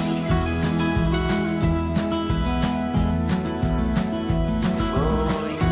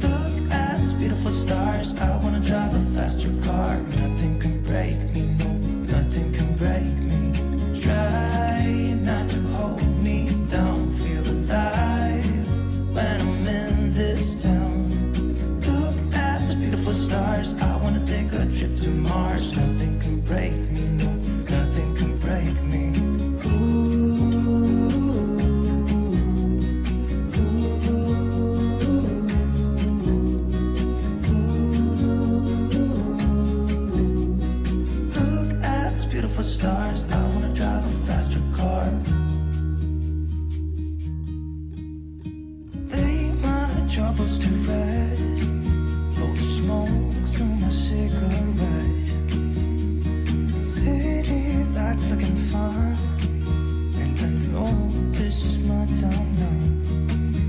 I'm gonna be myself, I could be someone else. No one's stopping me now. I'm gonna skip my breaks, I'm gonna make mistakes. I just wanna feel alive. It's just what I do when I'm out, so try not to hold me down. Feel alive when I'm in this town.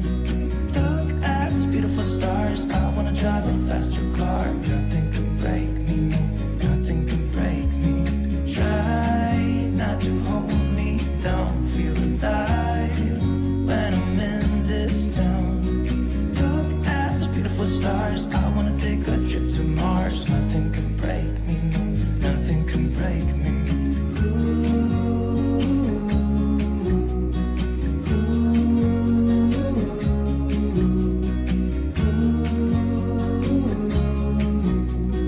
Look at these beautiful stars. I wanna drive a faster car. I'm gonna be myself. I'm gonna be someone else. I'm gonna be myself. I'm gonna be someone else. I'm gonna skip my breaks. I'm gonna make mistakes. I'm gonna skip my breaks. I'm gonna make mistakes. Try not to hold me down. Feel alive when I'm in this town. Look at these beautiful stars. I wanna drive a faster car. Nothing can break me, no, nothing can break me. Try not to hold me down. Feel alive when I'm in this town.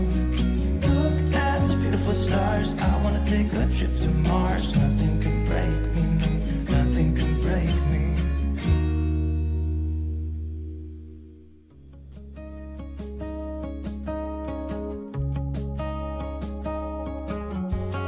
Hey, do you remember 20-something years ago? Those cold nights in December and the sound of the falling snow. The fireplace warming us, the VHS movie box, your old broke down touring bus, and not a single cloud in the sky. If I could go back in time, I'd pack my bags right now. If I could play back, rewind, I wouldn't think twice.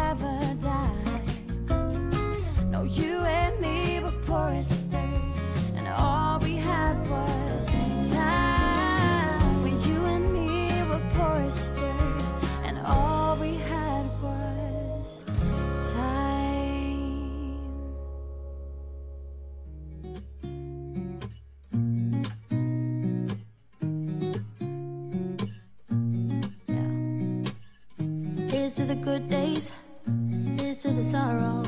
If this is a mistake, I know about tomorrow. I don't wanna fight no more, cause I don't feel the need no more, no. Just wanna make it stop. Maybe it's something in the water, or maybe we just hit the end of the road.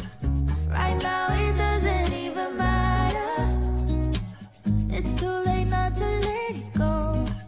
And that's why I wish you the best and say goodbye. You start to get dressed and then we cry, cause we both know it's gonna hurt, but not as much as this does.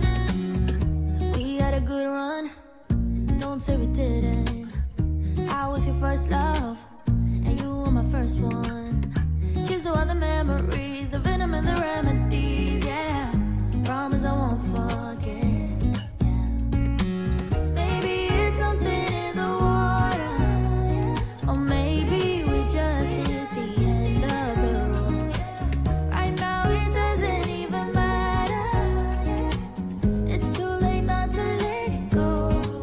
And that's why I wish you the best and say goodbye. You start to get dressed and then we cry, cause we both know it's gonna hurt, but not as much as this does. So baby, bye. It's for the best and you know why. You gotta leave me here tonight before we make this even worse. It's gonna hurt even more than this does. We gave it up, we had its time to say bye, baby, bye. I'll be, you'll be, yeah, we'll be fine. So let's call it a night, and that's why I wish you the best and say goodbye. You start to get dressed and then we cry, cause we both know it's gonna hurt, but not as much as this does. So baby, bye. It's for the best and you know why. You gotta leave me here right now before we make this even worse. It's gonna hurt even more than this does.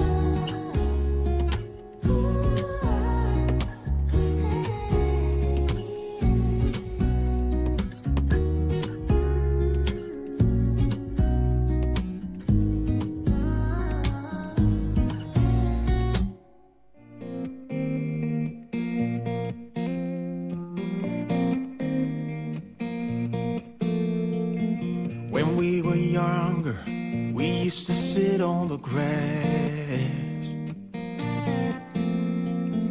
among the flowers. We just let the days pass by. People would tell us to get a grip of ourselves and get a job. We didn't care what we were told, cause when we were younger, we used to sit on the grass and go, damn, I don't wanna grow old. I wish I could turn back time. Stay up all night singing songs on the terrace. We didn't mind sitting out in the cold. It wasn't possible to make us embarrassed. We were free. Do you remember stealing smokes from your parents? Sometimes we got a bit out of control. When they found out we ran from home just to scare them, we were free. When we were 17.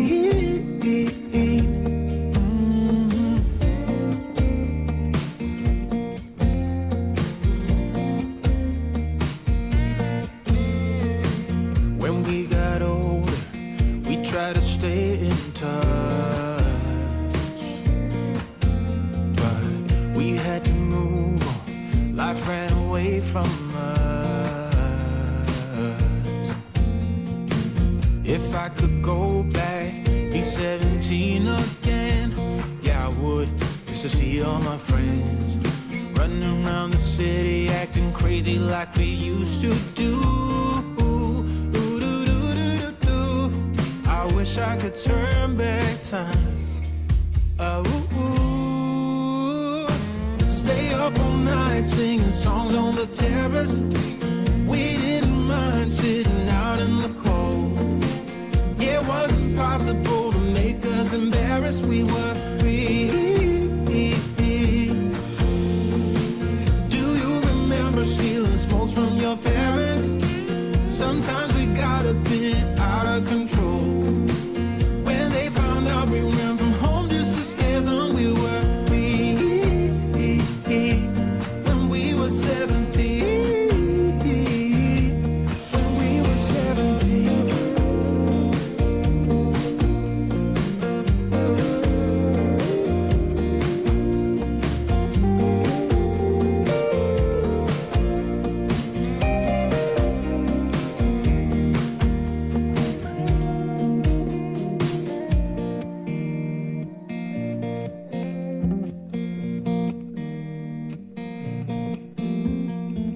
When we were younger, we used to sit on the grass and go, damn, I don't wanna grow old. Stay up all night singing songs on the terrace. We didn't mind sitting out in the cold. It wasn't possible to make us embarrassed. We were free. Do you remember stealing smokes from your parents? Sometimes we got a bit out of control. When they found out we ran from home just to scare them, we were free. When we were 17. When we were 17.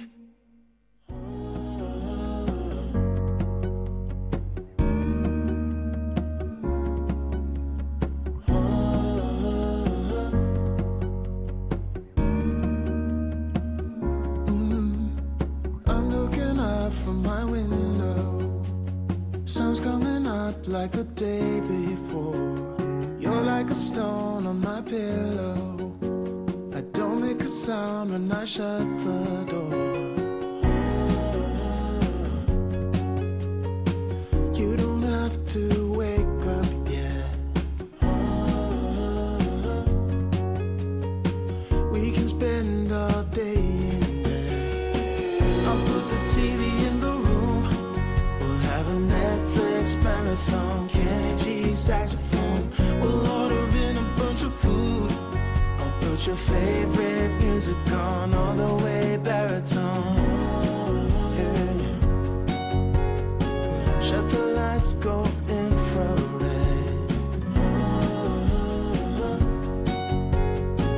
We can spend all day in bed. I get the wine and the corkscrew. You don't have to do one single thing.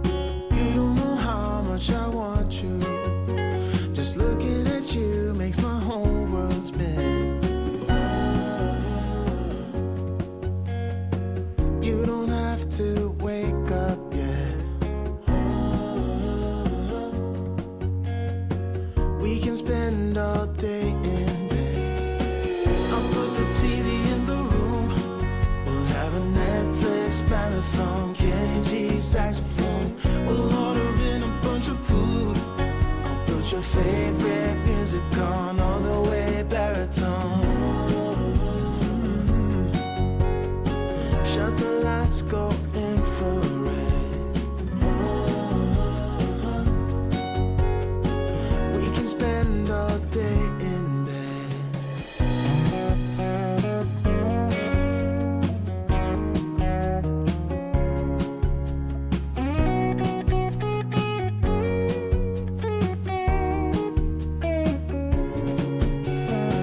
I'll put the TV in the room.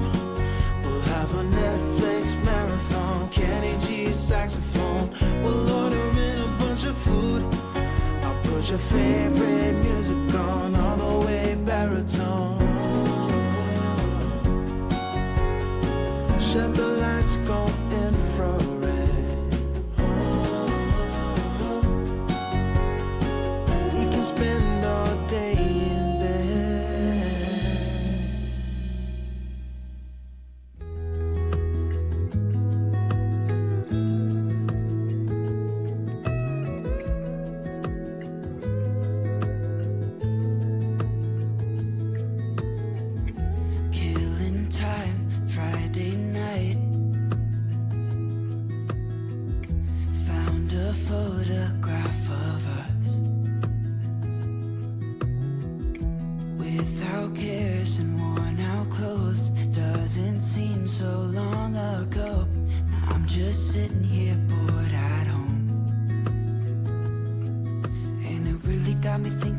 the times we took off on the road.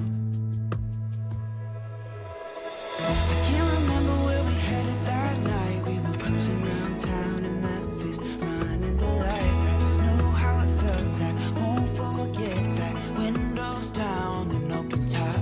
But we were clever not to take it too far, though it's hard not getting tempted. Calling you up to see how you've been, 'cause don't I miss you and all those things we did back then.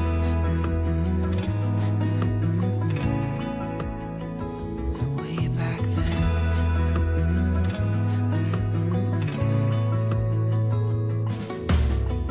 It's funny how times roll by.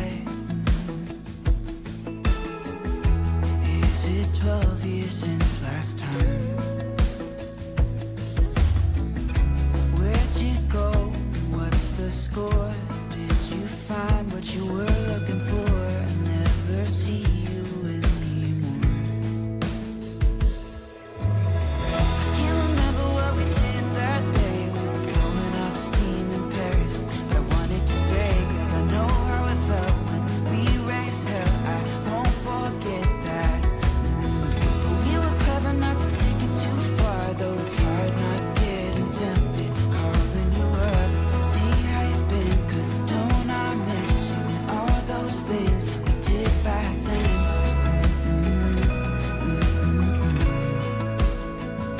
Way back then.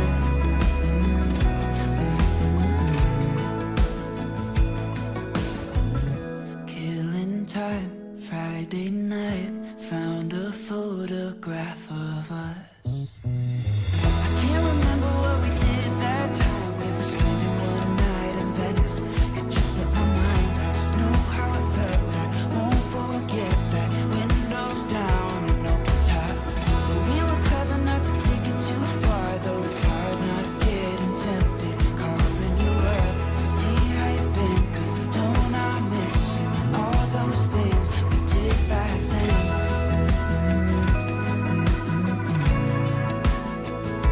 Way back then.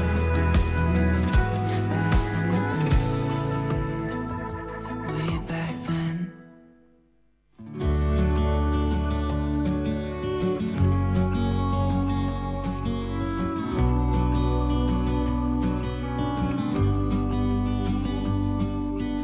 Hey, I wish you could see yourself just sitting there on my chair.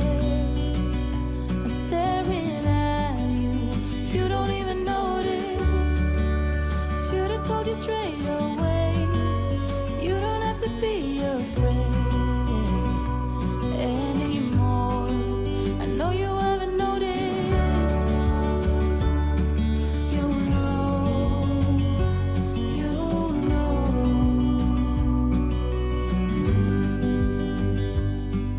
that I won't let you go. Put your arms around me and I'll let you know how it feels when time goes slow. And I won't let it rush when I see you dance, and the moment comes when I fall and time goes slow. I fall into you.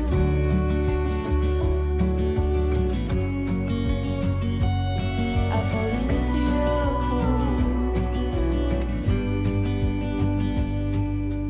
Hey, I wish I could show you more, 'cause baby you deserve some more.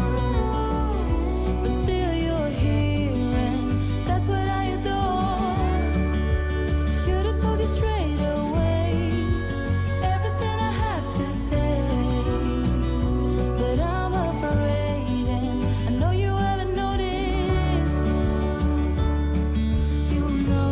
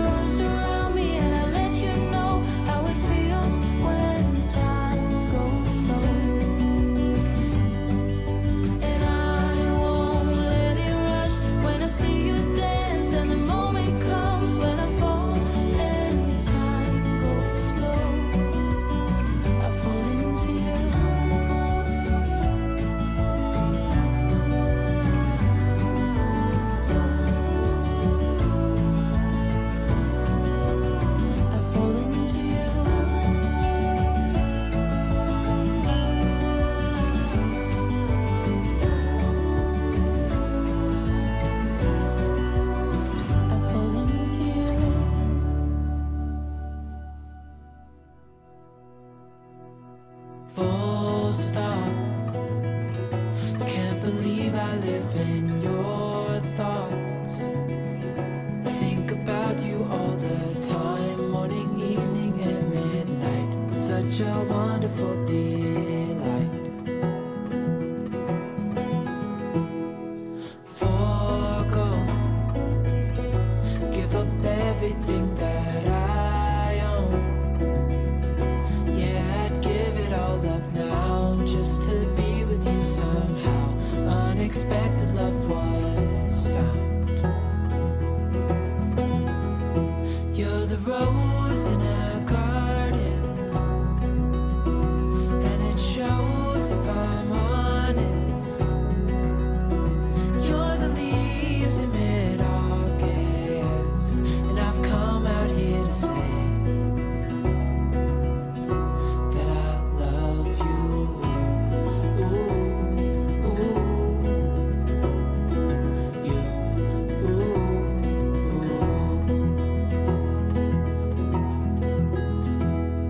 So slow, hold you in my arms, won't let go. The world around could pass us by, a thunderstorm, a lightning strike, as we hold each other tight. You're the rose in a garden, and it shows if I'm honest. You're the leaves in mid-August, and I've come out here to say that I love you.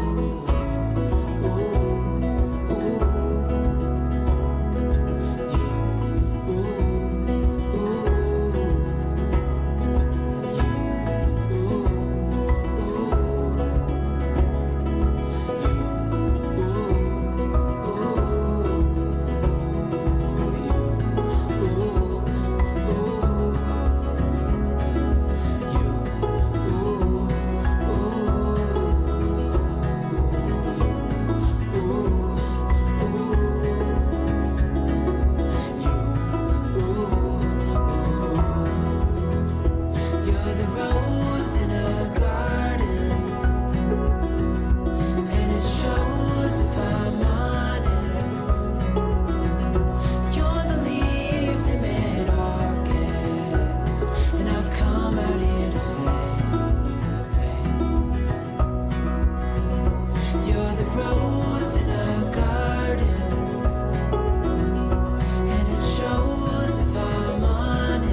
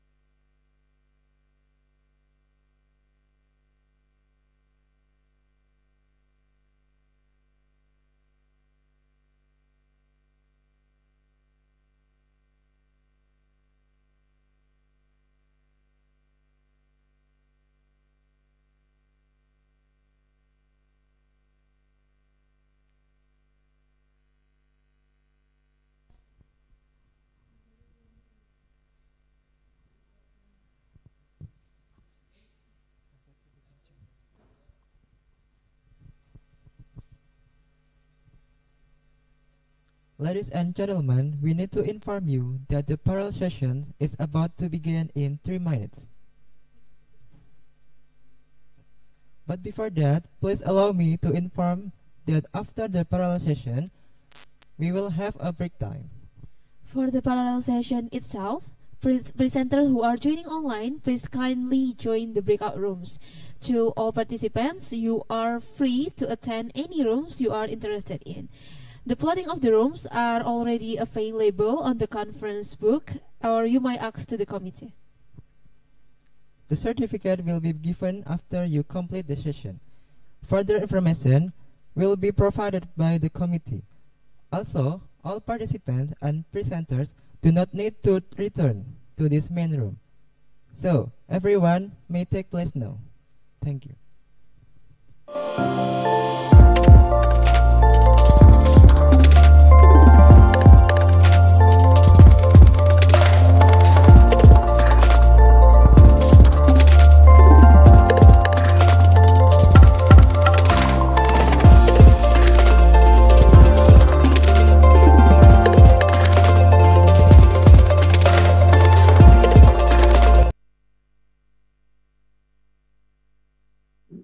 Halo, panitia? Halo? Halo? Halo? Iya, Prof. Yuli. Ya, itu kan the breakout room divided into 2 rooms ya, bukannya jadi 3 ya? Apa the main room become the breakout one? No, there's only 2 breakout rooms, Prof. Yuli. Breakoutnya kan ada paralel apa? Room 2 sama room 3 ya. Jadi main room ini jadi breakout one. Apa karena ini ya?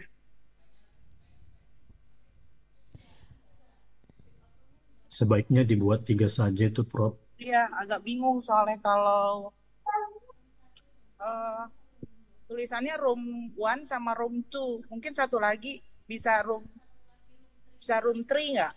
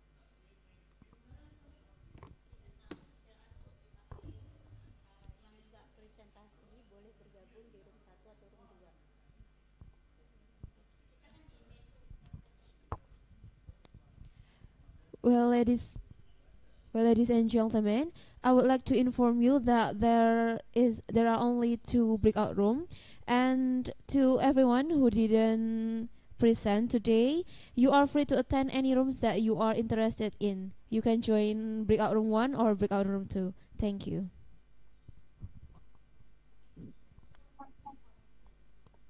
Probably asking the participant whether they can see the breakout room or not.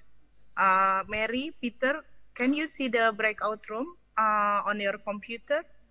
There is No. a square. There is a square on the bottom, like there is a 4 square. So you just click it. There is a join breakout room.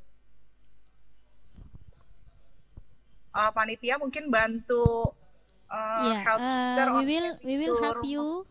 Yeah. We'll help you to sign you to any breakout rooms you want. So perhaps Mary, Naif, Peter, and others. If you want to join a certain breakout room, let us know from the chat room, and we will Otherwise, assign you. make Peter and Mary co-host juga okay, Nen. Yeah. You also can move. Yeah. To other rooms if you want. I tried the link, but it doesn't work. Could you No. in too? No, you can't use the link, Mary. Oh, Can you okay. see at the bottom right side On the on your bottom right screen? side, yeah. There is a button, join breakout room. No. If you look at the bottom side, there are a lot of buttons there. Okay. The very right one, leave, and Yeah. next to it, more. Before it, join breakout room.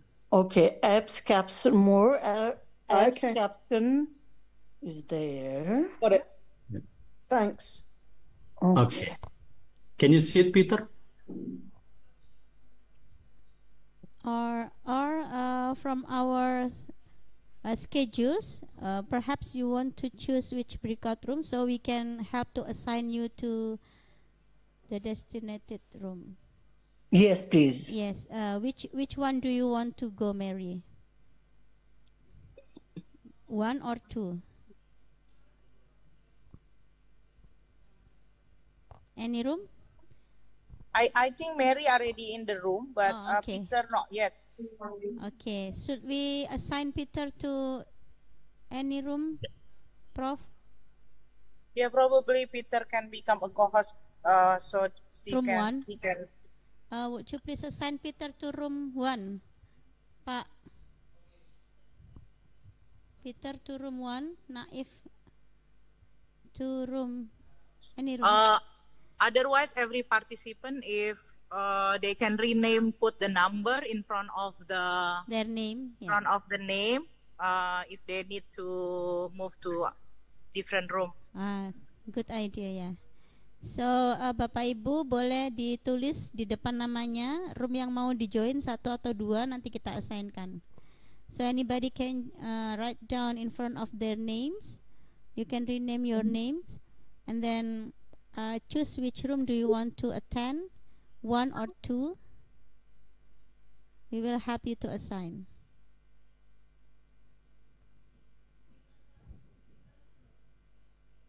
Ya, Peter langsung di-assign ke breakout room 1, Pak. Pak Ale. Peter, we can't hear your voice yet.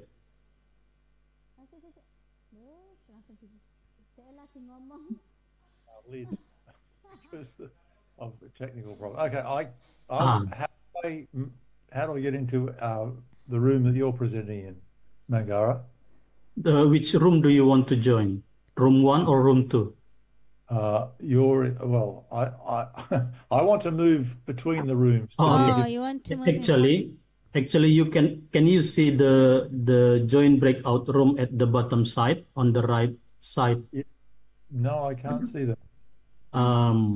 Peter, I can see something called breakout rooms at the very bottom. Yes, that's the one. That one, Peter. That one, please. All right. So what do I do there when I open If that? you click you it, choose which one first. yeah. If you click it, a dialog box will appear, and you can choose join room 2 or room 1.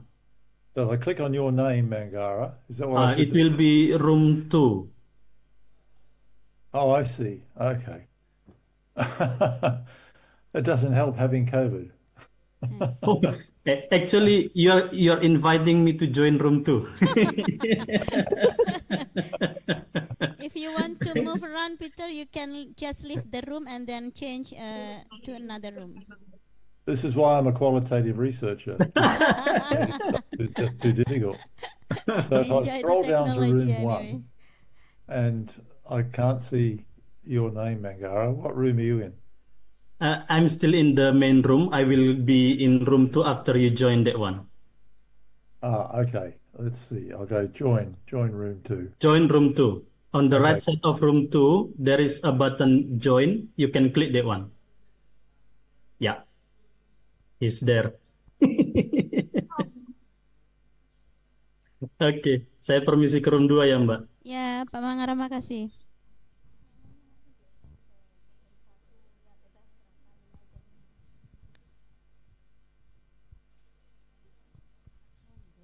Coba aku di sini dulu, make sure yang lain. Iya, Mbak. Iya, aku juga di sini, Mbak. Mungkin ditanya ya. Naif, which room do you want to join? Hello, Naif. Bu Wiwi, Mbak Putri, Pak Yohanes. Silvi mau di room mana? So how can we join other rooms? Where is the button? Oh. I saw that one. Yeah, Yes, no yes. worries. Thank you. You can choose to join any room you want. So keynote takes place here tomorrow, right? Just to find out. Yes. Okay. On the this afternoon. This Bal, afternoon there will be another keynote speaker. Yeah. So just stay. I have an interview in TV station, so I missed that keynote, but I'll be tomorrow because that will be my keynote. Yes, Bal. Yes. So you cannot join this afternoon, Bal? I may not be because Nepal time. I need to leave home at 1:30, 1:15. So that means 2:30. 2:30. Okay. Yep. Sorry, in Indonesia. Okay, Bal. Thank you. Okay, Bal. Thank you. See you then tomorrow. See you. See ya.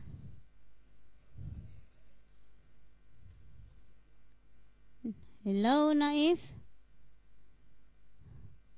I think Naif still praying. Ini yang lain? Bu Elma apa siapa tuh? Bu Kiki mau di room mana? Bu Juliana. Kita assign sembarang ya. Room 1, room 1. Iya ya. Ya, room 1. Kita Neni lihat aja yang biasa yang sedikit apa yang banyak gitu biasa. Room 1 komplit nggak narasumber? Jangan bergabung ke room 2 ini saya bergabung gitu Kak Bu.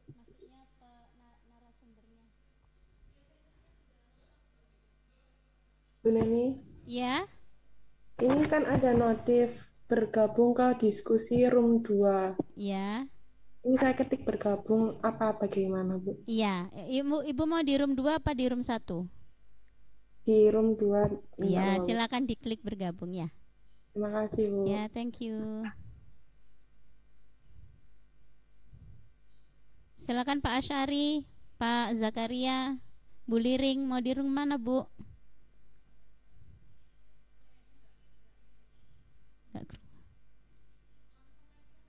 Langsung di-assign aja Pak. Tek tek tek tek. Habiskan.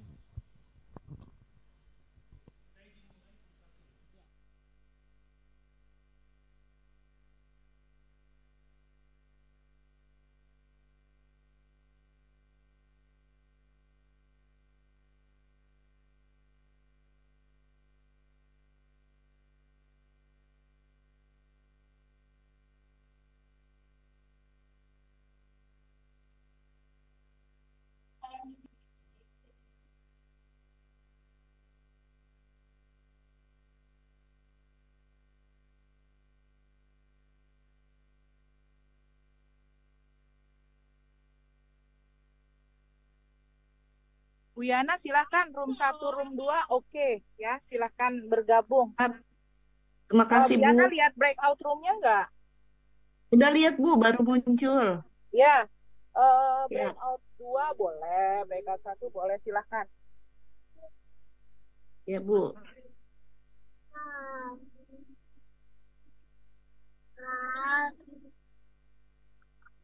Ya, sabar ya.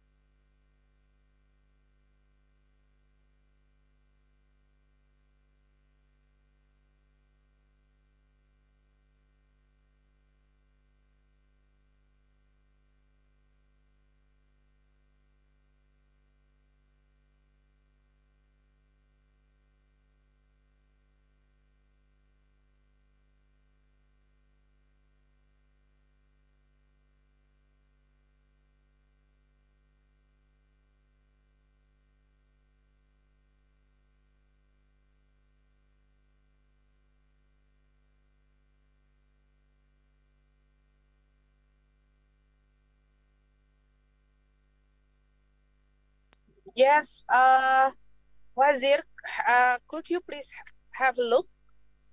There is a join button for the parallel session. You can choose which one do you want. Bapak Ibu yang lain, silakan.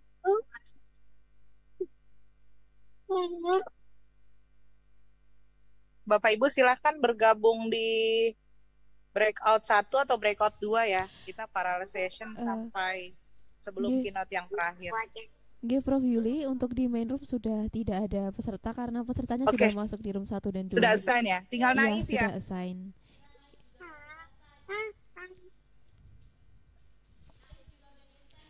Iya, Prof. Yuli. Oke, aku bergabung ya. Iya.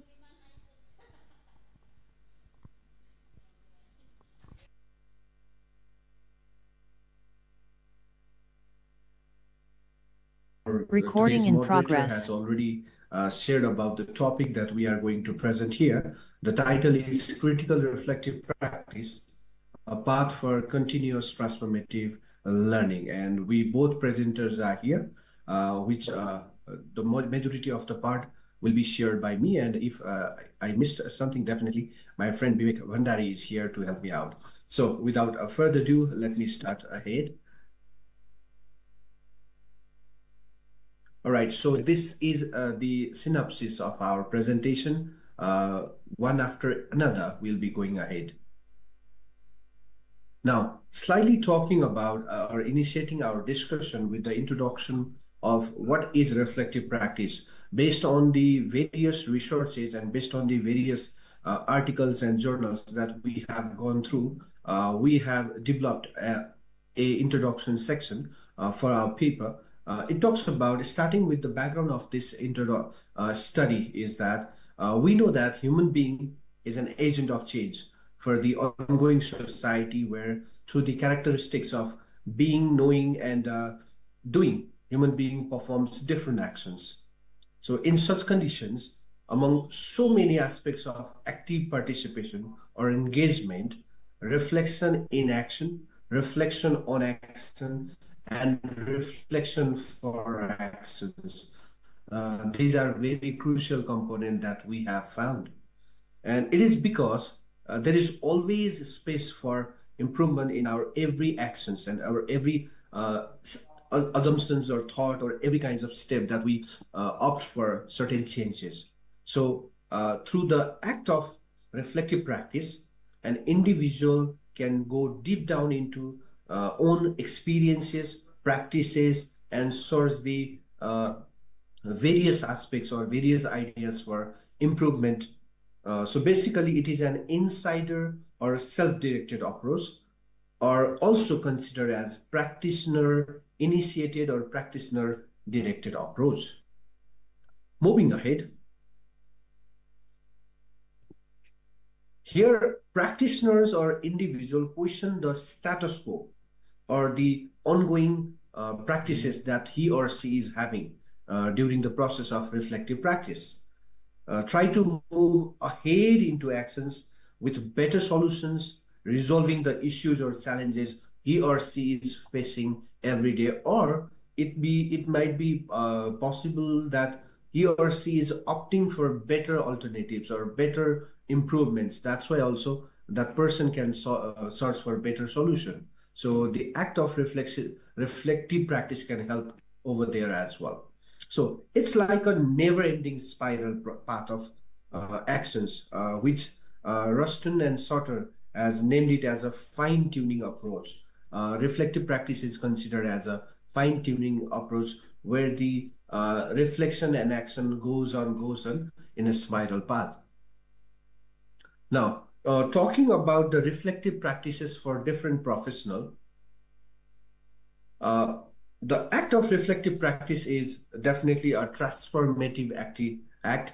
It demands open-endedness, open-mindedness, responsible and wholeheartedness, attributes of the individual. Definitely, without these attributes, an individual won't be able to go for the reflective practice.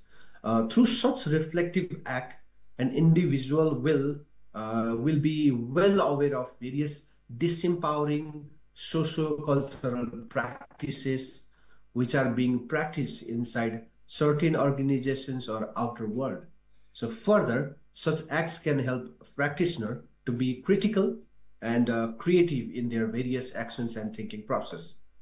So, moving ahead, critical practices for teacher or teacher educators. When we talk about this one, then similarly, the act of critical reflection for teacher or teacher educators are very essential, because we can say that teaching itself is an act of reflective process. It is also because the knowledge construction process is a dynamic process, which demands practitioners and learners to willingness need to go for the change.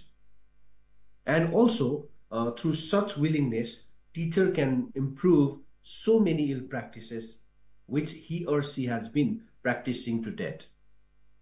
Further, it will help in a creative, authentic learning community by balancing the power dynamics between teachers and the learners. And through critical reflective practice, an individual will be able to raise questions on various deep-seated assumptions and practices which are for transformative orientation. So basically, it will help teacher to be equipped with attributes of critical reflector and help to search for better alternatives for creating inclusive pedagogical environment. Also, it can be considered as a process of refraction. We have, me and my friend, colleague Vivek Bhandari has found, name it as a refraction, which is the combination of reflection and action. So this is also crucial aspects for teacher and teacher educator while adopting the path of reflective practice. So moving ahead, talking about the purpose of the study. Now, the main purpose of this study was a kind of mini research to explore and critically assess the perception of different educational professionals on reflective practices in their professional field, and also get some productive idea to envision our future practices incorporating transformational aspect through reflective practice and work. So with this purpose, we created 3 questions, which you can see on the screen also.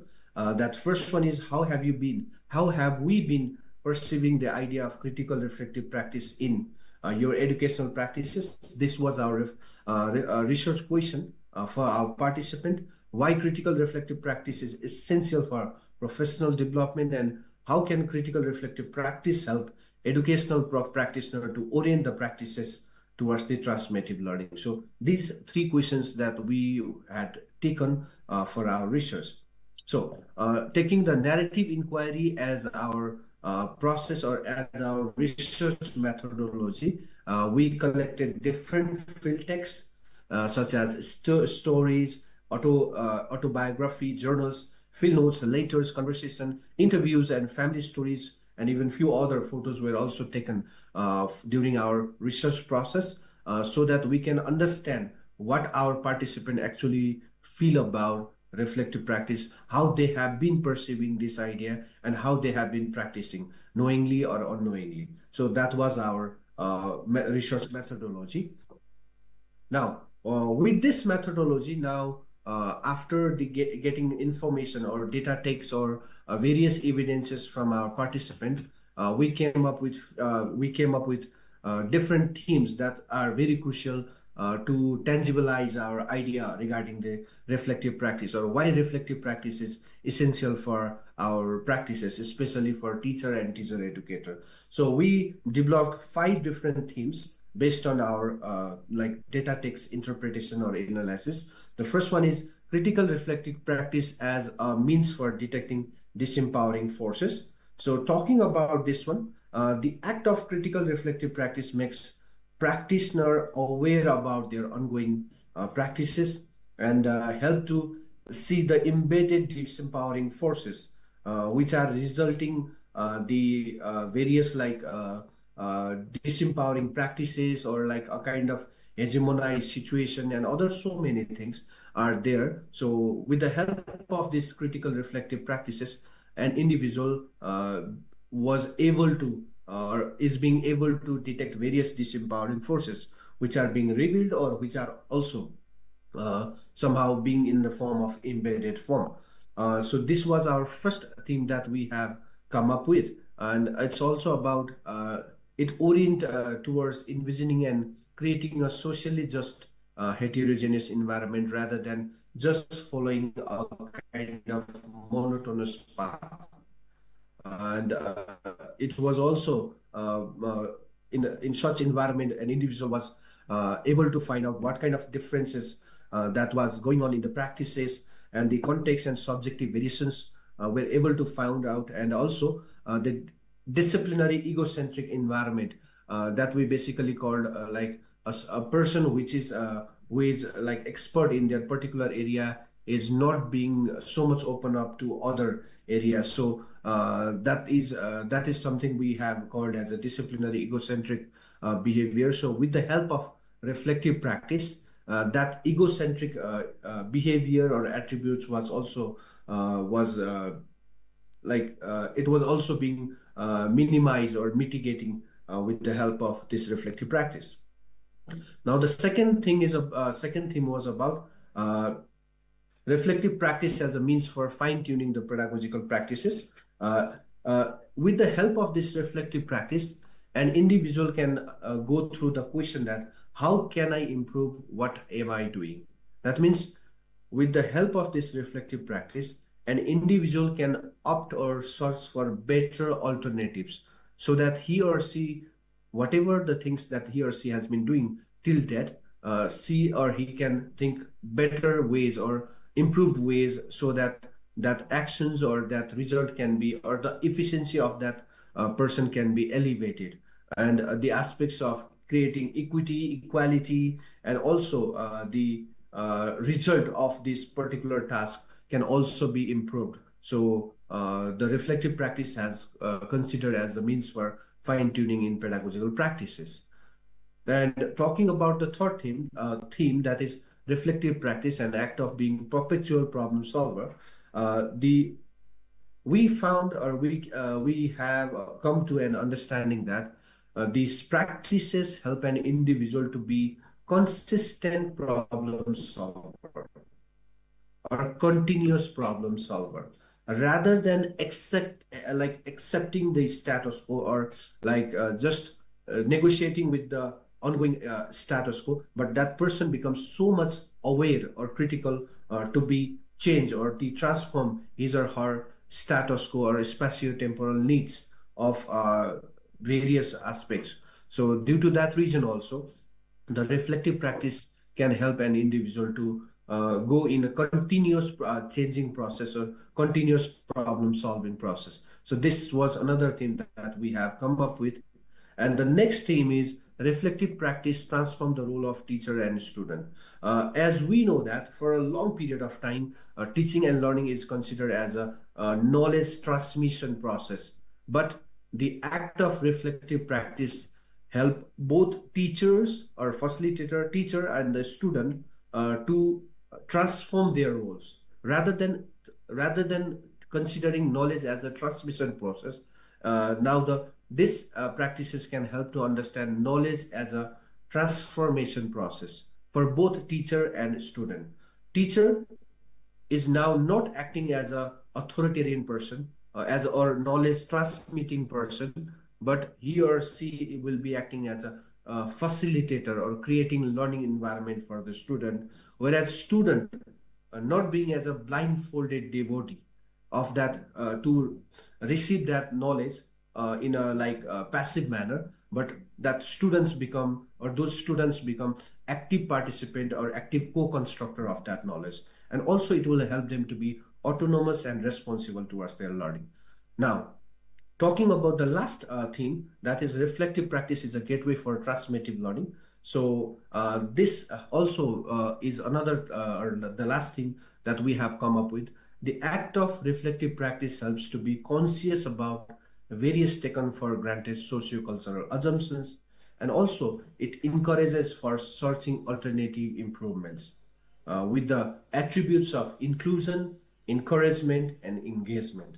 So it also helps to take critical instance and to be the agent of change in our evolving society, rather than just pursuing the transmitted knowledge and just enjoying the status quo. So these are our 5 themes that we have come up with, me and my friend Vivek Vandari. So these are the references for based on which we have conducted our research.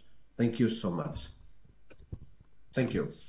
Okay, thank you very much, Madam Rizal, for your great presentation from Kathmandu University, and this is very interesting research.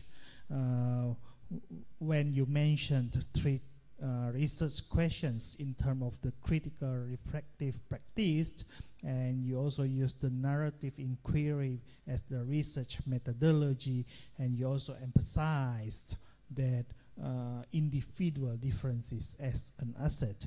Okay, ladies and gentlemen, and Professor Taylor and Peter Taylor, and beside me we have the chairperson of this committee, Ibu Neni Mariana. So we'll go to this discussion for improving, or maybe some questions to make this research better. So yes, you may go ahead if you have any questions or suggestions. Yeah, I have a question. Madan, well done, congratulations, and namaskar. Very strongly theorized your research. I just missed something, and maybe you said this already, but you were working with 1 or more teachers. Could you just explain that? Who were they? At what level were they teaching at, and what subject area? Hello, Peter. Thank you for the question. We were having our 5 participants.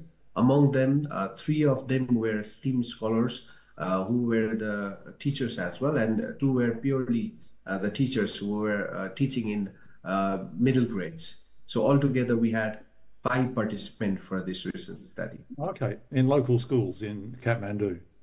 Definitely, yes. And one of among those 5 participants, one was out of the valley, and for him we took online interview, and the phone conversation was there. Okay, and so was this participant action research where you had an intervention with these teachers to enable them to become reflective practitioners? It was not basically action research, but the practices, even though knowingly or unknowingly, what they have been doing in the name of reflective practice, that was our inquiry that they had been doing.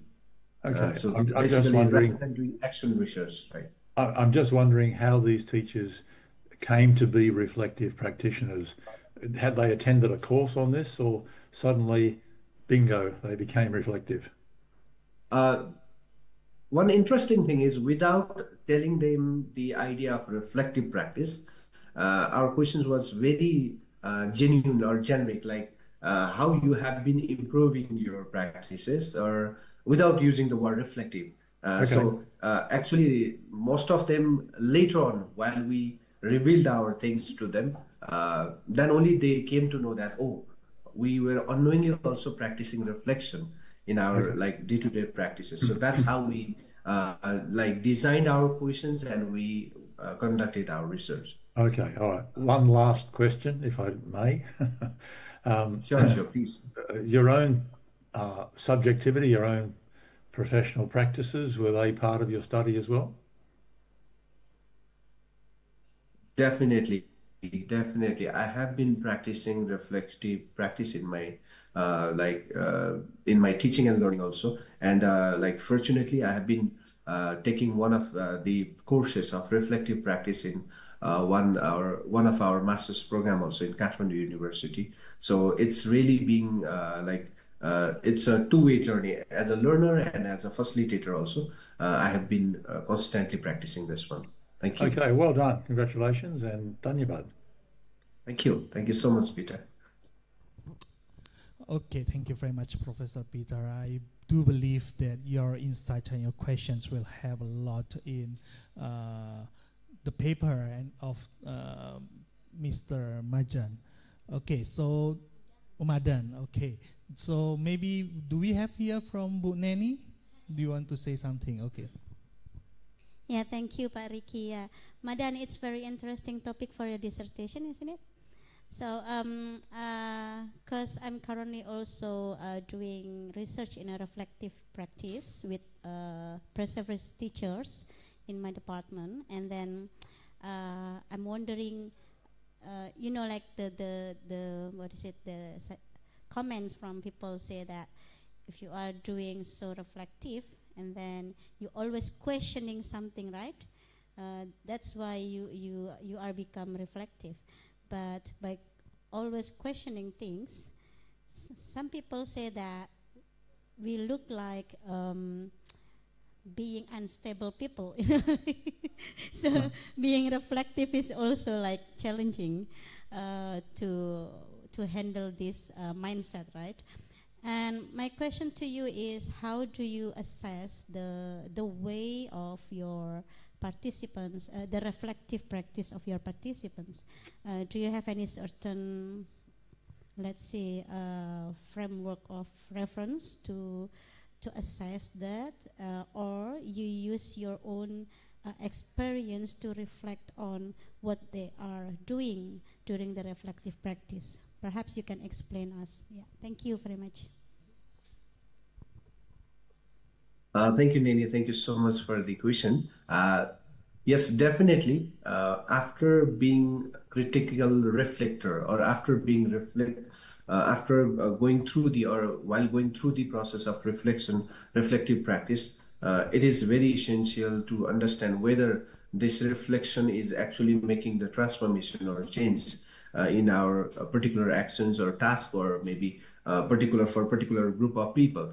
For this, we have been constantly interacting with the participant whom we have taken in our research process, and at the same time, we have been talking with the school management and students for this process, so that also what kind of changes that your teachers have been doing inside the classroom, or how they have been transforming their attributes, or their behavior, or their approaches inside the classroom, so that students, so that you have been getting enough or ample space to learn in an engaged manner. So those things we have been constantly talking with the students, and that is also being really nice stuff or tool for us to assess our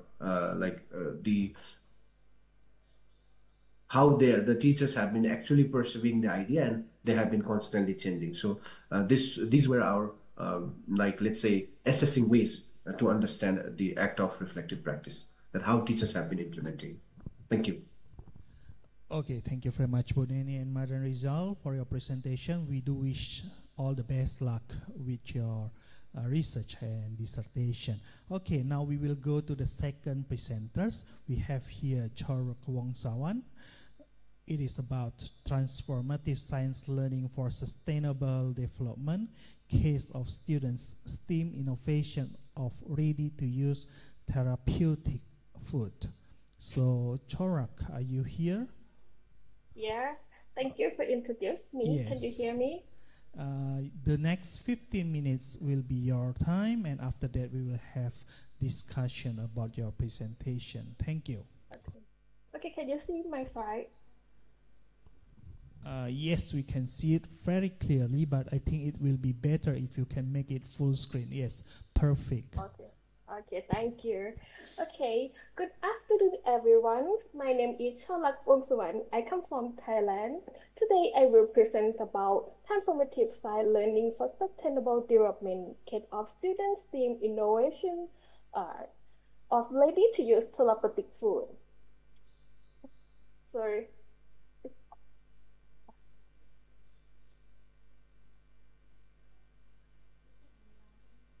Okay.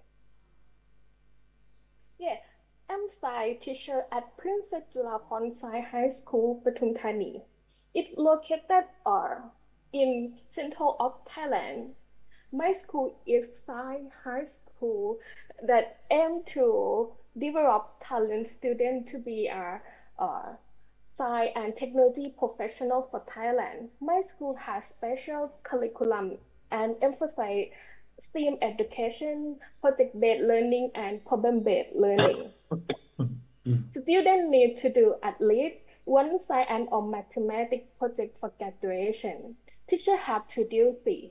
First, teach fundamental subject, and second, to be a project advisor.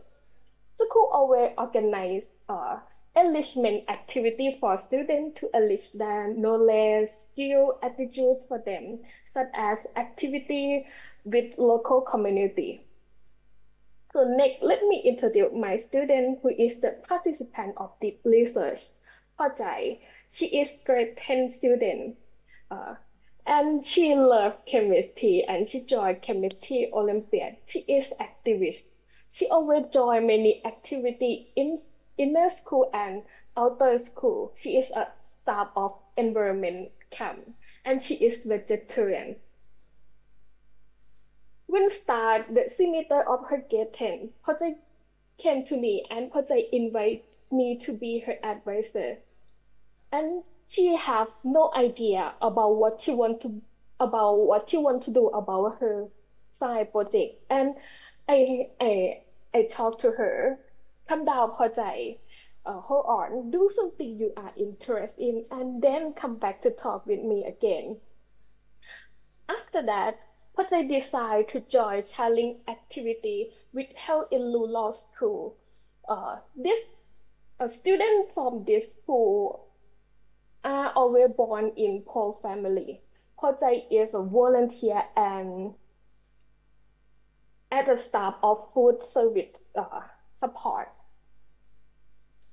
And then Pajai come back to me and I asked her, how was your challenge activity? Pajai told me, I really enjoy, but I feel sympathy for my friend. They are facing food security problem. And after that, I note in my post-lesson report, after I support Pajai to join challenge activity, she engaged in social critical thinking. One day, so after that, Pajai decided to start her project about food to solve food security problem in the society, and I start my research. My question is what attitudes and values related to sustainable development will occur when students do their STEAM project. I use interpretive paradigm and I advise my student by design thinking process and coaching method. Two of these research include participant observation, conversation, interview, student tasks, and when they develop their project, and constructive value learning environment survey for guiding me to monitor student development. One day, Pajai came to me again and told me she was advertisement of UNICEF. This advertisement invites people to donate money for supplying food for malnourished children. The food is ready-to-use therapeutic food which has high nutrition for children. And after that, I asked Pajai, what do you want to do? Pajai told me, I want to help them, but not by donating money. I asked her again, what do you want to do? Pajai told me, I want to create something for them. You can see that she raised awareness is sustainable development goal about zero hunger, and she thinks she can use her science and knowledge to take care of malnourished children. After that, I told Pajai, let's do it. Pajai conduct further research about food security in Thailand and she studied of ready-to-use therapeutic food, what is the ingredient, what is made from, and she explained her idea with friends and her friend who is interested in health therapy interest Pojai idea and want to join this project and work together. After I have conversation with Pojai, I think Pojai have collaboration decision making because she explained her idea to others and she value hearing others from her friends. After that, Pojai and friend come to me and I asked her, what do you want to do? They told me they want to create ready-to-use therapeutic food and I asked her, why do you want to do it? Pojai and friends told me they want to improve lab with have high protein made from Thai ingredients and will be plant-based food because they're concerned about everyone can eat it. And you know, plant-based food is reduce greenhouse gas emission. You can see that they thought carefully about their idea. They become to be a critical self-reflective thinker and the less awareness in climate change mitigation. After that, I asked Pojai if you want to create some plant-based foods, plant-based love, what will you make it from? Actually, Pojai, she is a vegetarian. She has knowledge about tempeh. Tempeh is a fermented soybean which have higher protein more than original. So Pojai decided to use peanut as an ingredient of her project and ferment it because she thinks it will have high protein and peanut is a cheap ingredient and easy to find in Thailand. And the second ingredient, Pojai and friends decide to use buffet. Buffet is a well-known superfood. It has high protein. It is local plant and it has high rate of carbon absorption.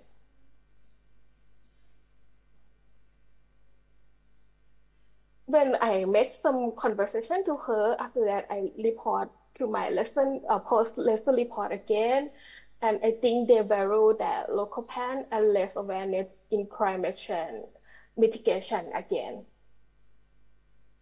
After that, they develop their product with the process, develop prototypes, test the prototype, and improve. They develop their prototype. There are various versions of prototypes and they calculate the ingredient by themselves. They learn to use new tools by searching internet. After they develop their prototype, they brought their prototype to nutrition testing in order to ensure that their product contains the right amount of proteins, lipids, carbohydrates, and their critical ingredients. They provide samples to the group for test to gather feedback of satisfaction, including color, aroma, and flavor. After that, they got a feedback. They received a feedback to improve the product color. They improved the product color to make more appealing by adding natural color and present it to the test group again for evaluation. You can see that while they developing their product, they fully utilize their knowledge of STEAM and they open to other opinions of her sample who give their feedback and they improve their feedback with that opinion. Finally, they finished their project, they defend their project with committee in school and they passed it. One day, project came to me and I asked her, congratulations, you finished your job. But project told me, no. Project told me, we want to share my innovation to other people. Okay, we discussed together and what we want to do. We decided to join a national and international competition. Because Pojai and friends want to share their idea to many friends from other countries who interest in same field. So I talked to them, if you want to join a competition, you need to improve your product and they create some packaging like in the picture and name for it therapy, which combine from protein therapy and P.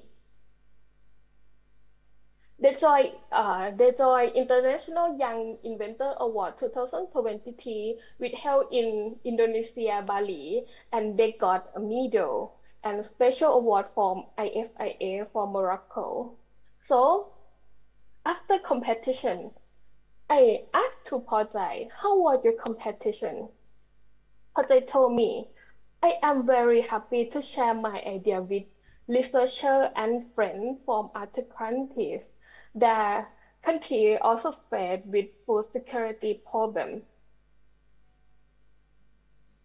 After that, I note to my report, they really enjoy to share their innovation and solve their society problem. If you can remember my slide, I highlight some keywords with the pink color and red color that I interpret from my findings. So, sympathy, food security program help create ready-to-use therapeutic food, high ingredient, plant-based food, local plant, high rate carbon dioxide of absorption, share my innovation to other people, share my idea with researchers and friends from other countries. I can interpret for my question what attitudes and values relate to sustainable development will occur when students do their STEAM project.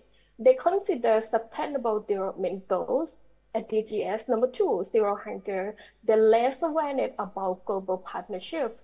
They perceive a sense of belonging to a common humanity, and they share values and responsibility. They took role as an active and critical global sustainability citizen. That is the goal of Sustainable Development Goals number 17, Partnership for Growth.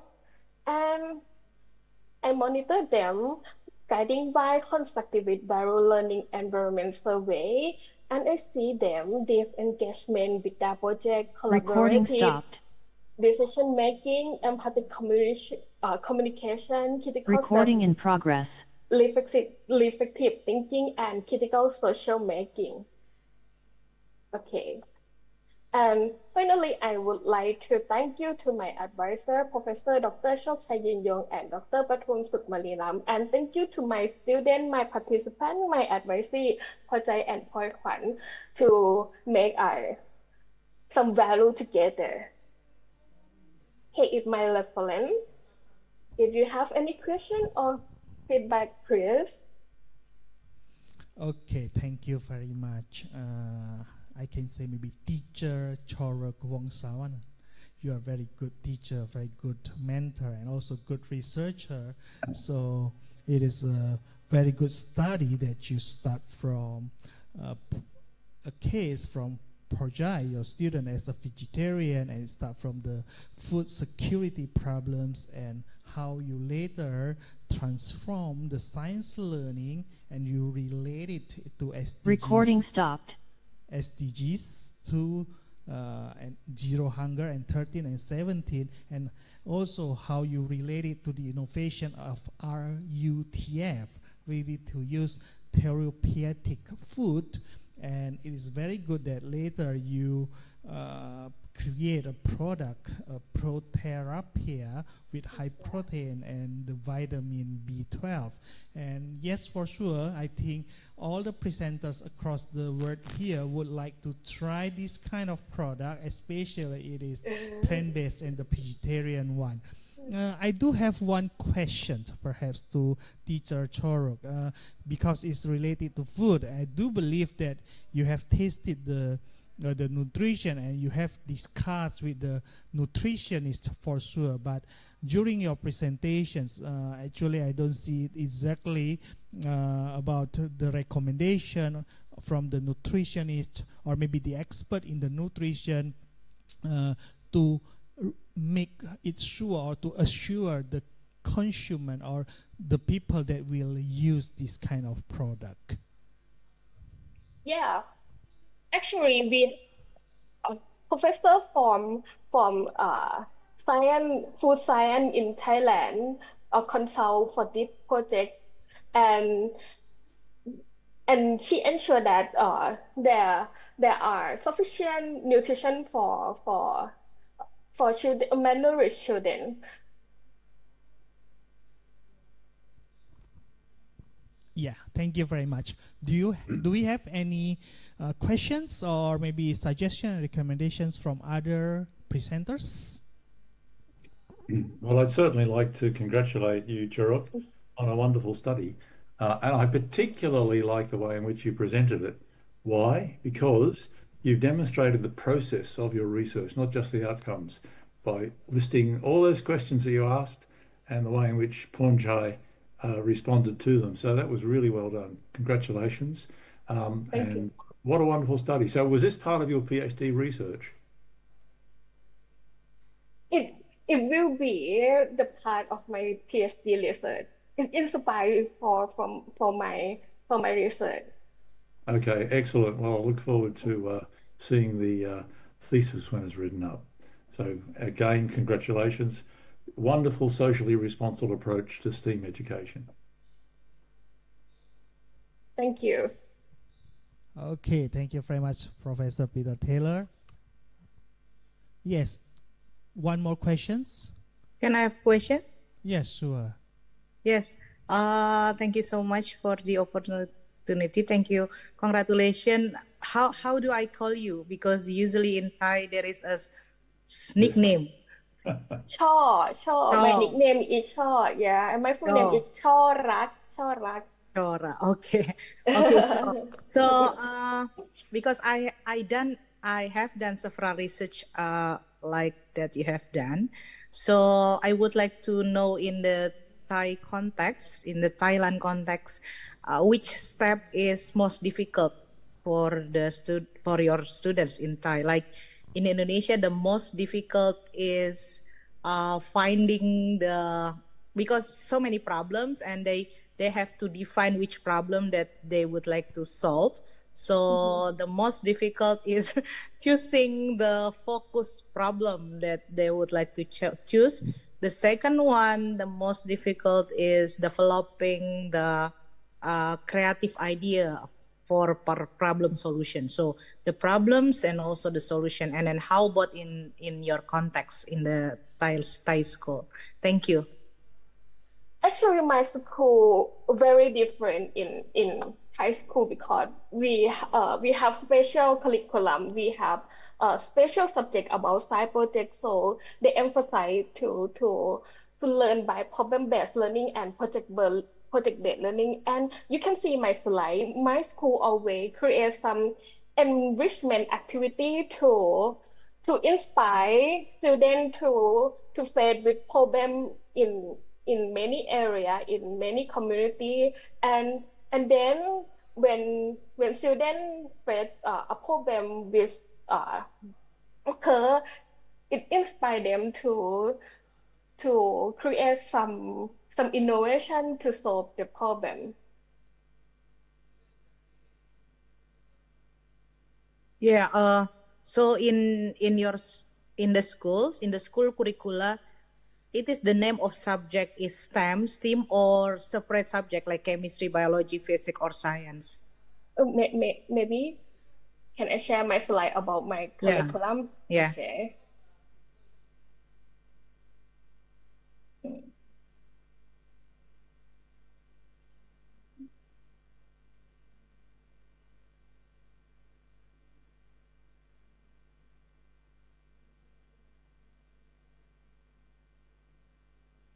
Okay.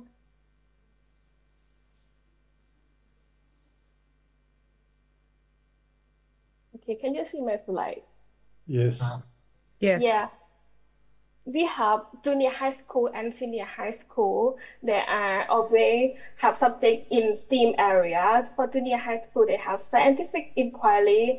These subjects aim to promote their scientific process, and we have science project for beginner, for students to create the proposal for their project, and project 1, project 2 for continue develop their project, and young scientist community to enhance them about discussion, about critical thinker, about to opponents, to others. And we have 1, 2, 3, 4, 5 subjects for senior high school, also scientific inquiry, seminar insight, and creativity and innovation and project. Yeah. Okay. So that's really great. Yeah, There it's is a fantastic. scope for project, yeah. So, Churuk, is that government mandated curriculum or something that comes specifically from Konkan University?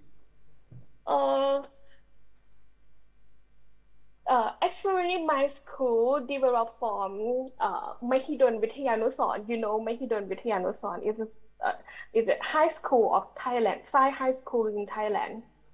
Yeah, and after that, they developed curriculum together for science high school. Actually, we have 18 branch, Princess Julapon Science High School in Thailand. It located in many areas in Thailand and use same curriculum together. Okay. And all students got scholarship. Well, from the government. Yeah, from the government. Right, great. From the princess in Thailand.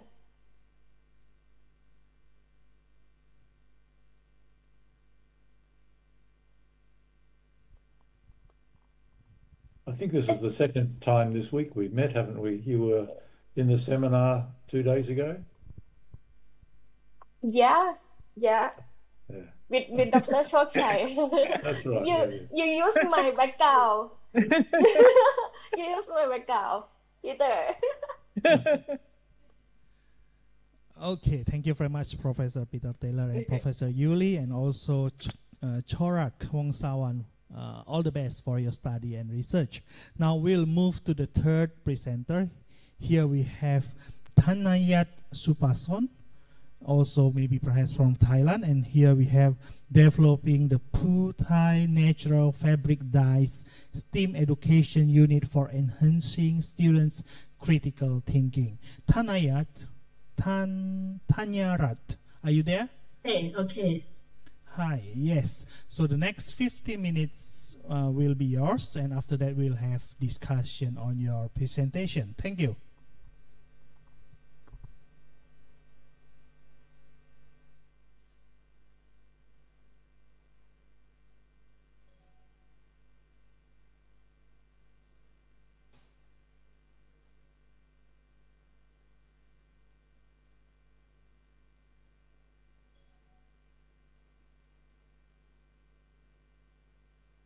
Okay.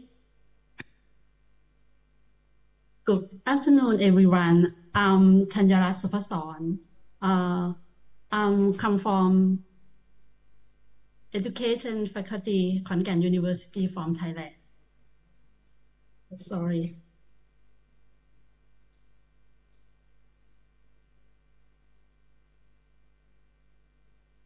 Okay.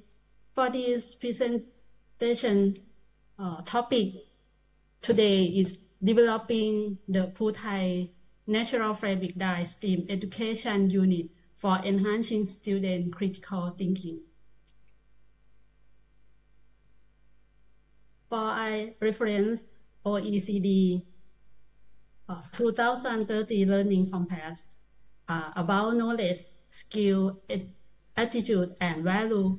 In skill, I focus critical thinking.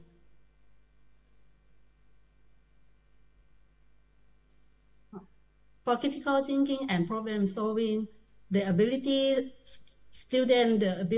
to analyze information, evaluate options, and develop effective solution to complex problems.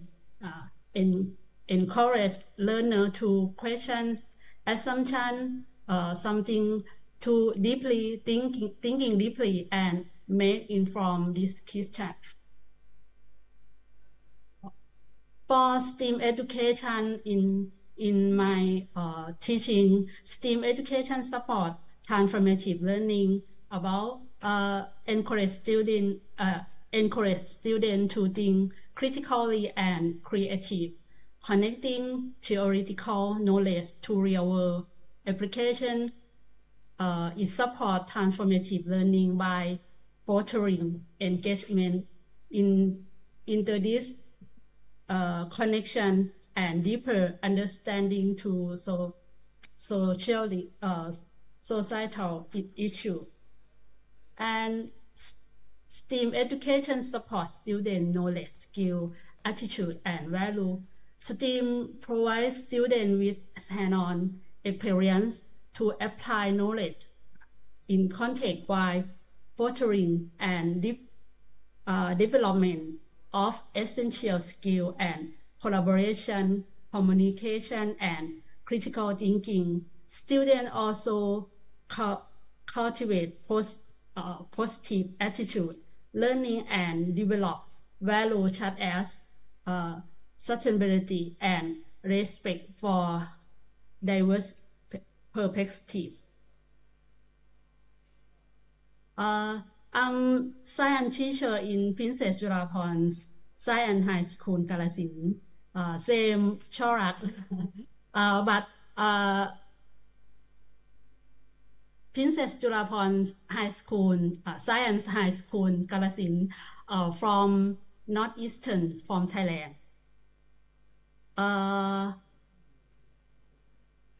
In Kalasin have Thai ethnic group. Kalasin from northeastern Thailand, from Thailand. Thai people is an ethnic group in Southeast Asia with settlement in Thailand, Laos, and part of Vietnam. In Thailand, Thai people they primarily reside in northeast regions. Particularly in province like Kalasin, Nakhon Phanom, Mukdahan, and Saklnakhon. Traditional clothes about Thai culture, Thai people.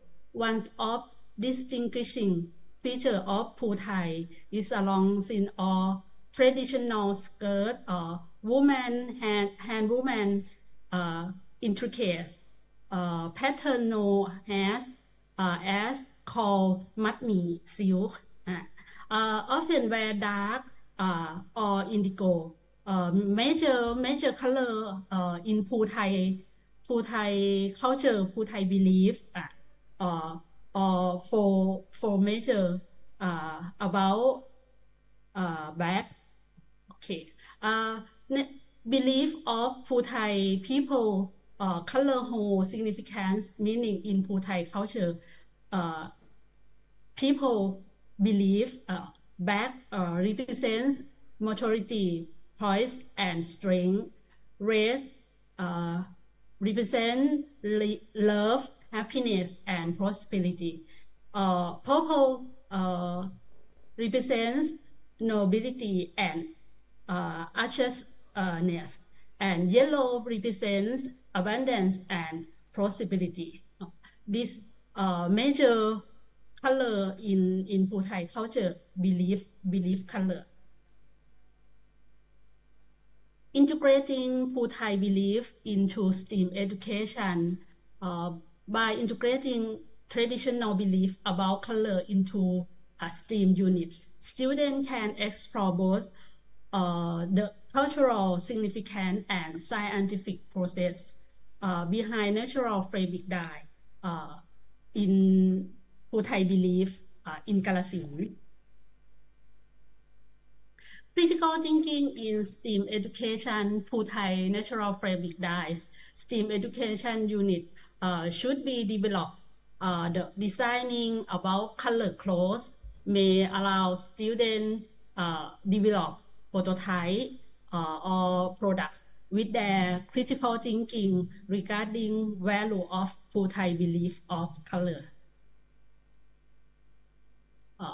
Fabric.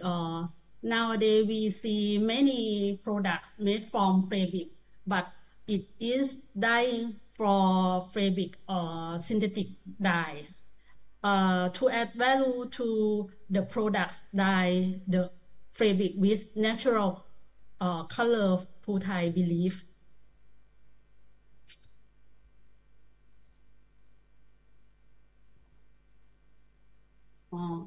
Natural fabric dyes, they have been used for thousands of years for coloring textile, food, and other materials. For source of natural dyes in local of some from plant, mineral, and insect. Plant in local some from root, leaf, flower, and bark. Minerals, some such as for orchard can produce yellow and red. Insect about kermes to produce producing red color. And benefit of natural dyes. One for eco-friendly. Natural dyes are biodegradable and less harmful to the environment compared to synthetic color dyes, which can contain toxic chemical. And two, unique color. Natural dye is a unique color. Each batch of natural dye can produce slightly different shades, leading to unique and one-of-a-kind result. And three, natural dye cultural significance. Many natural dyes are tried and traditional practice and cultural heritage, making them an important part of many community identity. And from to teach in class in my student challenge of natural dyes. For once, color fastness.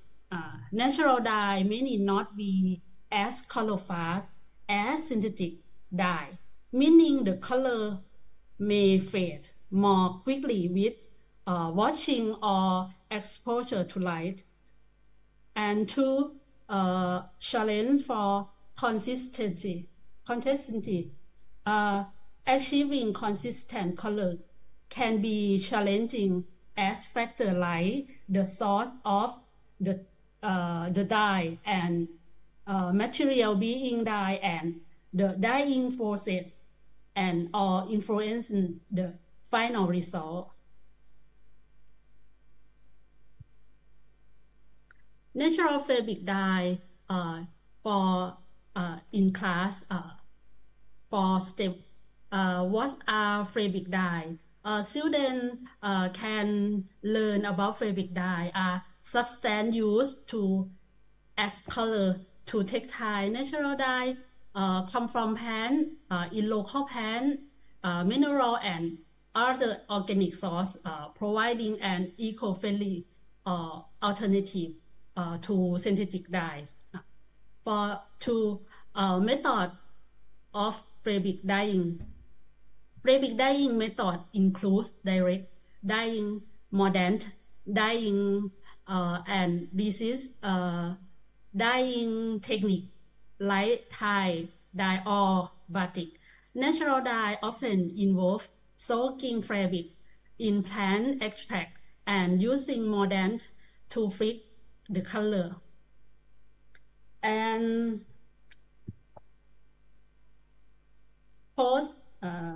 possibility of natural fabric dye. Natural dye are an eco-friendly and sustainable option for coloring textile. They also connect students to cultural and historical practice such as Puthai tradition, which use natural resource for dyeing fabric in Puthai in Kalasin province. For method of developing the Puthai natural fabric dye STEAM education for PLC professional learning community member in science and technology department. Developing a STEM unit can be done collaboratively through a professional learning community. Working with other educators allow for the exchange of idea and feedback for improve the unit. Same in science project or STEAM project.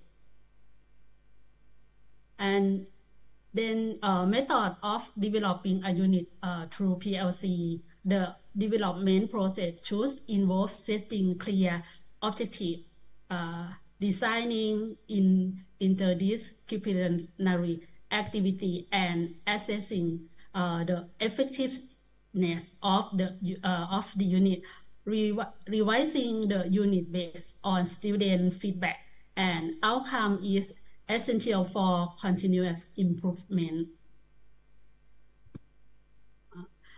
For issue of revising the STEAM education unit, potential challenge in revising the unit may include aligning cultural value with scientific concept, ensuring accessibility for diverse learners, and balancing creative expression with the rigor of STEAM principle.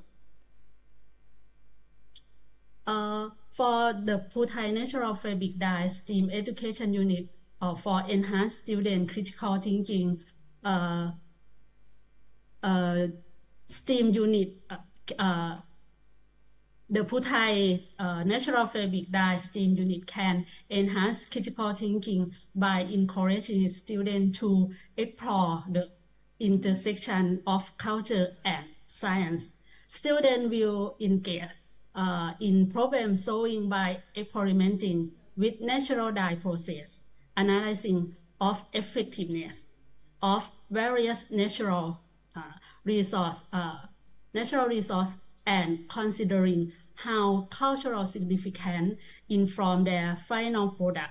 Through this process, they will develop the ability to think critically about both of scientific and cultural aspect for their project.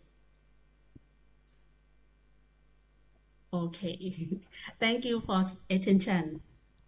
Okay, thank you very much, Thanyara Supason from Konkan University. Just for information that Buneni, besides me and we visited Konkan University last year to meet Professor Pini Narot and Professor Narong. And this is a very, very nice study about the Phú Thai natural fabric dyes to enhance students' critical thinking. And you explain very clearly about the process. And also, I'm very interested in the Phú Thai ethnic groups believed, whether you mentioned the 4 color, black, red, purple, and yellow, and perhaps, yes, here is it, and how actually we can also integrate the local wisdom of this Phú Thai ethnic group into your research. But I do have one question actually to reconfirm my curiosity. So actually, in what way this development of Phú Thai natural fabric dyes can enhance the students' critical thinking? Thank you. Thank you for question.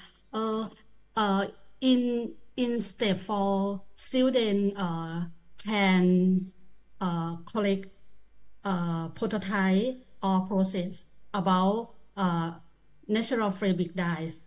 Student they can explain about for this back natural dyes, source natural dyes.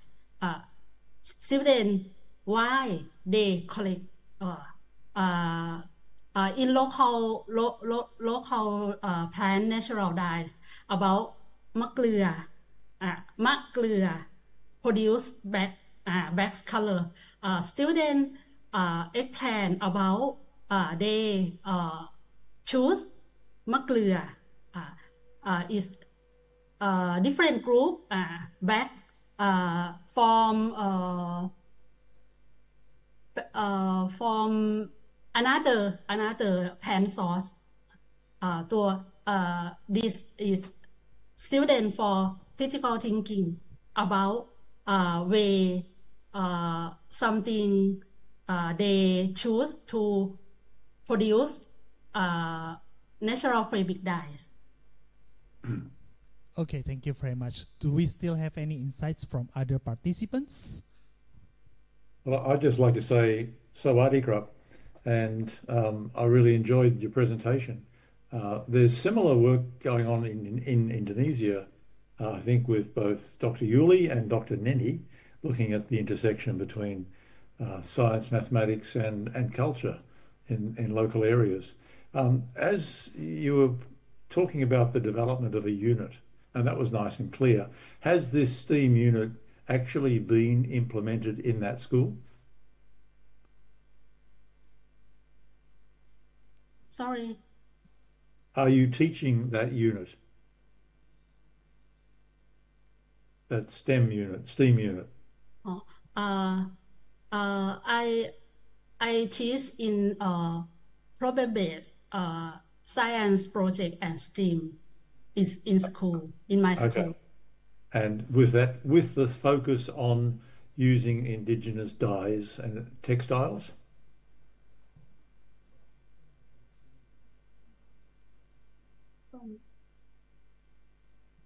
Sorry. This unit you have developed that you explained to us about using natural dyes for cultural tradition textile. Are you teaching that?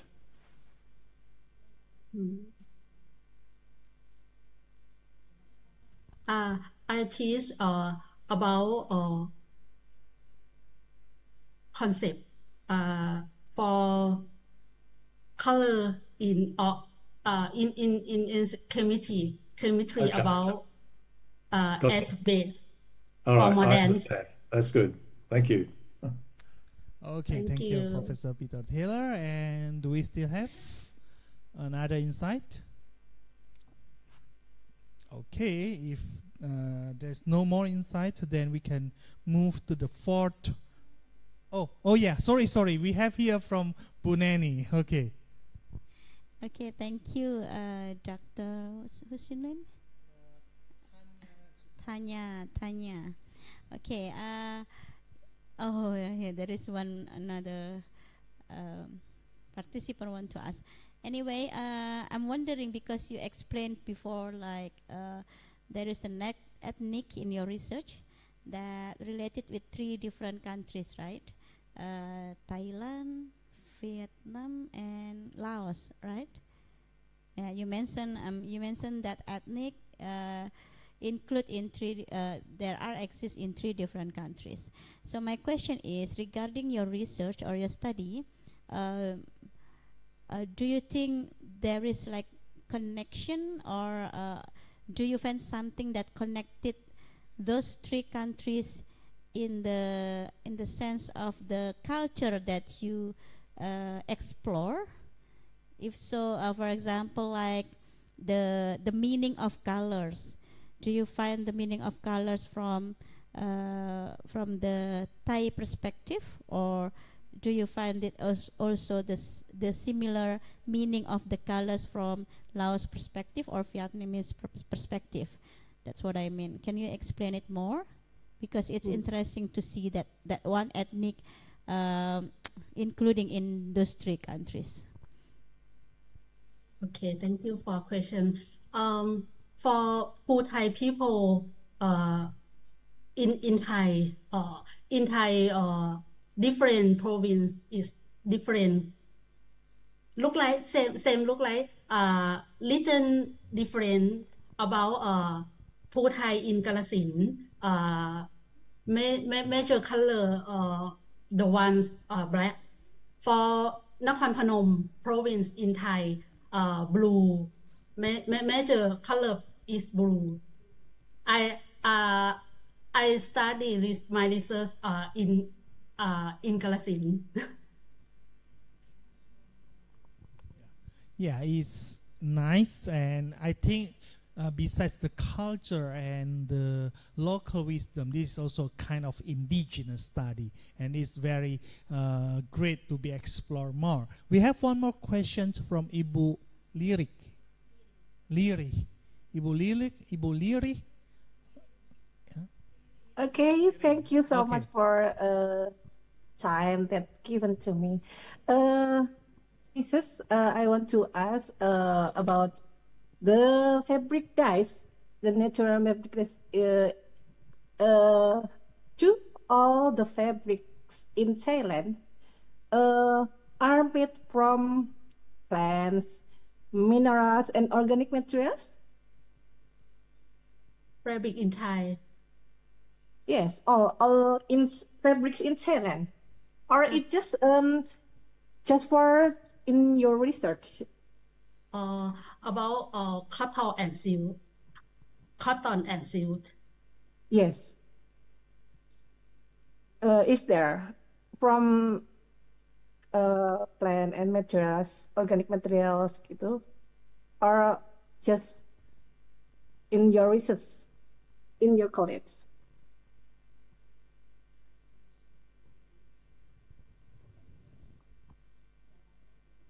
Can you hear me? In my research, Yes. Is cotton. there using you in your tech research on STEM, you say that the Putu Thailand use natural fabrics dye with plants, material, organic material, and minerals and others materials. Okay, so are there in Thailand use fabrics from there, from that material? No. Material for look like soil. In Thai called clone, soil or sink from river.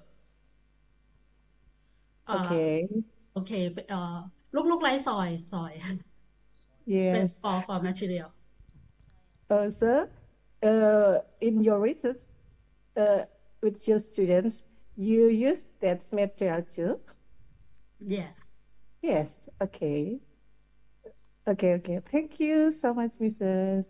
Thank you.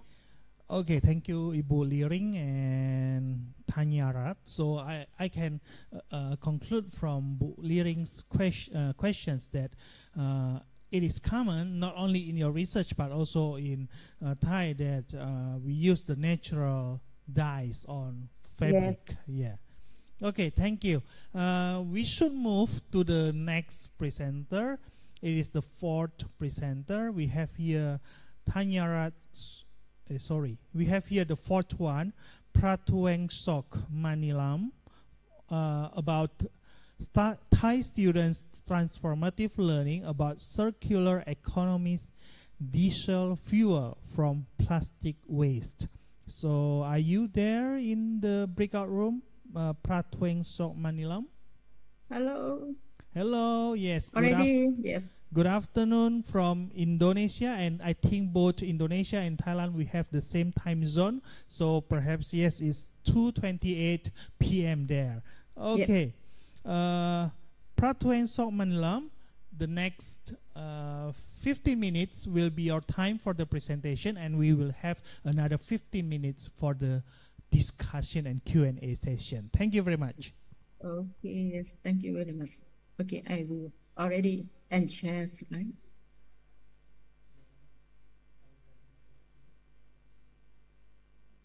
Okay, you can see my slides. Yes, we can see it very clearly. Okay. You can sound. Yes, your voice and your slide is very clear. Thank you. Okay, very good. สวัสดีค่ะ Okay, good Sawadika. afternoon. Okay, สวัสดีค่ะ ปีเตอร์ Professor Peter สวัสดีค่ะ everyone Hello. Hello Julie Hello Nanny Yeah, see you. Great to See see you. you. Okay. Good afternoon, everyone. Today, I am proud to present my research topic, Thai student transformative learning about circular economy diesel from plastic waste. I come from Khon University, Thailand. Okay, next. I would like to show as my super advisor and Dr. Chokchai, Professor Peter, and Dr. Lily. My advisor support me to make this my research. And next, my background. My name is Patheang Suk. My nickname Piang. I was a high school chemistry teacher at Demonstration School of Khon University. I was interested in sustainable development of nature, environment, and Thai culture. My research focused on develop student chemistry knowledge, skill, and transformative learner capacity for sustainable development. And then in my research, I wrote an ethical dilemma story about the youth shopping bag in the Thai shopping mall and integrate story on the topic polymer in chemistry. Next to connect to the curriculum in Thailand on chemistry. My student developed and the last the topic, my student developed a polymer concept to project-based learning. For example, bioplastic from banana peel and durian peel. And next, bacteria from soy health, garbage plastic, and circular economy diesel food from plastic waste. And next, century whole the world, including Thailand, is a made significant stride toward a sustainable future which is commitment of circular economy. This innovative approach emphasizes the importance of using resources to minimize waste of minimize value, moving away from the traditional take, make, dispose model. And now, circular economy model is based on the pillar of the production and consumption to the less research, repair, reuse, and recycling material for product of as long as possible. This is my research. My presentation expands how Thai student transformative learning about circular economy disposal of plastic waste. A group of students who were students in STEAM education of ethical dilemma story on issue of plastic waste, pollution of the local environment. Will be discussed how they combine the Thai philosophy as frame of reference to the developed STEAM project, which integrates ideas of develop innovation disposal from plastic waste. Their problem solving on the soft steel project related their critical reflection. They plan to use technology in conventional synthetic polymer product to oil, separated gas of oil with the polarized process and teaching quality of oil, literacy art, and used as reflect in their care and ethics in the student mind. And next, the first my research, ethical dilemma teaching and learning in the science classroom, moving towards STEAM education. You know what is the ethical dilemma story pedagogy? Similar Taylor and Hill, he talk about ethical dilemma story pedagogy involve teaching strategy that support the engagement of students in value learning in the classroom. Dilemma story improve opportunity to develop and use skill of critical and creative thinking for students in the learning area of many subjects and focus on develop knowledge, skill, and ethics, understand together. But in the science classroom, this pedagogy approach married value and ethics education with science by integrate ethical dilemma story to science and sustainable topic directly relevant in community issue, learning, society, responsibility, education. I would like to show the first step. I was story that are close to the student and create the character in Thai style family.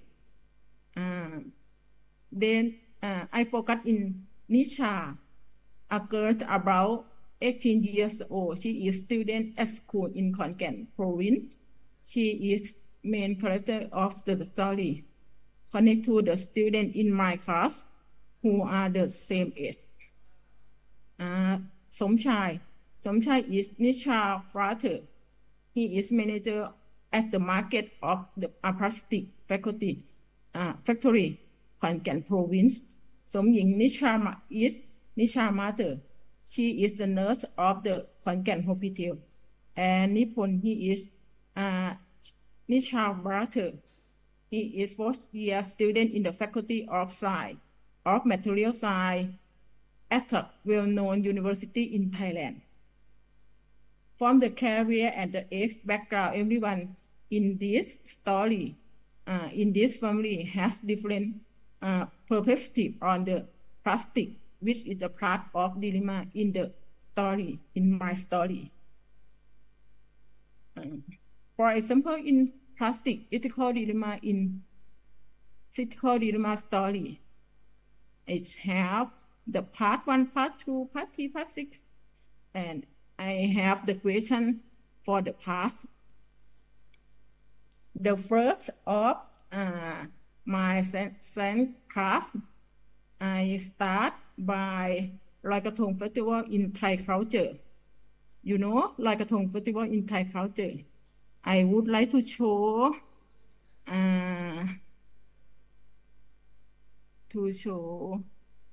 a song of Loi Krathong culture in Thai. Sorry. Okay. With me, I would like to share.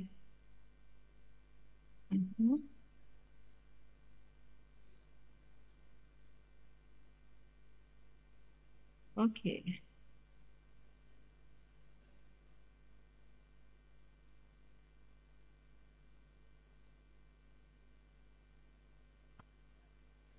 Okay.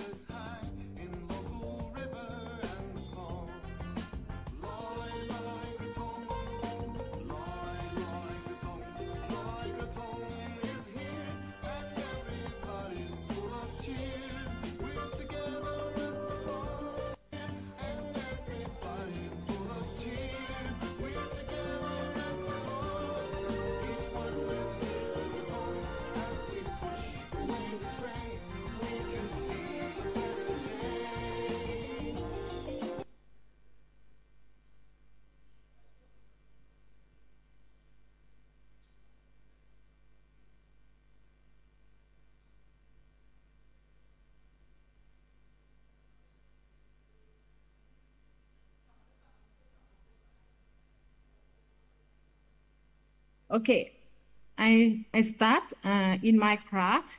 I show the song of Loi Krathong in my student, and I ask the student, should you Loi Krathong festival be hosted this year?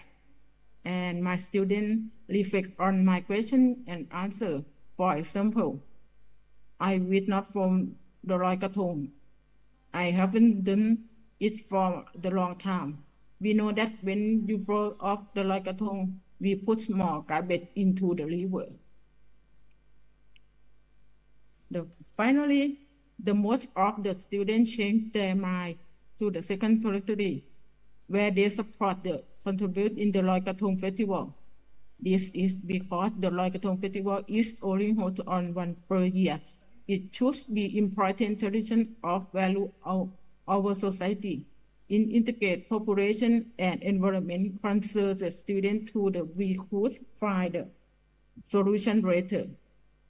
And then setting the scene, I will show the shopping mall, and I ask my student, do you want the single-use plastic shopping bag? This is the table to show the student to ask me, to answer me, do you want to single-use plastic shopping bag? I would like to show the first column, 3 students don't want to use the shopping bag. And I teach me and student to discuss about to teach the polymer and population plastic. The last question of student don't want to use shopping bag. Excuse me, Mrs. Pratoensok, the time is 5 minutes left. It's okay. Okay. And then I would like my student develop the polymer concept to the project-based learning. For example, circular economy disciple from plastic waste to the design thinking process. This is the design thinking process. Reference Stanford School Design. Yes, this is the picture, the figure to show the idea my student about to dissolve plastic.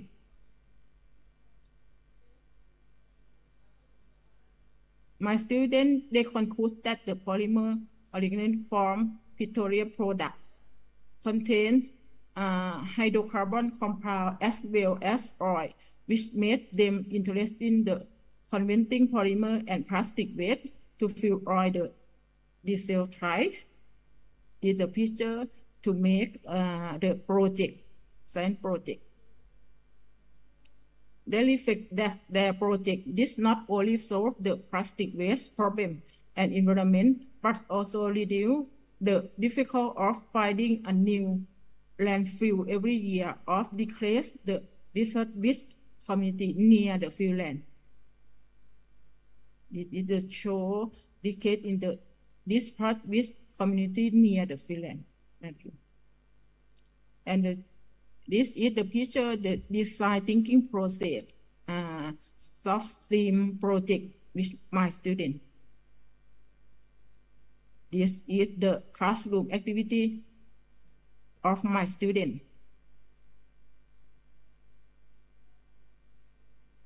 And the conclude is my research, the important thing in my research. Value sustainable development of the nature, environment, and Thai culture. The focus on develop student chemistry knowledge, skill, and transformative capacity of sustainable development due to the gender of the critical ethnographic writing to expand the research problem. Ethical dilemma pedagogy strategy of the teaching and learning is focused on encourage students to deep learning. Students have the plan building knowledge on their own. And it's part of teaching study. Students have the applied knowledge to solve problems. This gives students in the clear and profound understanding of the science concept in that knowledge. Conscious student is the contrast of their own knowledge in the sustainable world. Okay, thank you. Okay, thank you very much.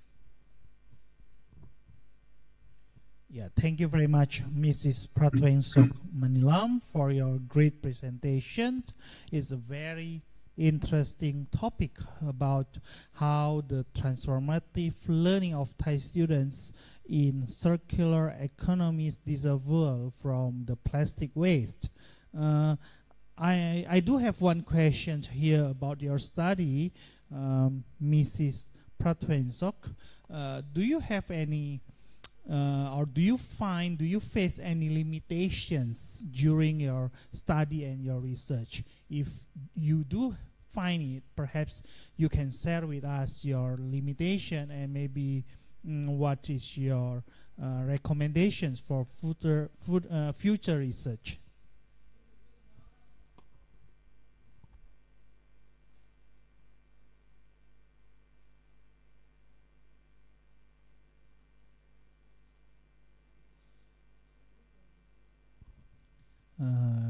Hello, Mrs. Pratwensok. Can you hear my voice? Oh, I can hear. So sorry. You ask me again. Okay, so sorry. Yes, I do find that this topic is very interesting about how the transformative learning of Thai students, especially in this circular economies diesel fuel from plastic waste. What I want to ask is, during your study, Mrs. Pratwensok, do you find or do you face any limitations that you can share with us? You ask me, I can find is there any limitations in your study?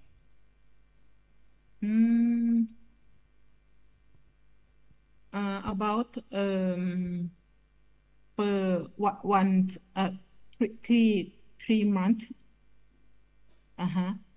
in this study, and about the knowledge, the content I can study in my classroom, and the project my student to do the out of the classroom, and the free time for the student. Okay, thank you, Mr. Pratwensok. So when you mentioned 3 months, do you think that the time is, do you have time limitation on that, or do you want to imply or others meaning?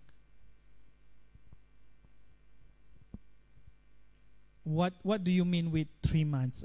Is the time enough, or actually you want more time for that?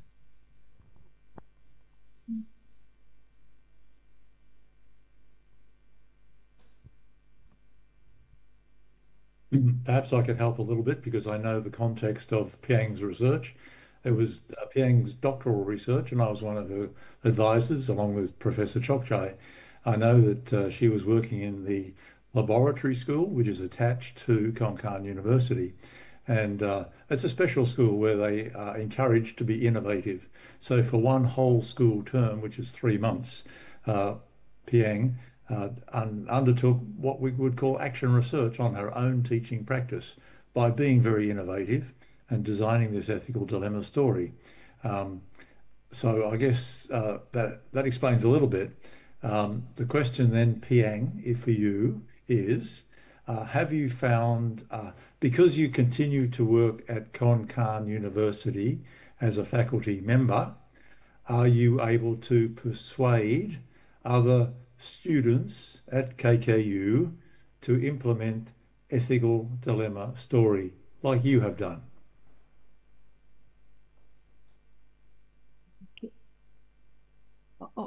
Okay. Thank you, Professor. Yep.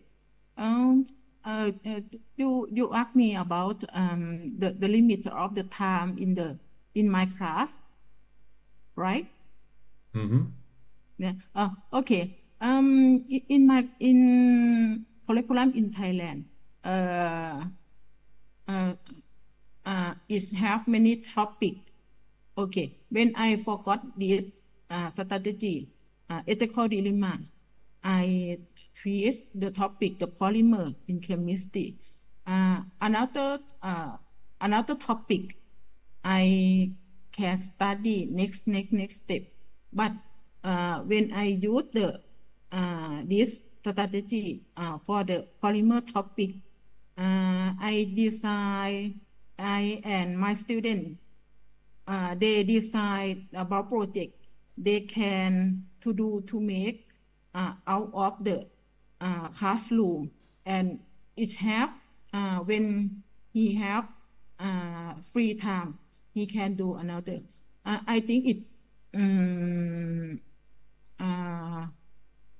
I think for me, don't worry about the time to do this strategy in my classroom.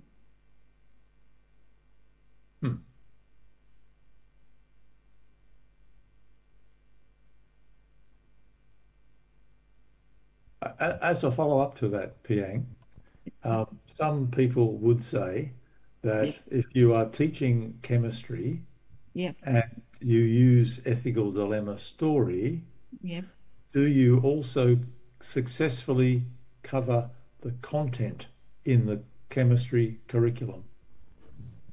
Oh, for me, it think it's okay this topic, but some topic I think is try another pedagogy to teach. Some topic I think it fit for this pedagogy. Okay, thanks, Piang. Okay, thank you very much, Professor Peter Taylor and Mrs. Pratwin Sokmanilam. I think we should continue to the next presenters due to the time limitations, because we'll have we still have 2 presenters left, and we will have the next or the third keynote session at 4 p.m. Jakarta time. Now we'll move to the 5th presenter. Here we have Maria Elizabeth Sinaga, and the title of the article is Analysis of the Numeracy Literacy Ability of Paramaxian 1 Public High School Students who Implement the Independent Curriculum. So Maria Sinaga, are you there? Okay, do we have Maria here?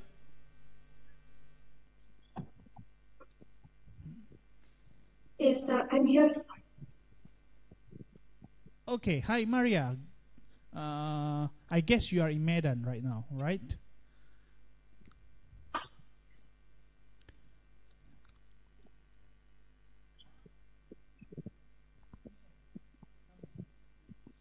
Maria, we cannot hear you very clearly.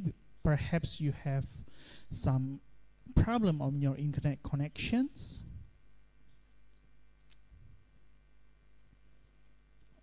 Maria, can you hear my voice?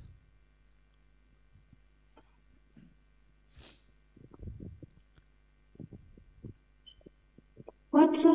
I can hear your voice. Yes, but we cannot hear your voice here clearly. I think you have some problem on your internet connections. Can my voice be here? No, it's a bit slow. I think it is you have the slow internet connections. Do you want to find one place with a faster internet connection first before? So perhaps I can go to the 6th presenter first, and we will come back to you. So perhaps you will have time to find a better place with a better internet connections. Is it okay, Maria? Sorry, sir. Okay, sir. Okay, yes. So you will have like 30 minutes to find a better place before we come back to you. Thank you, Maria, and see you soon. Now we will go to the so the 6th, but we'll move to the 5th. Now we have Melanie Edick about exploring the use of journal writing in developing mathematical thinking processes. I have mathematics person besides me, a mathematician, and this will be a nice topic for you, Bu Nani. Okay, Melanie Edick, are you there in the room?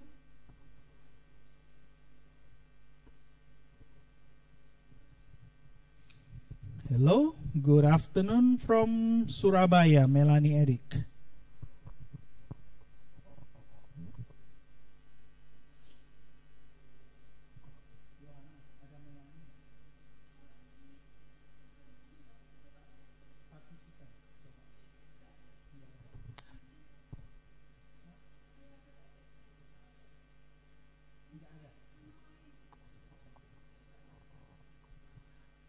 Yes, I think from operator we don't see any name of Melanie Edic here. Then we should come back to Maria Elizabeth Sinaga, and we hope that you already find a better internet connection. Hi Maria, are you there?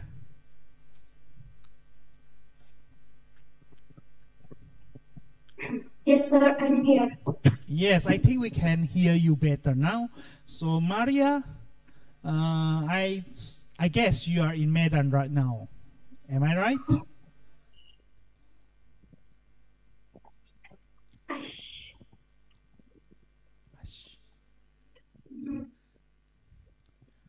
Okay, if perhaps you can turn off your camera to make your internet connection better. You can share your PPT in the group, in the WhatsApp group, and we will ask the operator to help you to share the screen of your PPT. Okay, sir. Okay, so Maria, are you in Medan right now? Yes, sir, I'm in Medan. Okay, then I should say Horace. Yes, sir, Horace, sir. Okay, so we are waiting for you to send the PPT to our to the group, and we'll ask the operator to show and to share the screen of your PPT.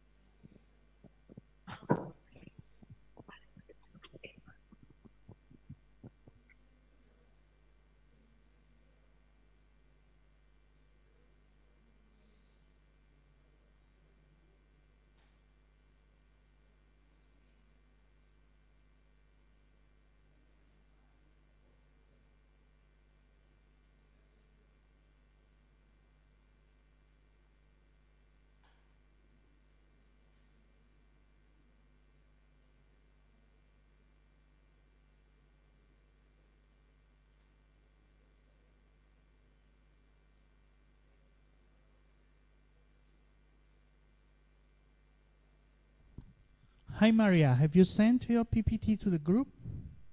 Because we cannot see your materials, your PPT in the WhatsApp group of presenters. Are you already there in the group of presenters?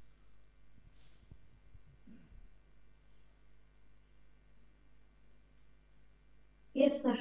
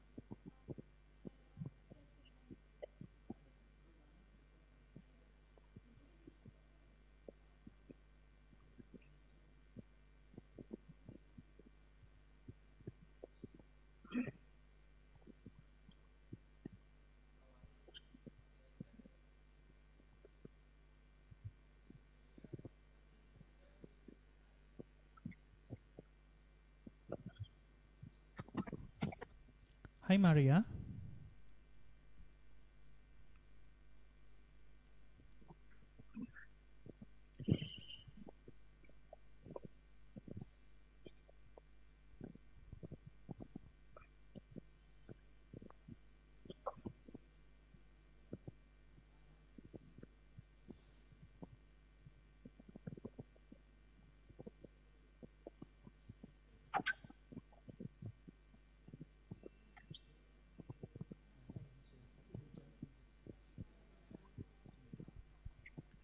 Maria masih bisa mendengarkan suara saya?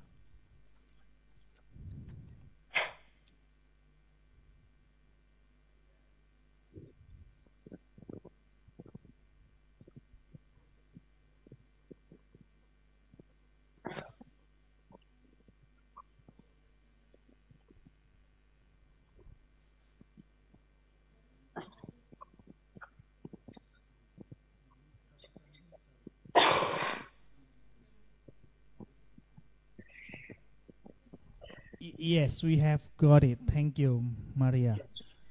Wait for us for the operator to share the screen.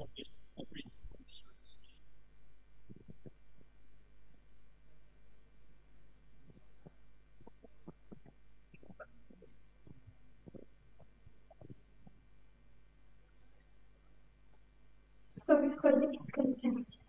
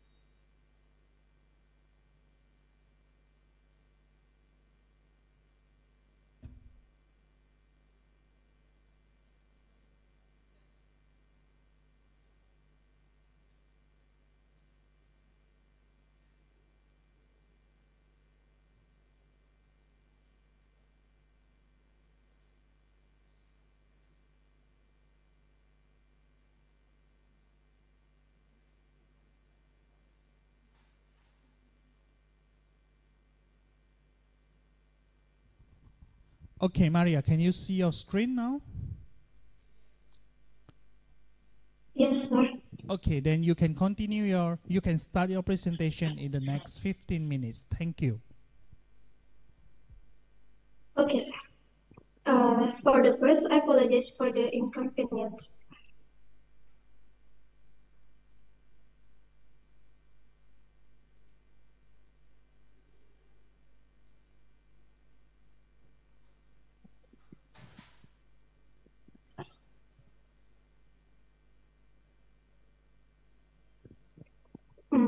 Good afternoon, everyone. I would like to extend my respectful greeting. I am Maria Elizabeth Sinaga from Medan State University, and today I am proud to present the result of my research titled Analysis of Numeracy Literacy Skill of Student at State Senior High School 1 Formation Implementing the Merdeka Curriculum.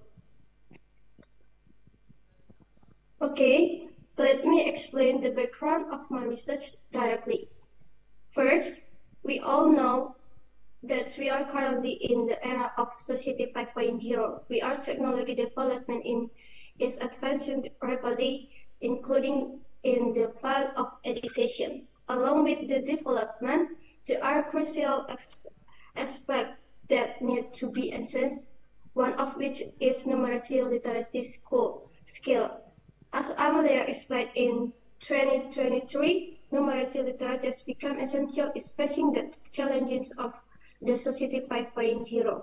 However, the 2019 PISA results from the OECD show that Indonesia ranked 74th out of 79, with literacy numeracy score far below the OECD average.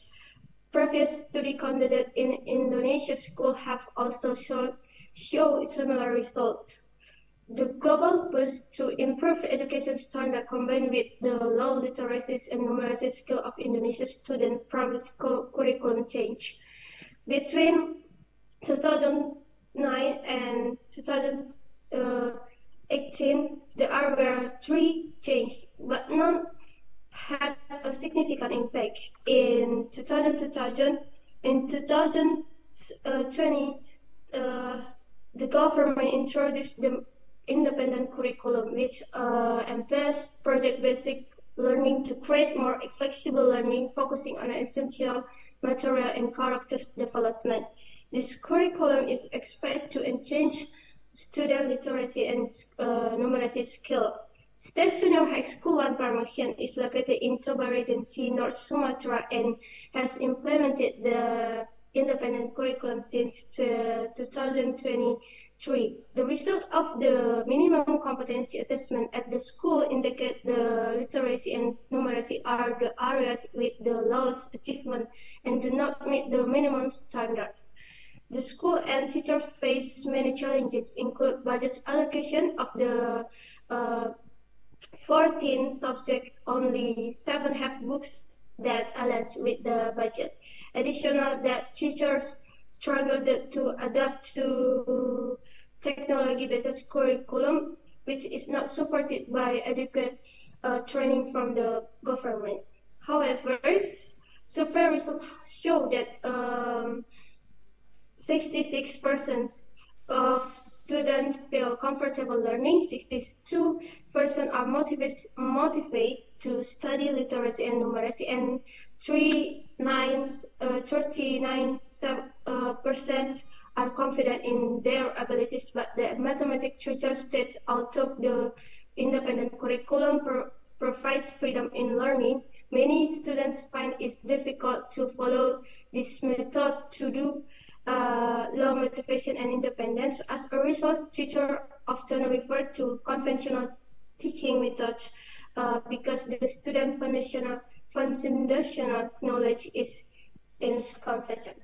So, the problem formulation of the research include the 3 important points. First, how are the literacy and numeracy skills of student and state senior high school 1 Parmasian, and what challenges are faced in the process and what the solution. Okay, this research was conducted in the 2nd semester of academic year with a discrete to investigate efforts to enhance student literacy and numeracy skills through the independent curriculum. The research process involves collecting quantitative and qualitative data through tests, interview, and observation.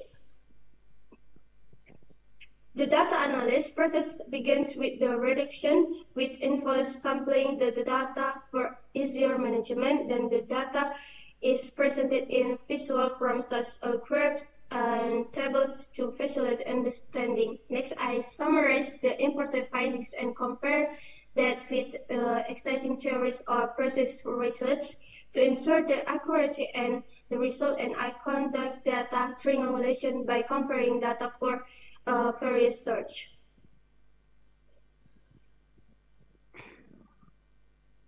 The diagram above shows for the results. The diagram above shows that 41.67% of students have low literacy and numeracy skill, with the overall proficiency level at this high school only reaching 36.52%, indicating a low level of ability. In this research, I used 6 indicators, and this diagram illustrates the student abilities in category. In the second indicator, which is problem-solving ability, students with moderate ability show a higher average score. Students in the moderate category 10 and 2 try more, while those in very high category have low self-confidence and only write down answers if they are sure that are correct. I use a tiered scoring system where each level has a score and ensure the are close also receive point.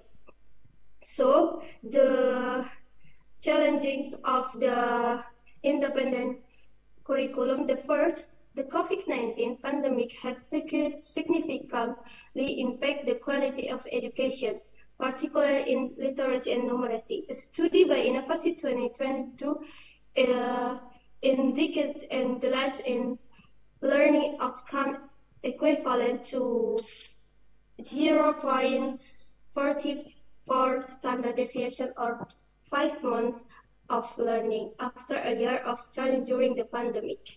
This aligns with finding at this high school where students have struggled to master fundamental concepts such as multiplication, several factors contributing to the decline in learning outcome include challenges in online learning. We are lack or direct interaction with teachers, difficulty concentrating, and technical issues serve as major obstacles. Additionally, many students have not mastered basic mathematical concepts, making it difficult for them to learn more complex material. An unfavorable learning environment, such a non-supportive home situation and lack of motivation also contributed to team problem. As a result, students face challenges in keeping up with the learning, understanding new material, and solving complex problems. The implementation of independent curriculum in Indonesia faces various challenges, particularly regarding the relationship of teacher and school. Although the government is striving to improve the quality of education, many obstacles have emerged.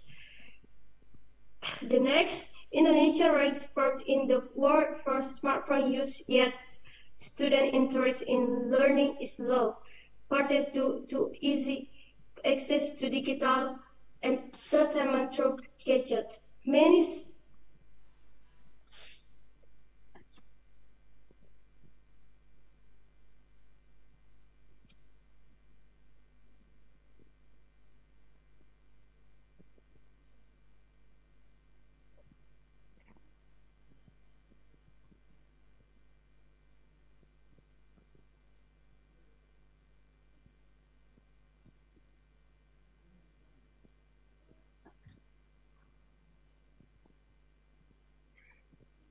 Okay, in conclusion, the literacy and numeracy skill of students at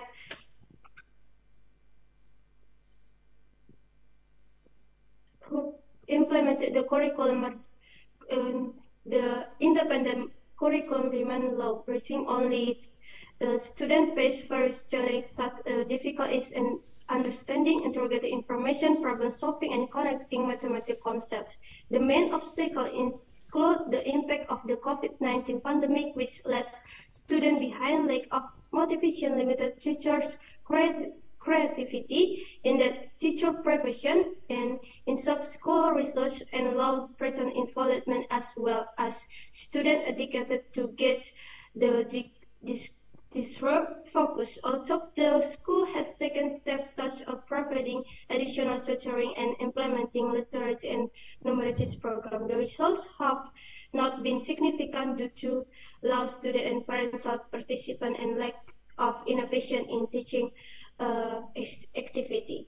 That's all my explanation. Sorry if there are many mistakes, and thank you. Okay, thank you very much, Maria Elizabeth Sinaga.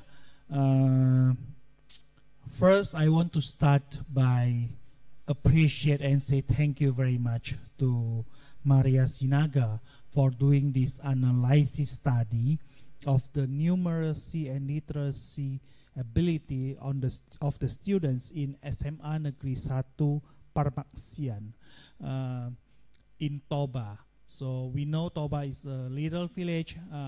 Maria, I myself, I was born in Medan actually, and I lived for almost 30 years in Kota Tebing Tinggi, which is near Toba and near this high school. So I want to say thank you very much for your concern on doing this kind of an analysis study in this area, in this school. And this very good study, very interesting. Perhaps I would like to give you some helpful insight to make your article better. First, I think the terms of curriculum merdeka, it should be emancipated curriculum. And I also see that you use PISA 2018 as your reference.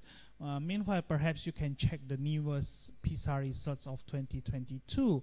But overall, when you explain about the 6 problem identification, and also you use the mixed research methodology, and also the tests and the indicators, especially when you use the data triangulation, everything is good, and you find that results, and you offer the solutions to the results. Okay, thank you. That's from me. Perhaps do we have any other insights, questions, or maybe recommendations and suggestions from other participants? Okay, I would like to give probably comments or question. Yes, Professor Yuli. Yes. Yes. Sure. Maria, thank you so much for your presentation. So my question is, we usually has the problems of PISA teams that really has the low score for Indonesia. So as your experience, as you teach and then you being a student, what do you think the most, from your perspective, what do you think the most problems in Indonesia, why we didn't achieve that that kind of achievement in international assessment? That's my question. Thank you.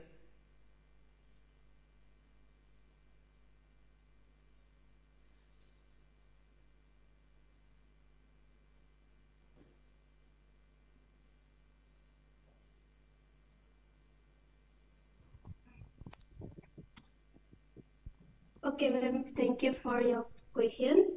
I think the learning motivation in Indonesia is still low. So the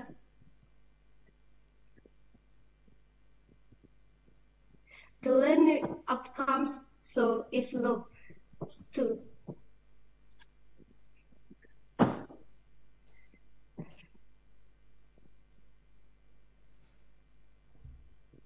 Di ini sampai itu.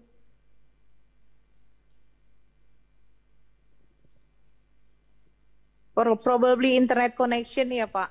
Yeah, Prof. Yuli. Yeah. Yeah, perhaps it's the internet connections. We are so sorry for this inconvenience.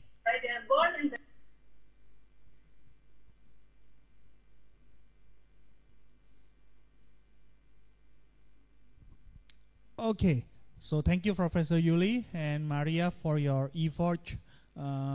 Regardless the internet connections, we do appreciate that effort. Okay, ladies and gentlemen, all the participants and presenters in breakout room 1, I think this is the end of our parallel session in this breakout room, but please don't leave the main room. You should come back to the main room, because later at 4 p.m. we will have the 3rd keynote session with Professor Jack Whitehead from University of Cumbria, UK, and you will also see me again as the moderator. So after this, you can have the break for a while and see you again at 4 p.m. at the main room. Thank you very much. That's all from me. Wassalamualaikum warahmatullahi wabarakatuh. Waalaikumsalam warahmatullahi wabarakatuh.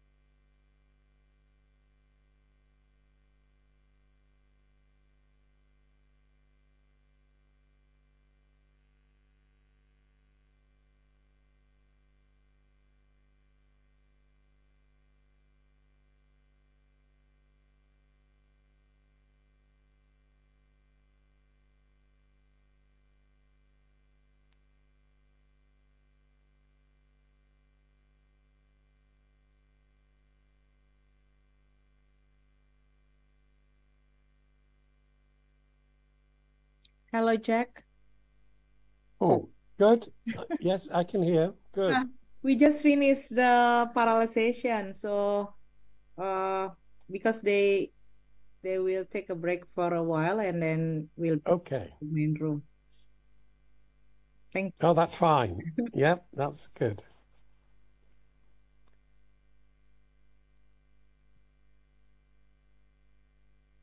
Have you tried out your screen shares and so on, Jack? Try it now. Do you need help? Recording in progress. No, I'll just try sharing screen, and that should be it. Oh, that's good that we've got the sound. Let's have a look. Share. Just a minute. Yes, there we are. That's good. Great. Can you see that? Yes, great. Oh, that's really good. Now we're fine. Now let me just see. Yes, there we are. The posters, that's good. Oh, yes, this is fine. That's good, as long as you can hear. That's really good. And I think we start in about 45 minutes. Is that right, Yes. Yuli? Yes, Oh, yes. that's- Jack. Is that okay to wait? Because everyone Oh, yes, for that's another good. 45 minutes. Because we need Yeah. to pray first. Sure. Okay, thank you. Okay. See. Jack, just for your information, all the sessions are being recorded, and Yeah, that's right. there's a transcript as well. So Oh, excellent. it's not always desperately accurate. I find these transcripts, but it's could be useful. Anyway, just Yeah, what you no, that's really good. Yeah.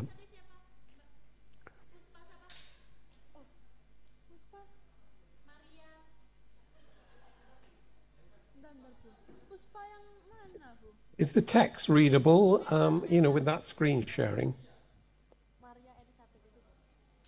Yeah, I can read it. I don't know whether you want to ask. There's a few other people in the room, so you could Yeah, ask. that's good. We're okay. I don't know whether Axlian is here in City. Oh, Cynthia great. is here as well. Very good. No, we're okay. Yeah.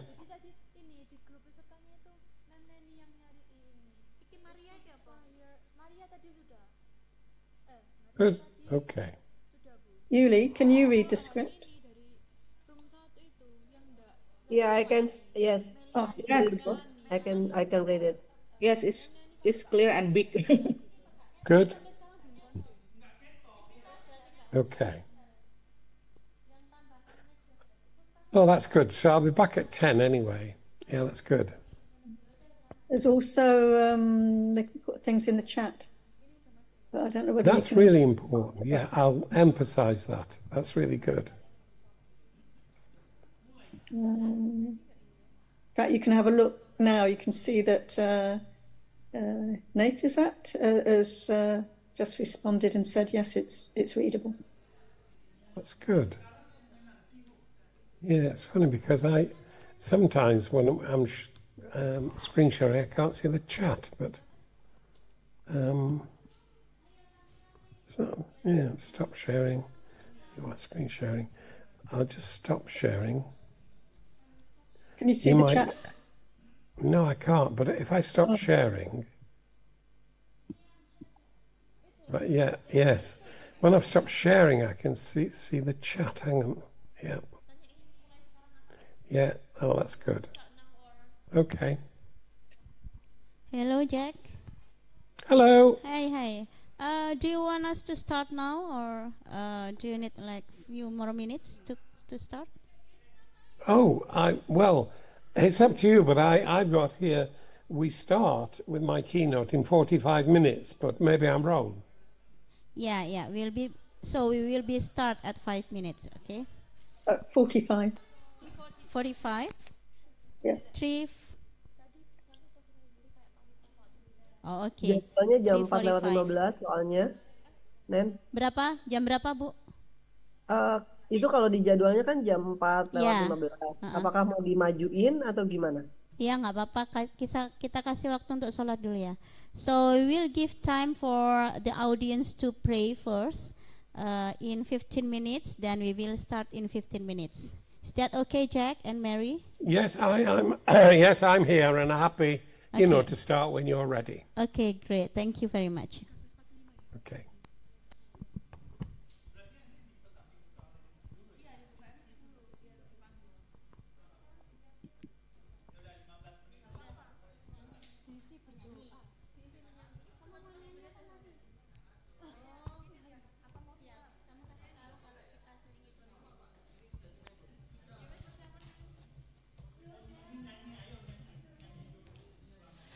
Okay, during this break time, we will present to you a song from elementary teacher education student. So for the performers, time is yours.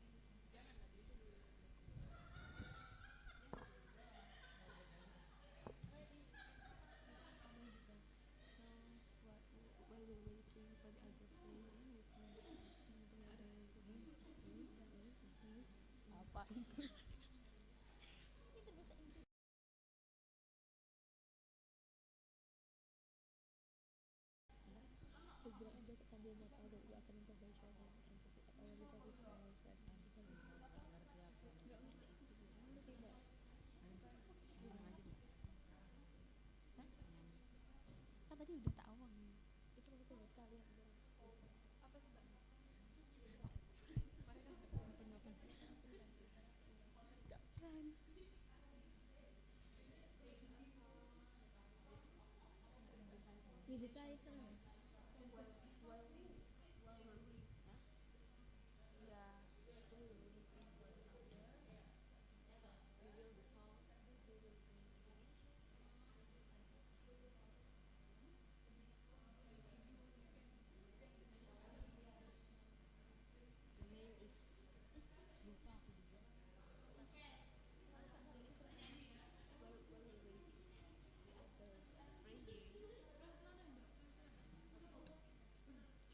Ngetik nggak sih?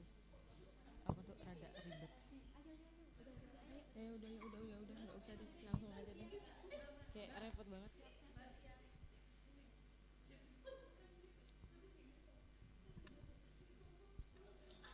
Aku pertama dulu. Aku di sini dulu. Terus kamu masuk terserah.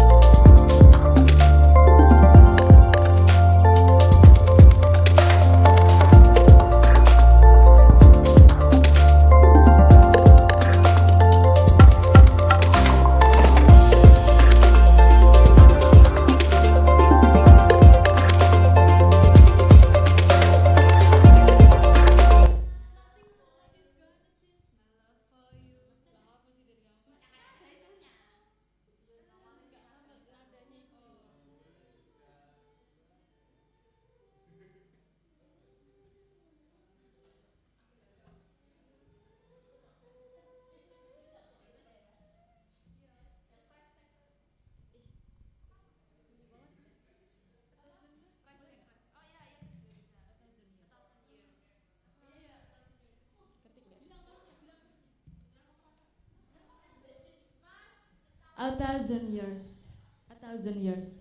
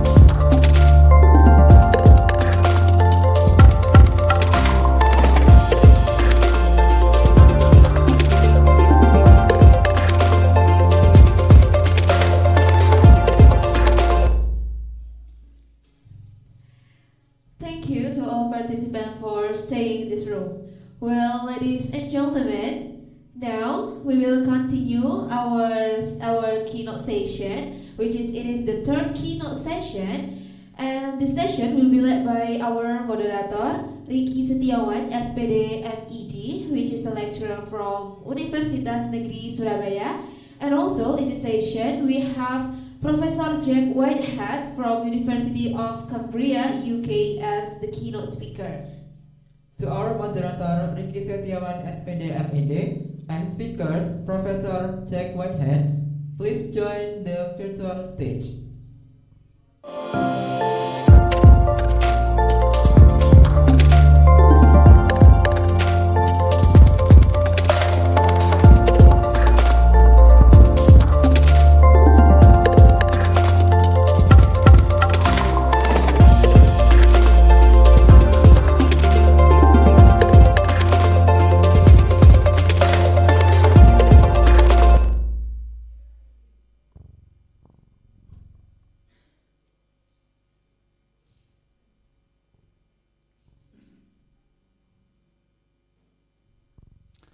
Okay, good afternoon, ladies and gentlemen. Professor Jack Whitehead. Good afternoon from Surabaya, Indonesia. It is 3:49 Jakarta time. Professor Jack, good afternoon. How are you?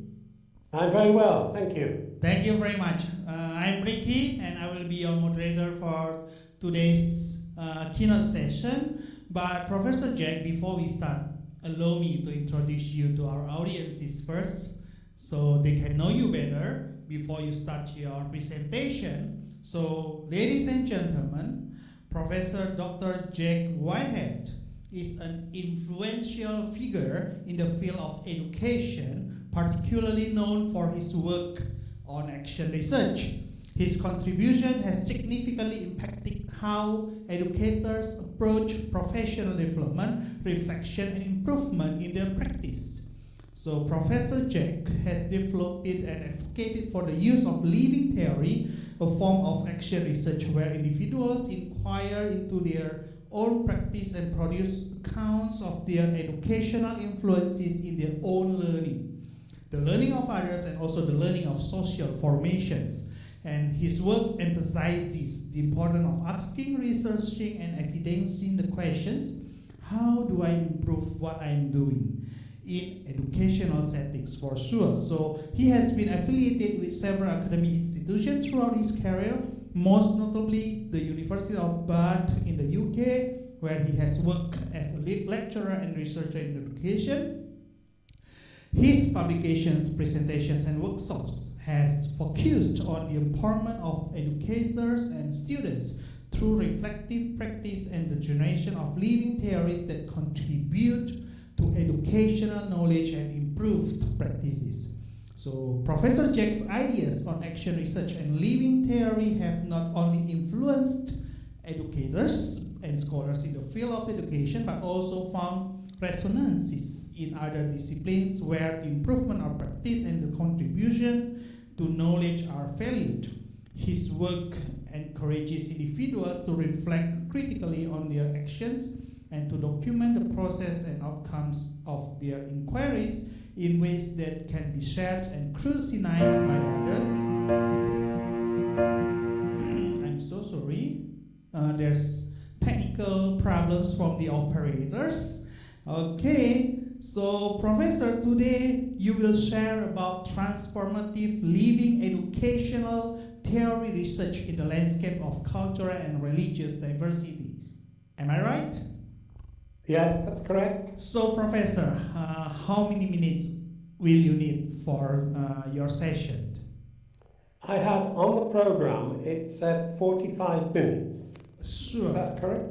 Yes. So we'll have the 45 minutes of presentation and another 15 minutes of Q&A session. So, Professor? Well, in that case, I'll cut down the 45 minutes so that we get as much response as possible, okay? Okay, so you have your presentation and we will have the Q&A and discussion session after that. So, Professor, Okay. without looking for any further, the time is yours. Thank you.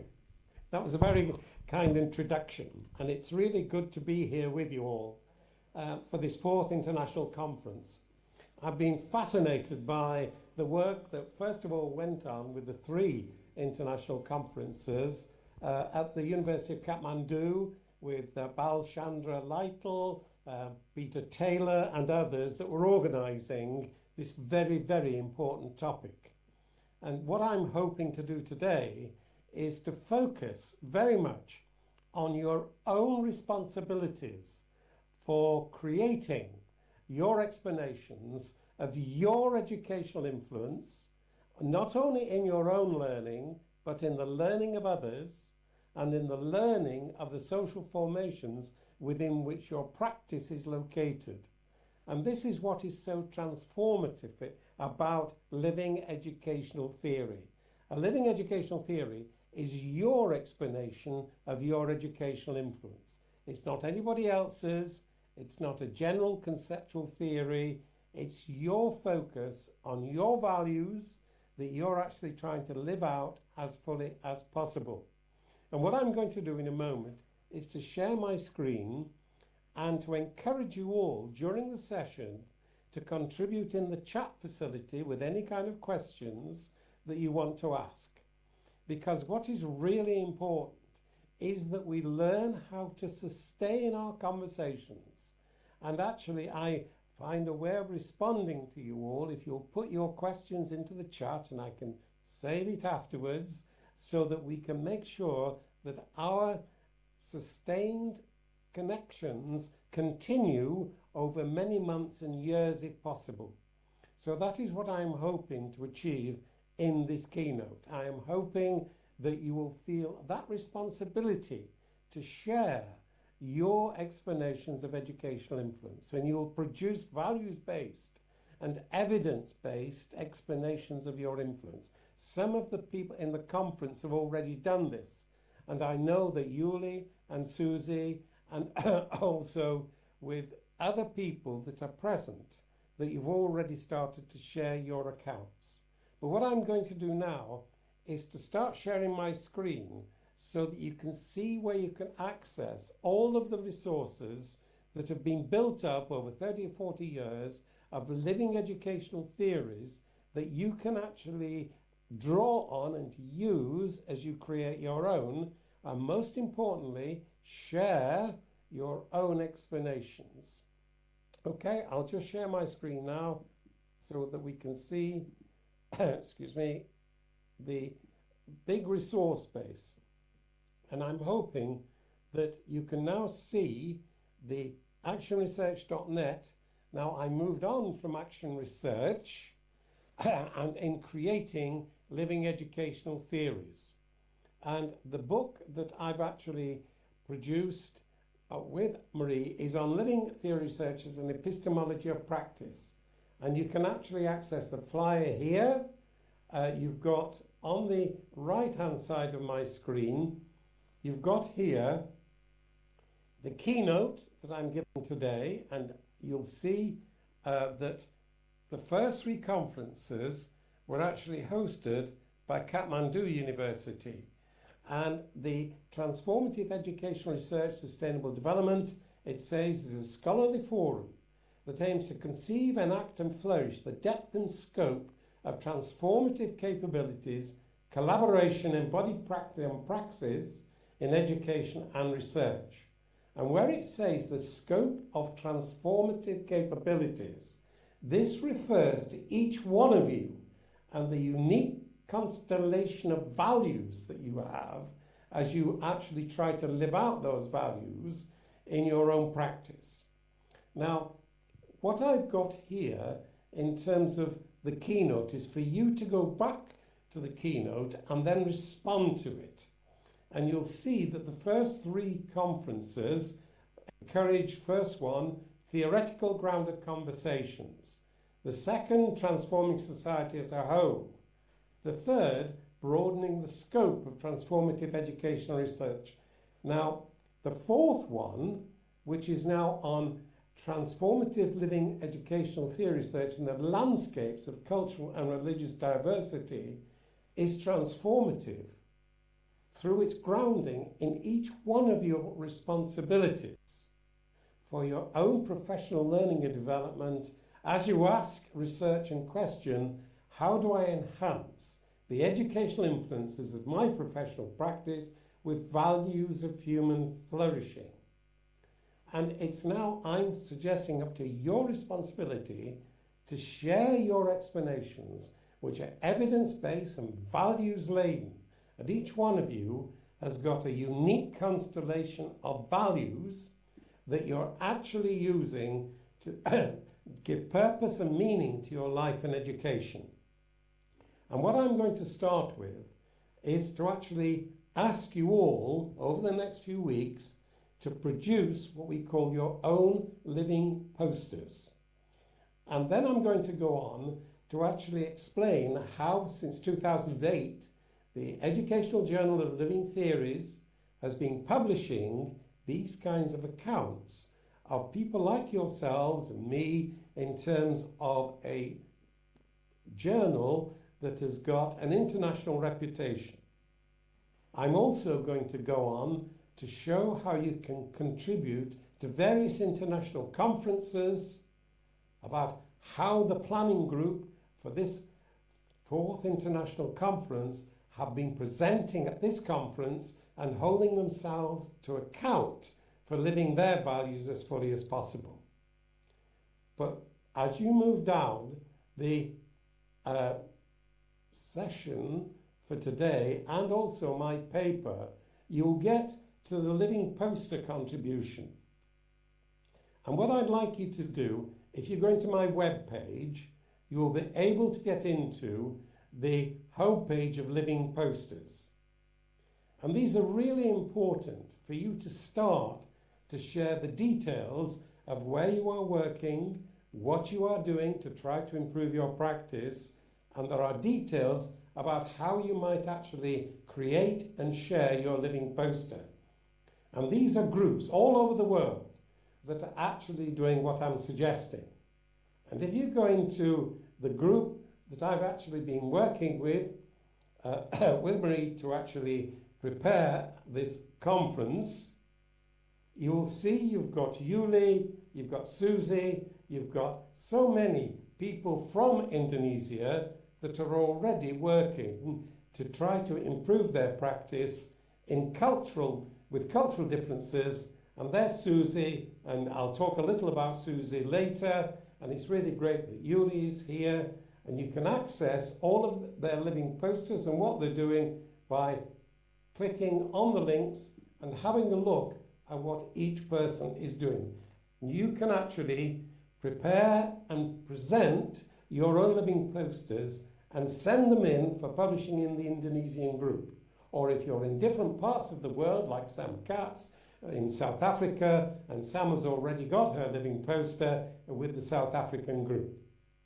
But you'll see that the stress is on my values. What are my values?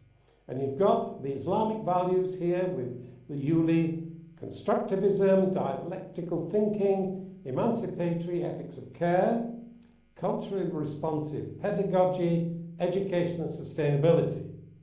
And what you can do now with Yuli, you can help Yuli by looking at Yuli's presentations to check that the evidence is there for Yuli living these values as fully as she can. And I know that on her individual paper, you will see a real stress on living her Islamic values. And in a joint paper, you'll see some of the other values being lived.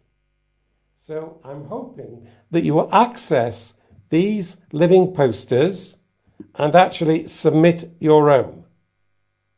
Really important that you focus on the values that you claim to be living, and then to offer the evidence-based and values-laden explanations of your educational influence and your own learning, in particular the learning of others, and how you are helping other people to do the same. Now, the resources on actionresearch.net include not only the living posters, but you can also get the details of the living theory doctorates that have been submitted at different universities around the world. And many of you will have, if you like, an academic responsibility for actually publishing the results of your research. And a minimum of 5 years. This is why this kind of work can be really sustained for as long and sometimes for months, often for 5 years, part-time study for a doctorate. And you can access the doctorates by clicking on the link. And this, excuse me, if you go into the first one, the Living Theory Doctorates here, you will see you can access the one that went through, which is Joy Mounter's A Living Theory Approach to Continuing Professional Development in Education. And this Living Theory Doctorate, Joy got her certificate for the award of this doctorate this week, and it's a beautiful piece of work, and I'm hoping that you will all access this. You can access the abstract and to see about the originality, which each one of you can make this original contribution to knowledge through sustaining your own inquiries. And that is for 5 years part-time study, but to sustain your PhD or your own inquiry. And these are the others, a few of them on international development, living educational theory of practice, an engineer here who's actually done it, Mary Meyer, in terms of arts. Then what I'd like you to do is to try to access the journal of, this is Living Educational Theories, which has been going from 2008. And the latest issue of 2024, you can access them all freely. This gives you the opportunity for actually submitting your own work on transformative educational research. And you'll see there that you've got Samantha Katz, who is actually at this conference and presenting with a paper on participation to transformative participation. My Living Educational Theory facilitates transformative continuing professional development.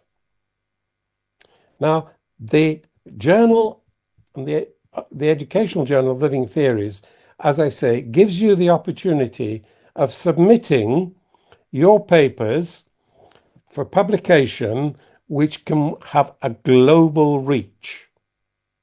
So not only can you engage in a sustained form of living theory inquiry, you can make sure that your work is published in an international refereed journal.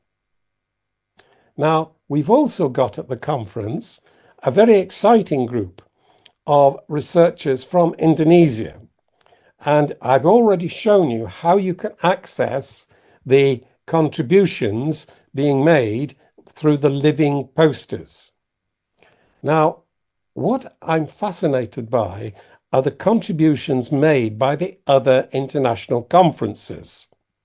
And I do want you, when you get into my keynote presentation, to access this particular reference.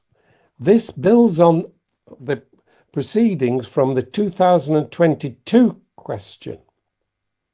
And it is actually a link to Eastern wisdom traditions. And you'll see that in that proceedings, you've got a paper with, excuse me, with Val Chandra Lytle and 2 others explaining the importance of the Eastern wisdom tradition in terms of transformative educational practice. So I do hope you'll look at that and see how this idea of a cosmic energy which carries our values and is related to our cultural knowing. Now, this point about energy is so important, and in much academic work, certainly in Western universities, the way that language is used often omits or masks the actual energy that we express in our practice. I hope you can sense, as I'm speaking to you, that there is a flow of energy which I'm feeling because of my own interest and enthusiasm for what I'm actually talking about. And you mustn't omit that energy and to show it, especially through digital visual data, like for example, these sessions are being recorded and each one of you will actually be expressing your energy, which is life affirming, in your presentations. So do please remember how important it is to bring your embodied energy into your explanations of educational influence. This really does count. And you've got Susie Fitri, who is actually presenting as well at this conference, and you've got Rika Kartiwati and Siti Amina Al-Fathi, who acknowledge Susie's educational influence in their educational development and learning. And I do hope you'll see how important these dialogues are in helping each other to produce your explanation of educational influence. That we don't do these things in isolations. We are not just autonomously doing our work. We are grounded in our cultures. And it's really important to recognize the cultural influence, especially in relation to empowerment. I hope I'm understood there, because if you do a lot of work in Indonesia, for example, then you will, I think, be influenced by the Islamic culture, which is dominant. If you're working in India, you would be influenced by Hindu culture. My own cultures actually have enabled me to adopt what is called a humanistic perspective, which doesn't have a religious base, but nevertheless, I hope you can feel my own spiritual energy, which is carried by that life-affirming energy. So this is why in working within your culture and recognizing its influence is really important. Now, I've also made sure that you recognize, as well as the importance of culture, there is an important contribution each one of you can make as individuals.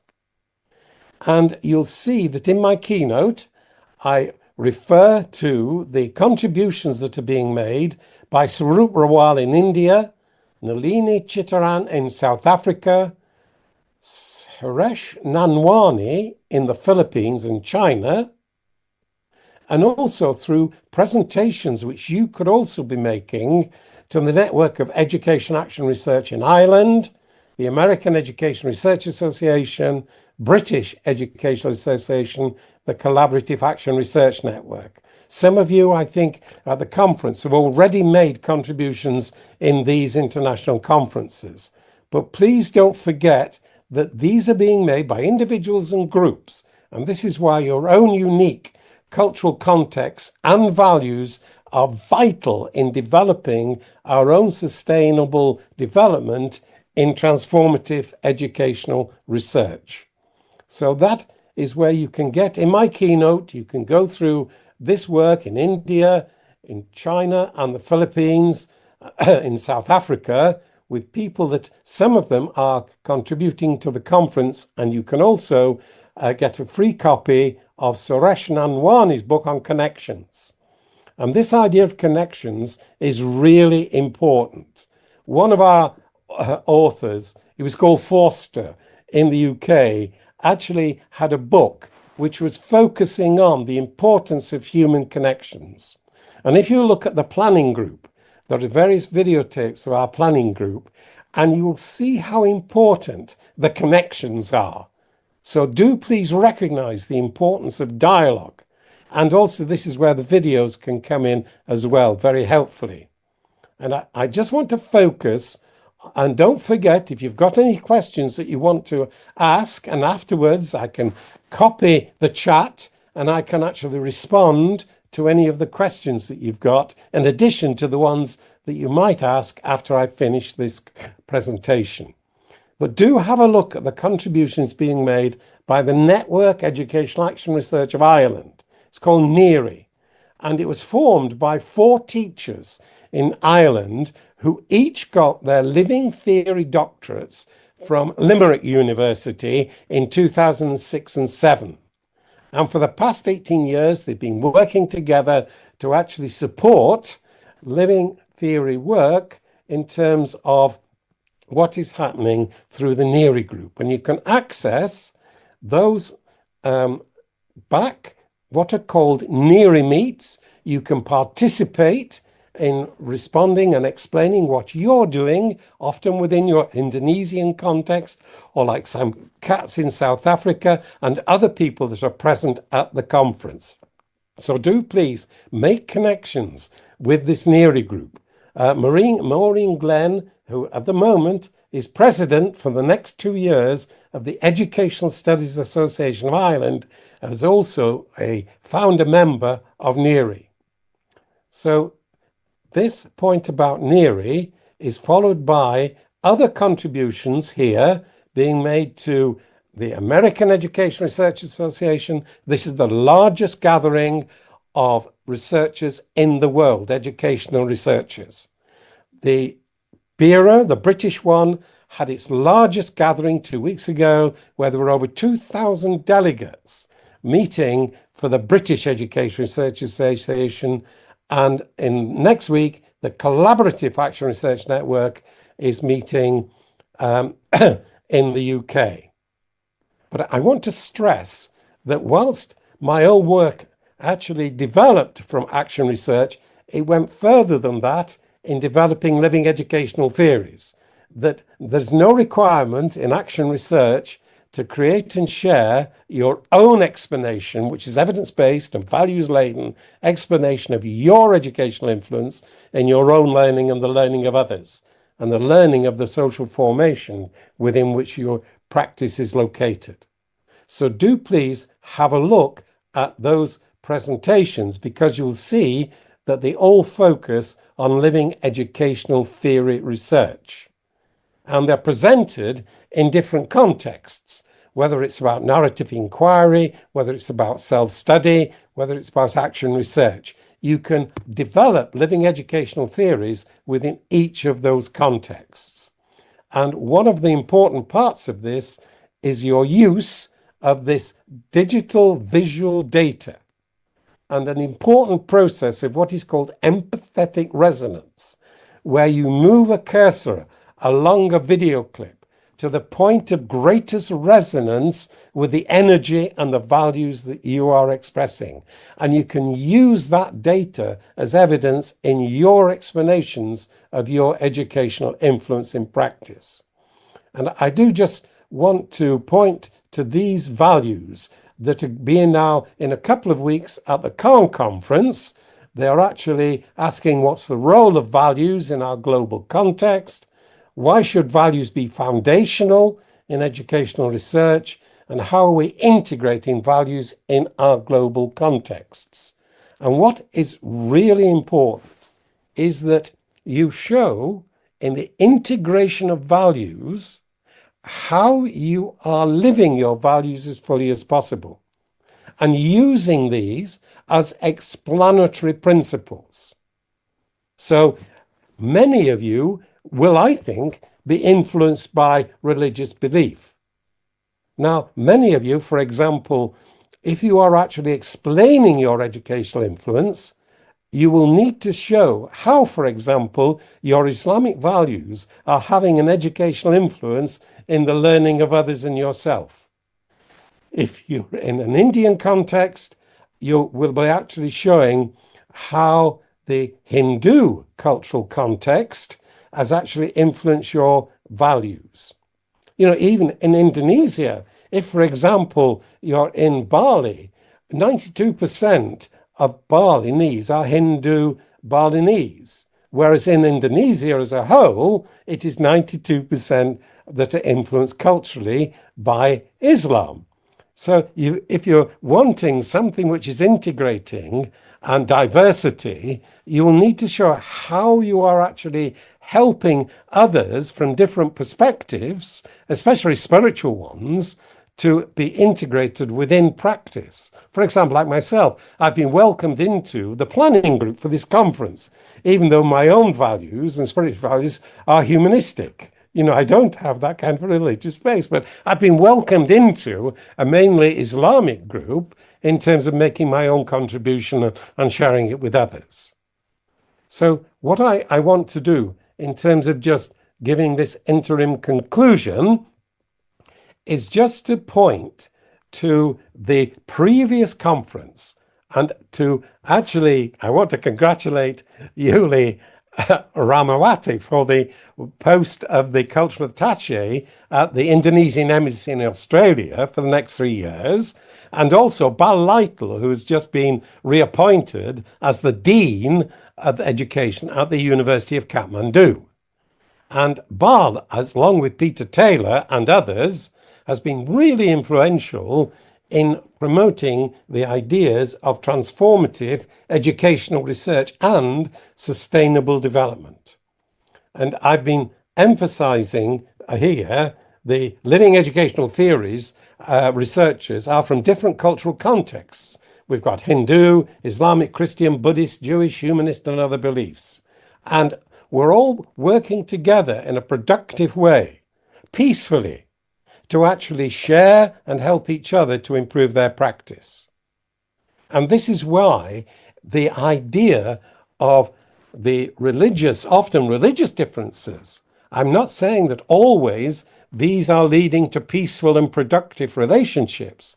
If you look around the world at the moment, you'll see that some of the violence around the world is being caused by conflict between groups with these different beliefs.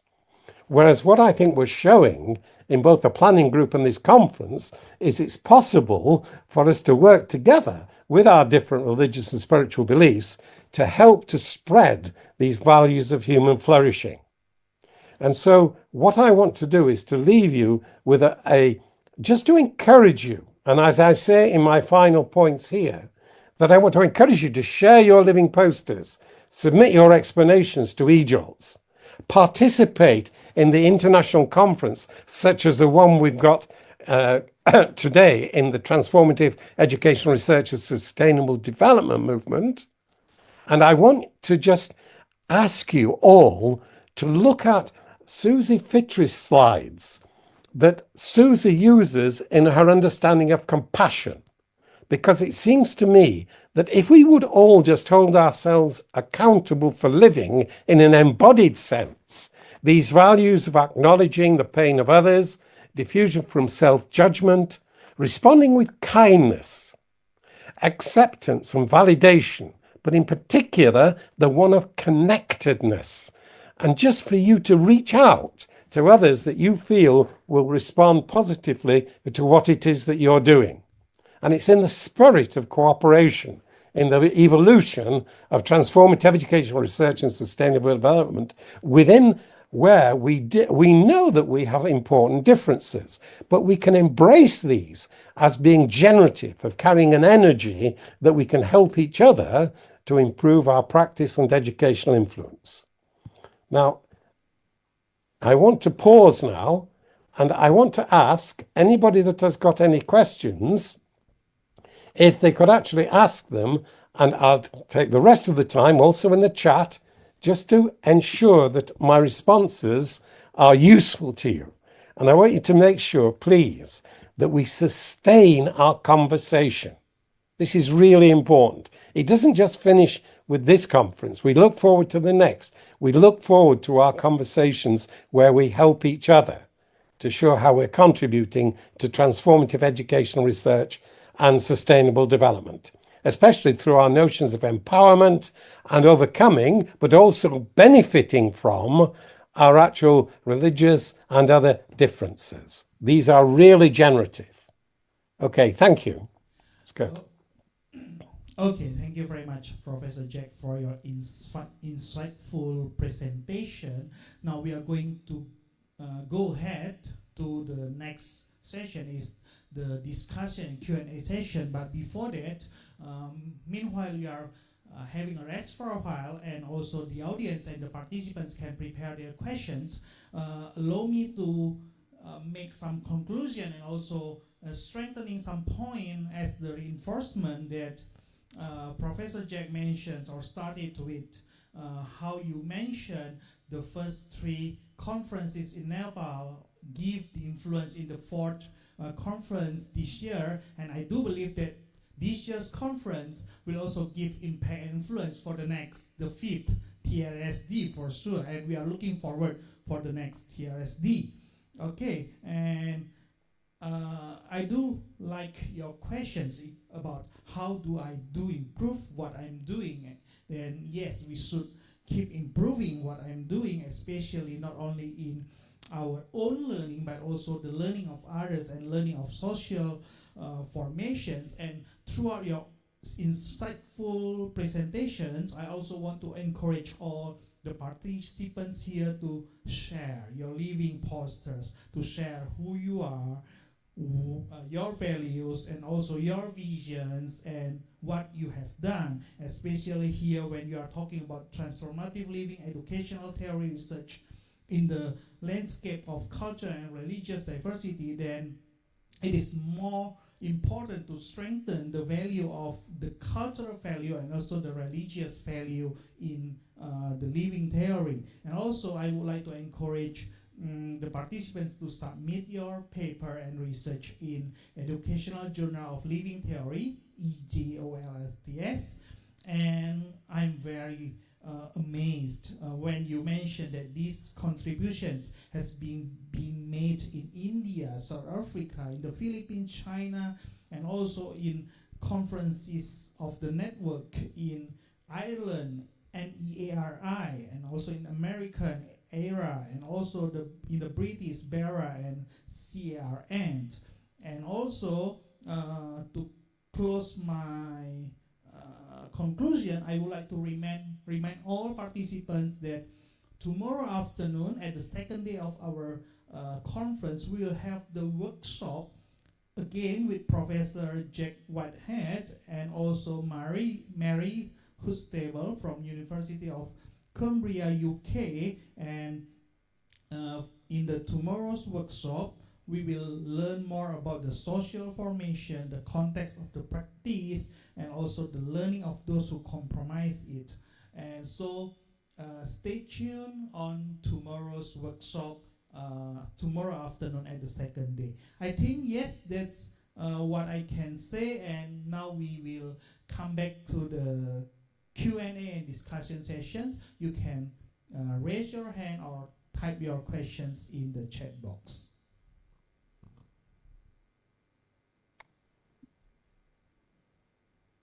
There is someone raise the hand. Yes, operator, can you show? Hello, Professor. Do you hear me? Yes, I can hear you very well. Thank you, sir. It was really eye-opening and very great presentation, keynote, and I sincerely thank you. When you are talking about living this kind of theory and also sustainable development per se, I would also bring your attention that this sustainable development itself is a very contested kind of discourse in development studies. I myself work in the development studies. And now, instead of that one, people are talking more and more about inner development goal, and also the work of Christine Wamsler in the Sweden about inner transformation skills. How we can bring all these things not only in education, but other sciences like environmental sciences, other pure sciences, because it seems like this is very much required for any field today, not only in the education, what I would say. So can you kindly eliminate a little bit of your understanding of inner development goal, 23 different kind of skills, and 5 different kind of transformative qualities that we need to have, and how we can bring them as a living theory? Thank you.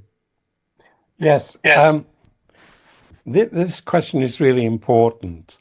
And if you go into the section of that website of Action Research on into the doctorates, you will see there is a very wide range of professional practice.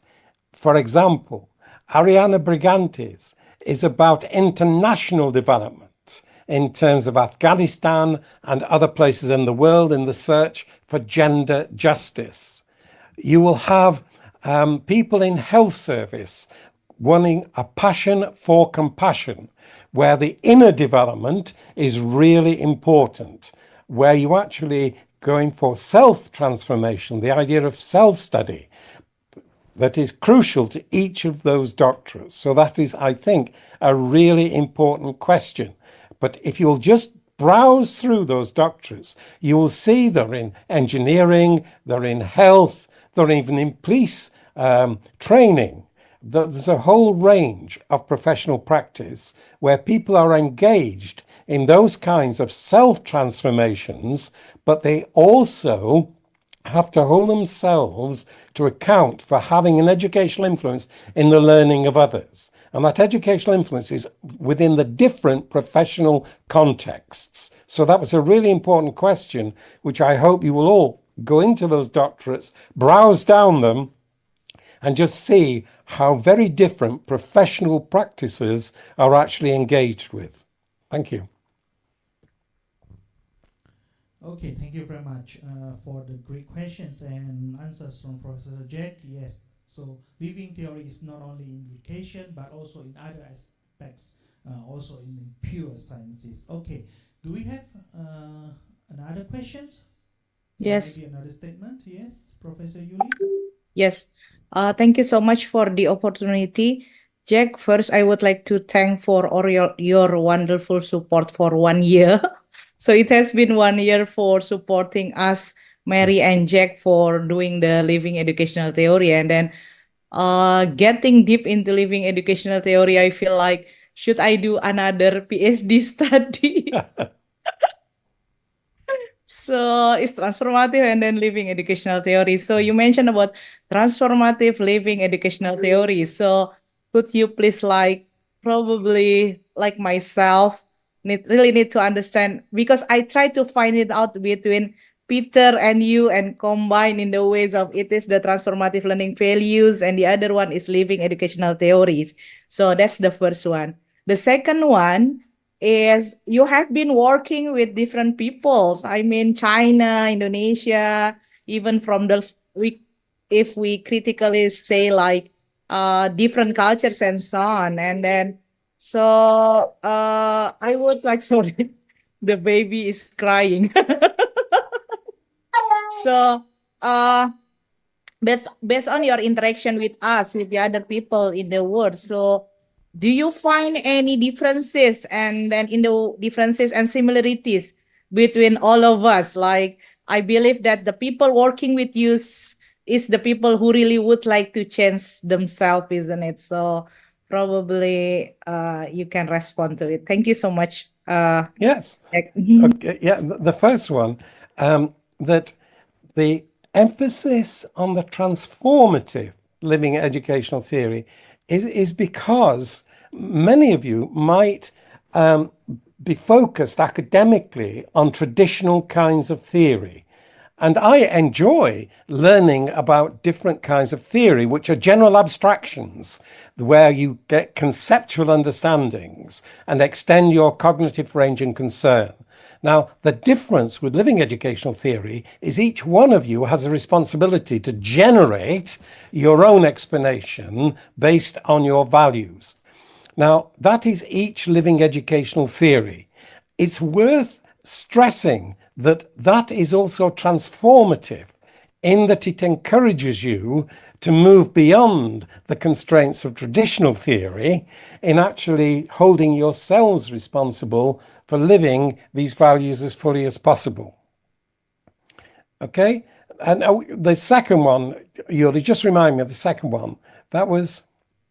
So the second one, you have been working, I mean, yes, with different peoples. What I would like to know about your experience with the differences and similarities. Yeah, no, it goes like this, that as Yuli is speaking, then I actually respond to what I understand as a life-affirming flow of energy. Okay, I think the Indian researchers would recognize that in relation to what they call the chakras, that energy flowing, which is actually part of what I understand by loving what we are doing. Now, that has come through and communicated through all of the planning meetings with the Indonesian planning group. That each individual, and as I look at the screen, I see Susie there, and Susie in the relationships with others communicates that energy. Now, that feels to me what I'm meaning by a humanistic flow of life-affirming energy. Now, then we have differences. So each person around the world, and I've done work in China, as you say, South Africa, with the notion of Ubuntu, in South America, in the UK, Ireland, Europe.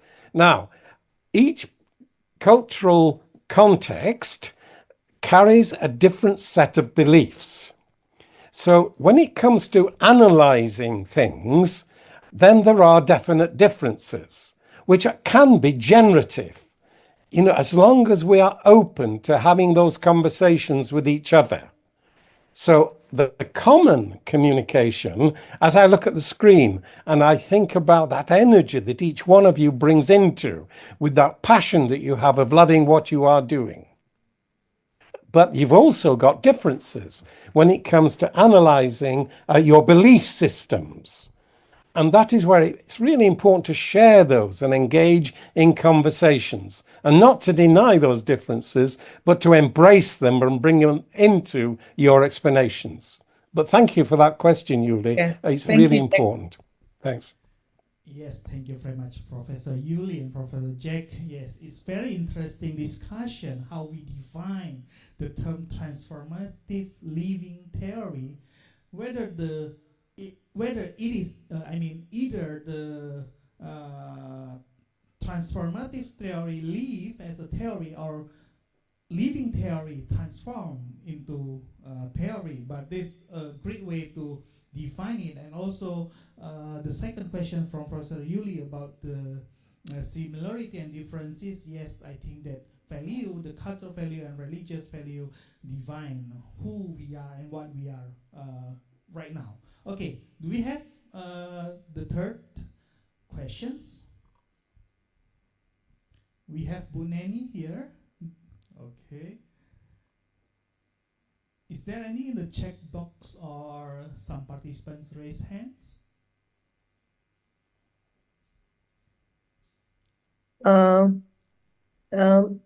May I, please? Yes, for sure. Ibu Susi. Yeah, thank you, moderator. Thank you. First of all, Jack and Mary, thank you. Thank you so much for supporting us and inspire us and help us develop educational living theory network research in Indonesia.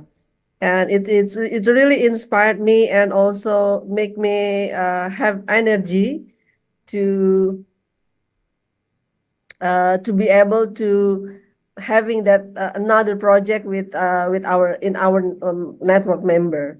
And the thing that I want to share with you is your presentations about religion inspired me to think that in my counseling multicultural counseling, my students usually having reflective writing and reflective narrative. But the thing is that your presentation today make me realize that their narrative could be in educational living theory kind of research, right?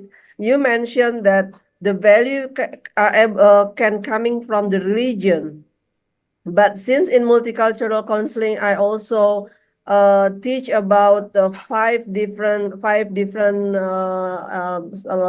social identity like religion, ethnic, gender, and sexuality, and also a social class. So it makes realize that is it possible that maybe there is some value that we hold not because of based on our religion or our ethnicity or race, where usually we have the value, but maybe we can think of the kind of value that we have that coming from like social class, for example.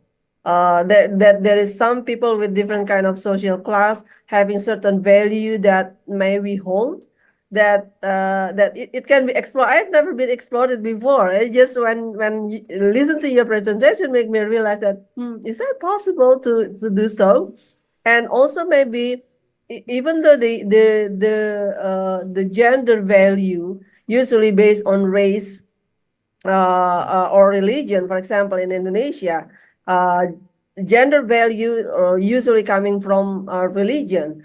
But I think it needs to be more explored, that there is maybe some value that we have because we are member of certain gender, for example, or a certain kind of sexuality, for example. What kind of heterosexual value or homosexual value maybe that that we hold, that it help us to understand ourselves about what kind of value that emerge from that kind of identity. So what do you think about that, Jack? Thank you. No, I think, again, a really important question.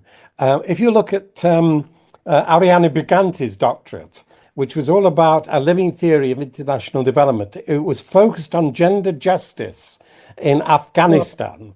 Now, when you look at what's happening at the moment with girls and women's education in Afghanistan, it is being very heavily influenced by a Taliban cultural belief system. Now, if you go into some African countries and you are homosexual, your life is in danger. Now, in the UK, since the 1960s, that homosexuality, which was illegal, and now the law was changed because the culture and the climate within the country has modified enormously. So I think your questions are really important.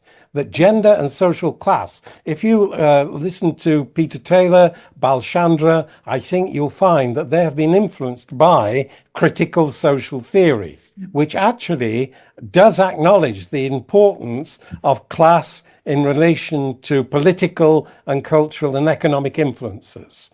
So I think, again, every one of us in this room should be able to examine those belief systems that we perhaps have never questioned, but which are actually coming from our cultures. And that's why Susie's work on empowerment and also the work on compassion in relation to counseling, I do think, Susie, that your question is really important. And we can continue with our conversations which focus on that, especially in your educational influence in either the counseling or the mentoring processes. Yeah, really good. Thank you, Chair. Okay. Okay, thank you, Professor Jack. Yes, so the living theory is determined by many factors, so political value, social value, economic value, and also the religion value. But I think the living theory is very applicable in Indonesia, which has diverse culture and religion. Okay. Next, do we have the fourth questions? I have one final question to Professor, which he missed last time. Okay. Professor. Who is speaking? Professor, could you please elaborate a little bit when you say connectedness in your presentation? This is very much required today in a rapidly changing climate with many disorienting dilemma. For example, we can understand connectedness from one wisdom tradition, for example, Buddhism in Nepal, radical interdependence. But if I want to bring the idea from the Islam on radical interdependence, connectedness from Christianity, from other wisdom traditions, where to look for in the word of wisdom? Because the scriptures are so vague and so many contradicting things here and there. How do you, in your practice, when you went to different part of the world, how you have picked up different idea to address one thing? Thank you. Yes, again, a really important question. What I do myself, and I've done this today with the screen, where people have come onto the screen. And as each individual has spoken, what I do is I spontaneously relate with what I understand is my own feeling of human flourishing, that I am not governed in my response by any conceptual framework or religious belief. So what I actually do, I think in a way that resonates with each individual that I meet within different cultures, is to actually respond to their own life-affirming energy, their feeling of the love for what they do and for others. So that's what I do in a way that I think helps with the connectedness. You know, I focus on what each individual is trying to do in living a loving and productive life. And a lot of my work actually around the world in working with people who wish to be productive in the sense of leaving the world a better place to be, allows me, I think, to communicate that connectedness in terms of that energy and the values of human flourishing. I hope that answers the question, because it's a really important one. Thank you. Okay. Okay, thank you. Do we still have? I think there's some chat some message in the chat box. Is there any questions in the chat box, operator? There is, yeah. There's how can teachers use their personal experience to improve their teaching in classrooms with students from different cultural and religious backgrounds? Okay, again, a very, very important question. And I think that I was faced with this in teaching in a school in the East End of London, where there were 16 different languages and different ethnic groups and religious commitments actually being expressed by the students. Now, where it says, how can teachers use their personal experiences? What I feel that I was able to do, and I do recommend this, is to actually relate to my classes through that energy, which was life affirming, and a passion and a love for what I was doing. And that actually communicated, I believe, to my students a very diverse religious and cultural backgrounds. So it was grounded in my personal experience. And that question, how do I help to improve? How can I improve my educational influence? Actually, I think is embodied in that kind of energy. And it's grounded in my personal experience, which is focused on my professional practice. But again, a really important question, which I hope we can continue with after this conference. I do hope you will write to me. Email is on my webpage at the bottom. So do please, let's continue with that, because it's a crucial question. Yeah. Okay, thank you very much, Widya, for your questions, and Professor Jack for your answer. And yes, this discussion for sure will not stop only in this forum and in this conference, but it should continue through email and messages. I think we have arrived and reached our end of this session, but before I close this session, Professor Jack, I would like to remind one more time to all participants about tomorrow's workshop at our second day of the conference, that we will have workshop with Professor Jack, in collaboration with Mary, about Living Educational Theory Research, CPD, continuing professional development in developing equity, empowerment, and enhance meaningfulness in educational research and practice. So, Professor Jack, for sure we will see you again tomorrow afternoon, yes, Jakarta time. And before I close this, we would like to share you a token of appreciation for being our distinguished keynote speakers in today's conference. Operator, can you show the certificate?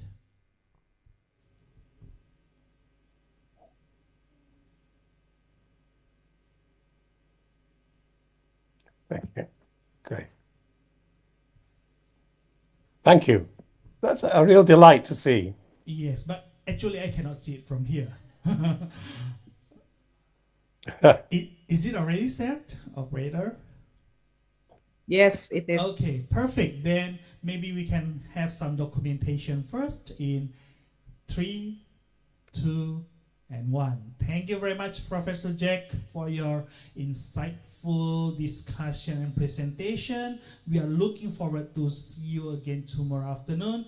And thank you very much, all participants. I would like to give this session back to the Master of Ceremony. Good afternoon, everybody. Thank you. Wassalamualaikum warahmatullahi wabarakatuh. Warahmatullahi wabarakatuh. Warahmatullahi wabarakatuh. Thank you.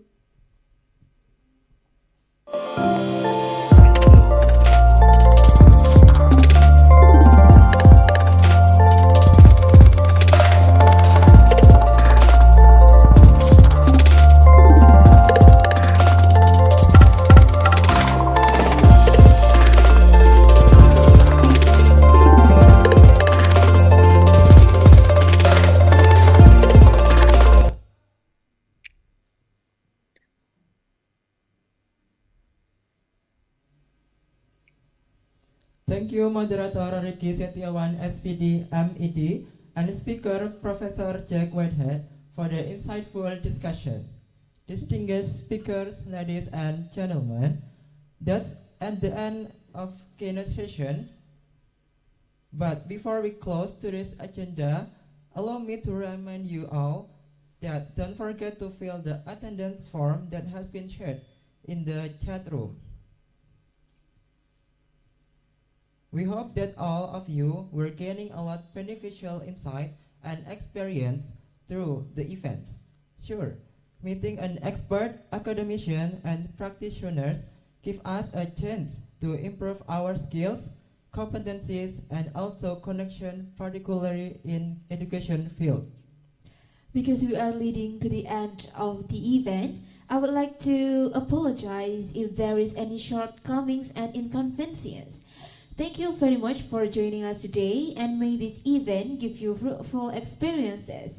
Hopefully, all of us can be guided by all the things we have learned and heard throughout the conference and be able to influence the other.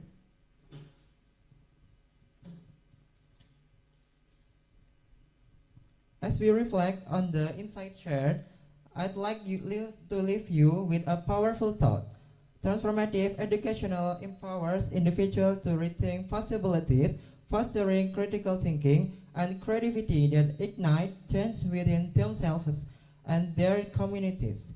Let's carry this message forward and continue to inspire each other in our journeys of learning and growth. Once again, as behalf of committee, I would like to say thank you to all of the guests, speakers, Professor Peter, Professor Jack Whitehead, Professor Prativi, Professor Mary, all the moderators, and all of the participants who joined this event until the end.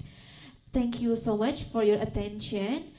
And once again, don't forget to fill the attendance form that we already shared in the chat box to get your e-certificate. Rain or shine, we still have a program tomorrow for another keynote session with Professor Balchandra Luital from Nepal, another parallel session, and also panel discussion with Jack and Mary from UK. So please come for tomorrow and have a wonderful day. Wassalamualaikum warahmatullahi wabarakatuh.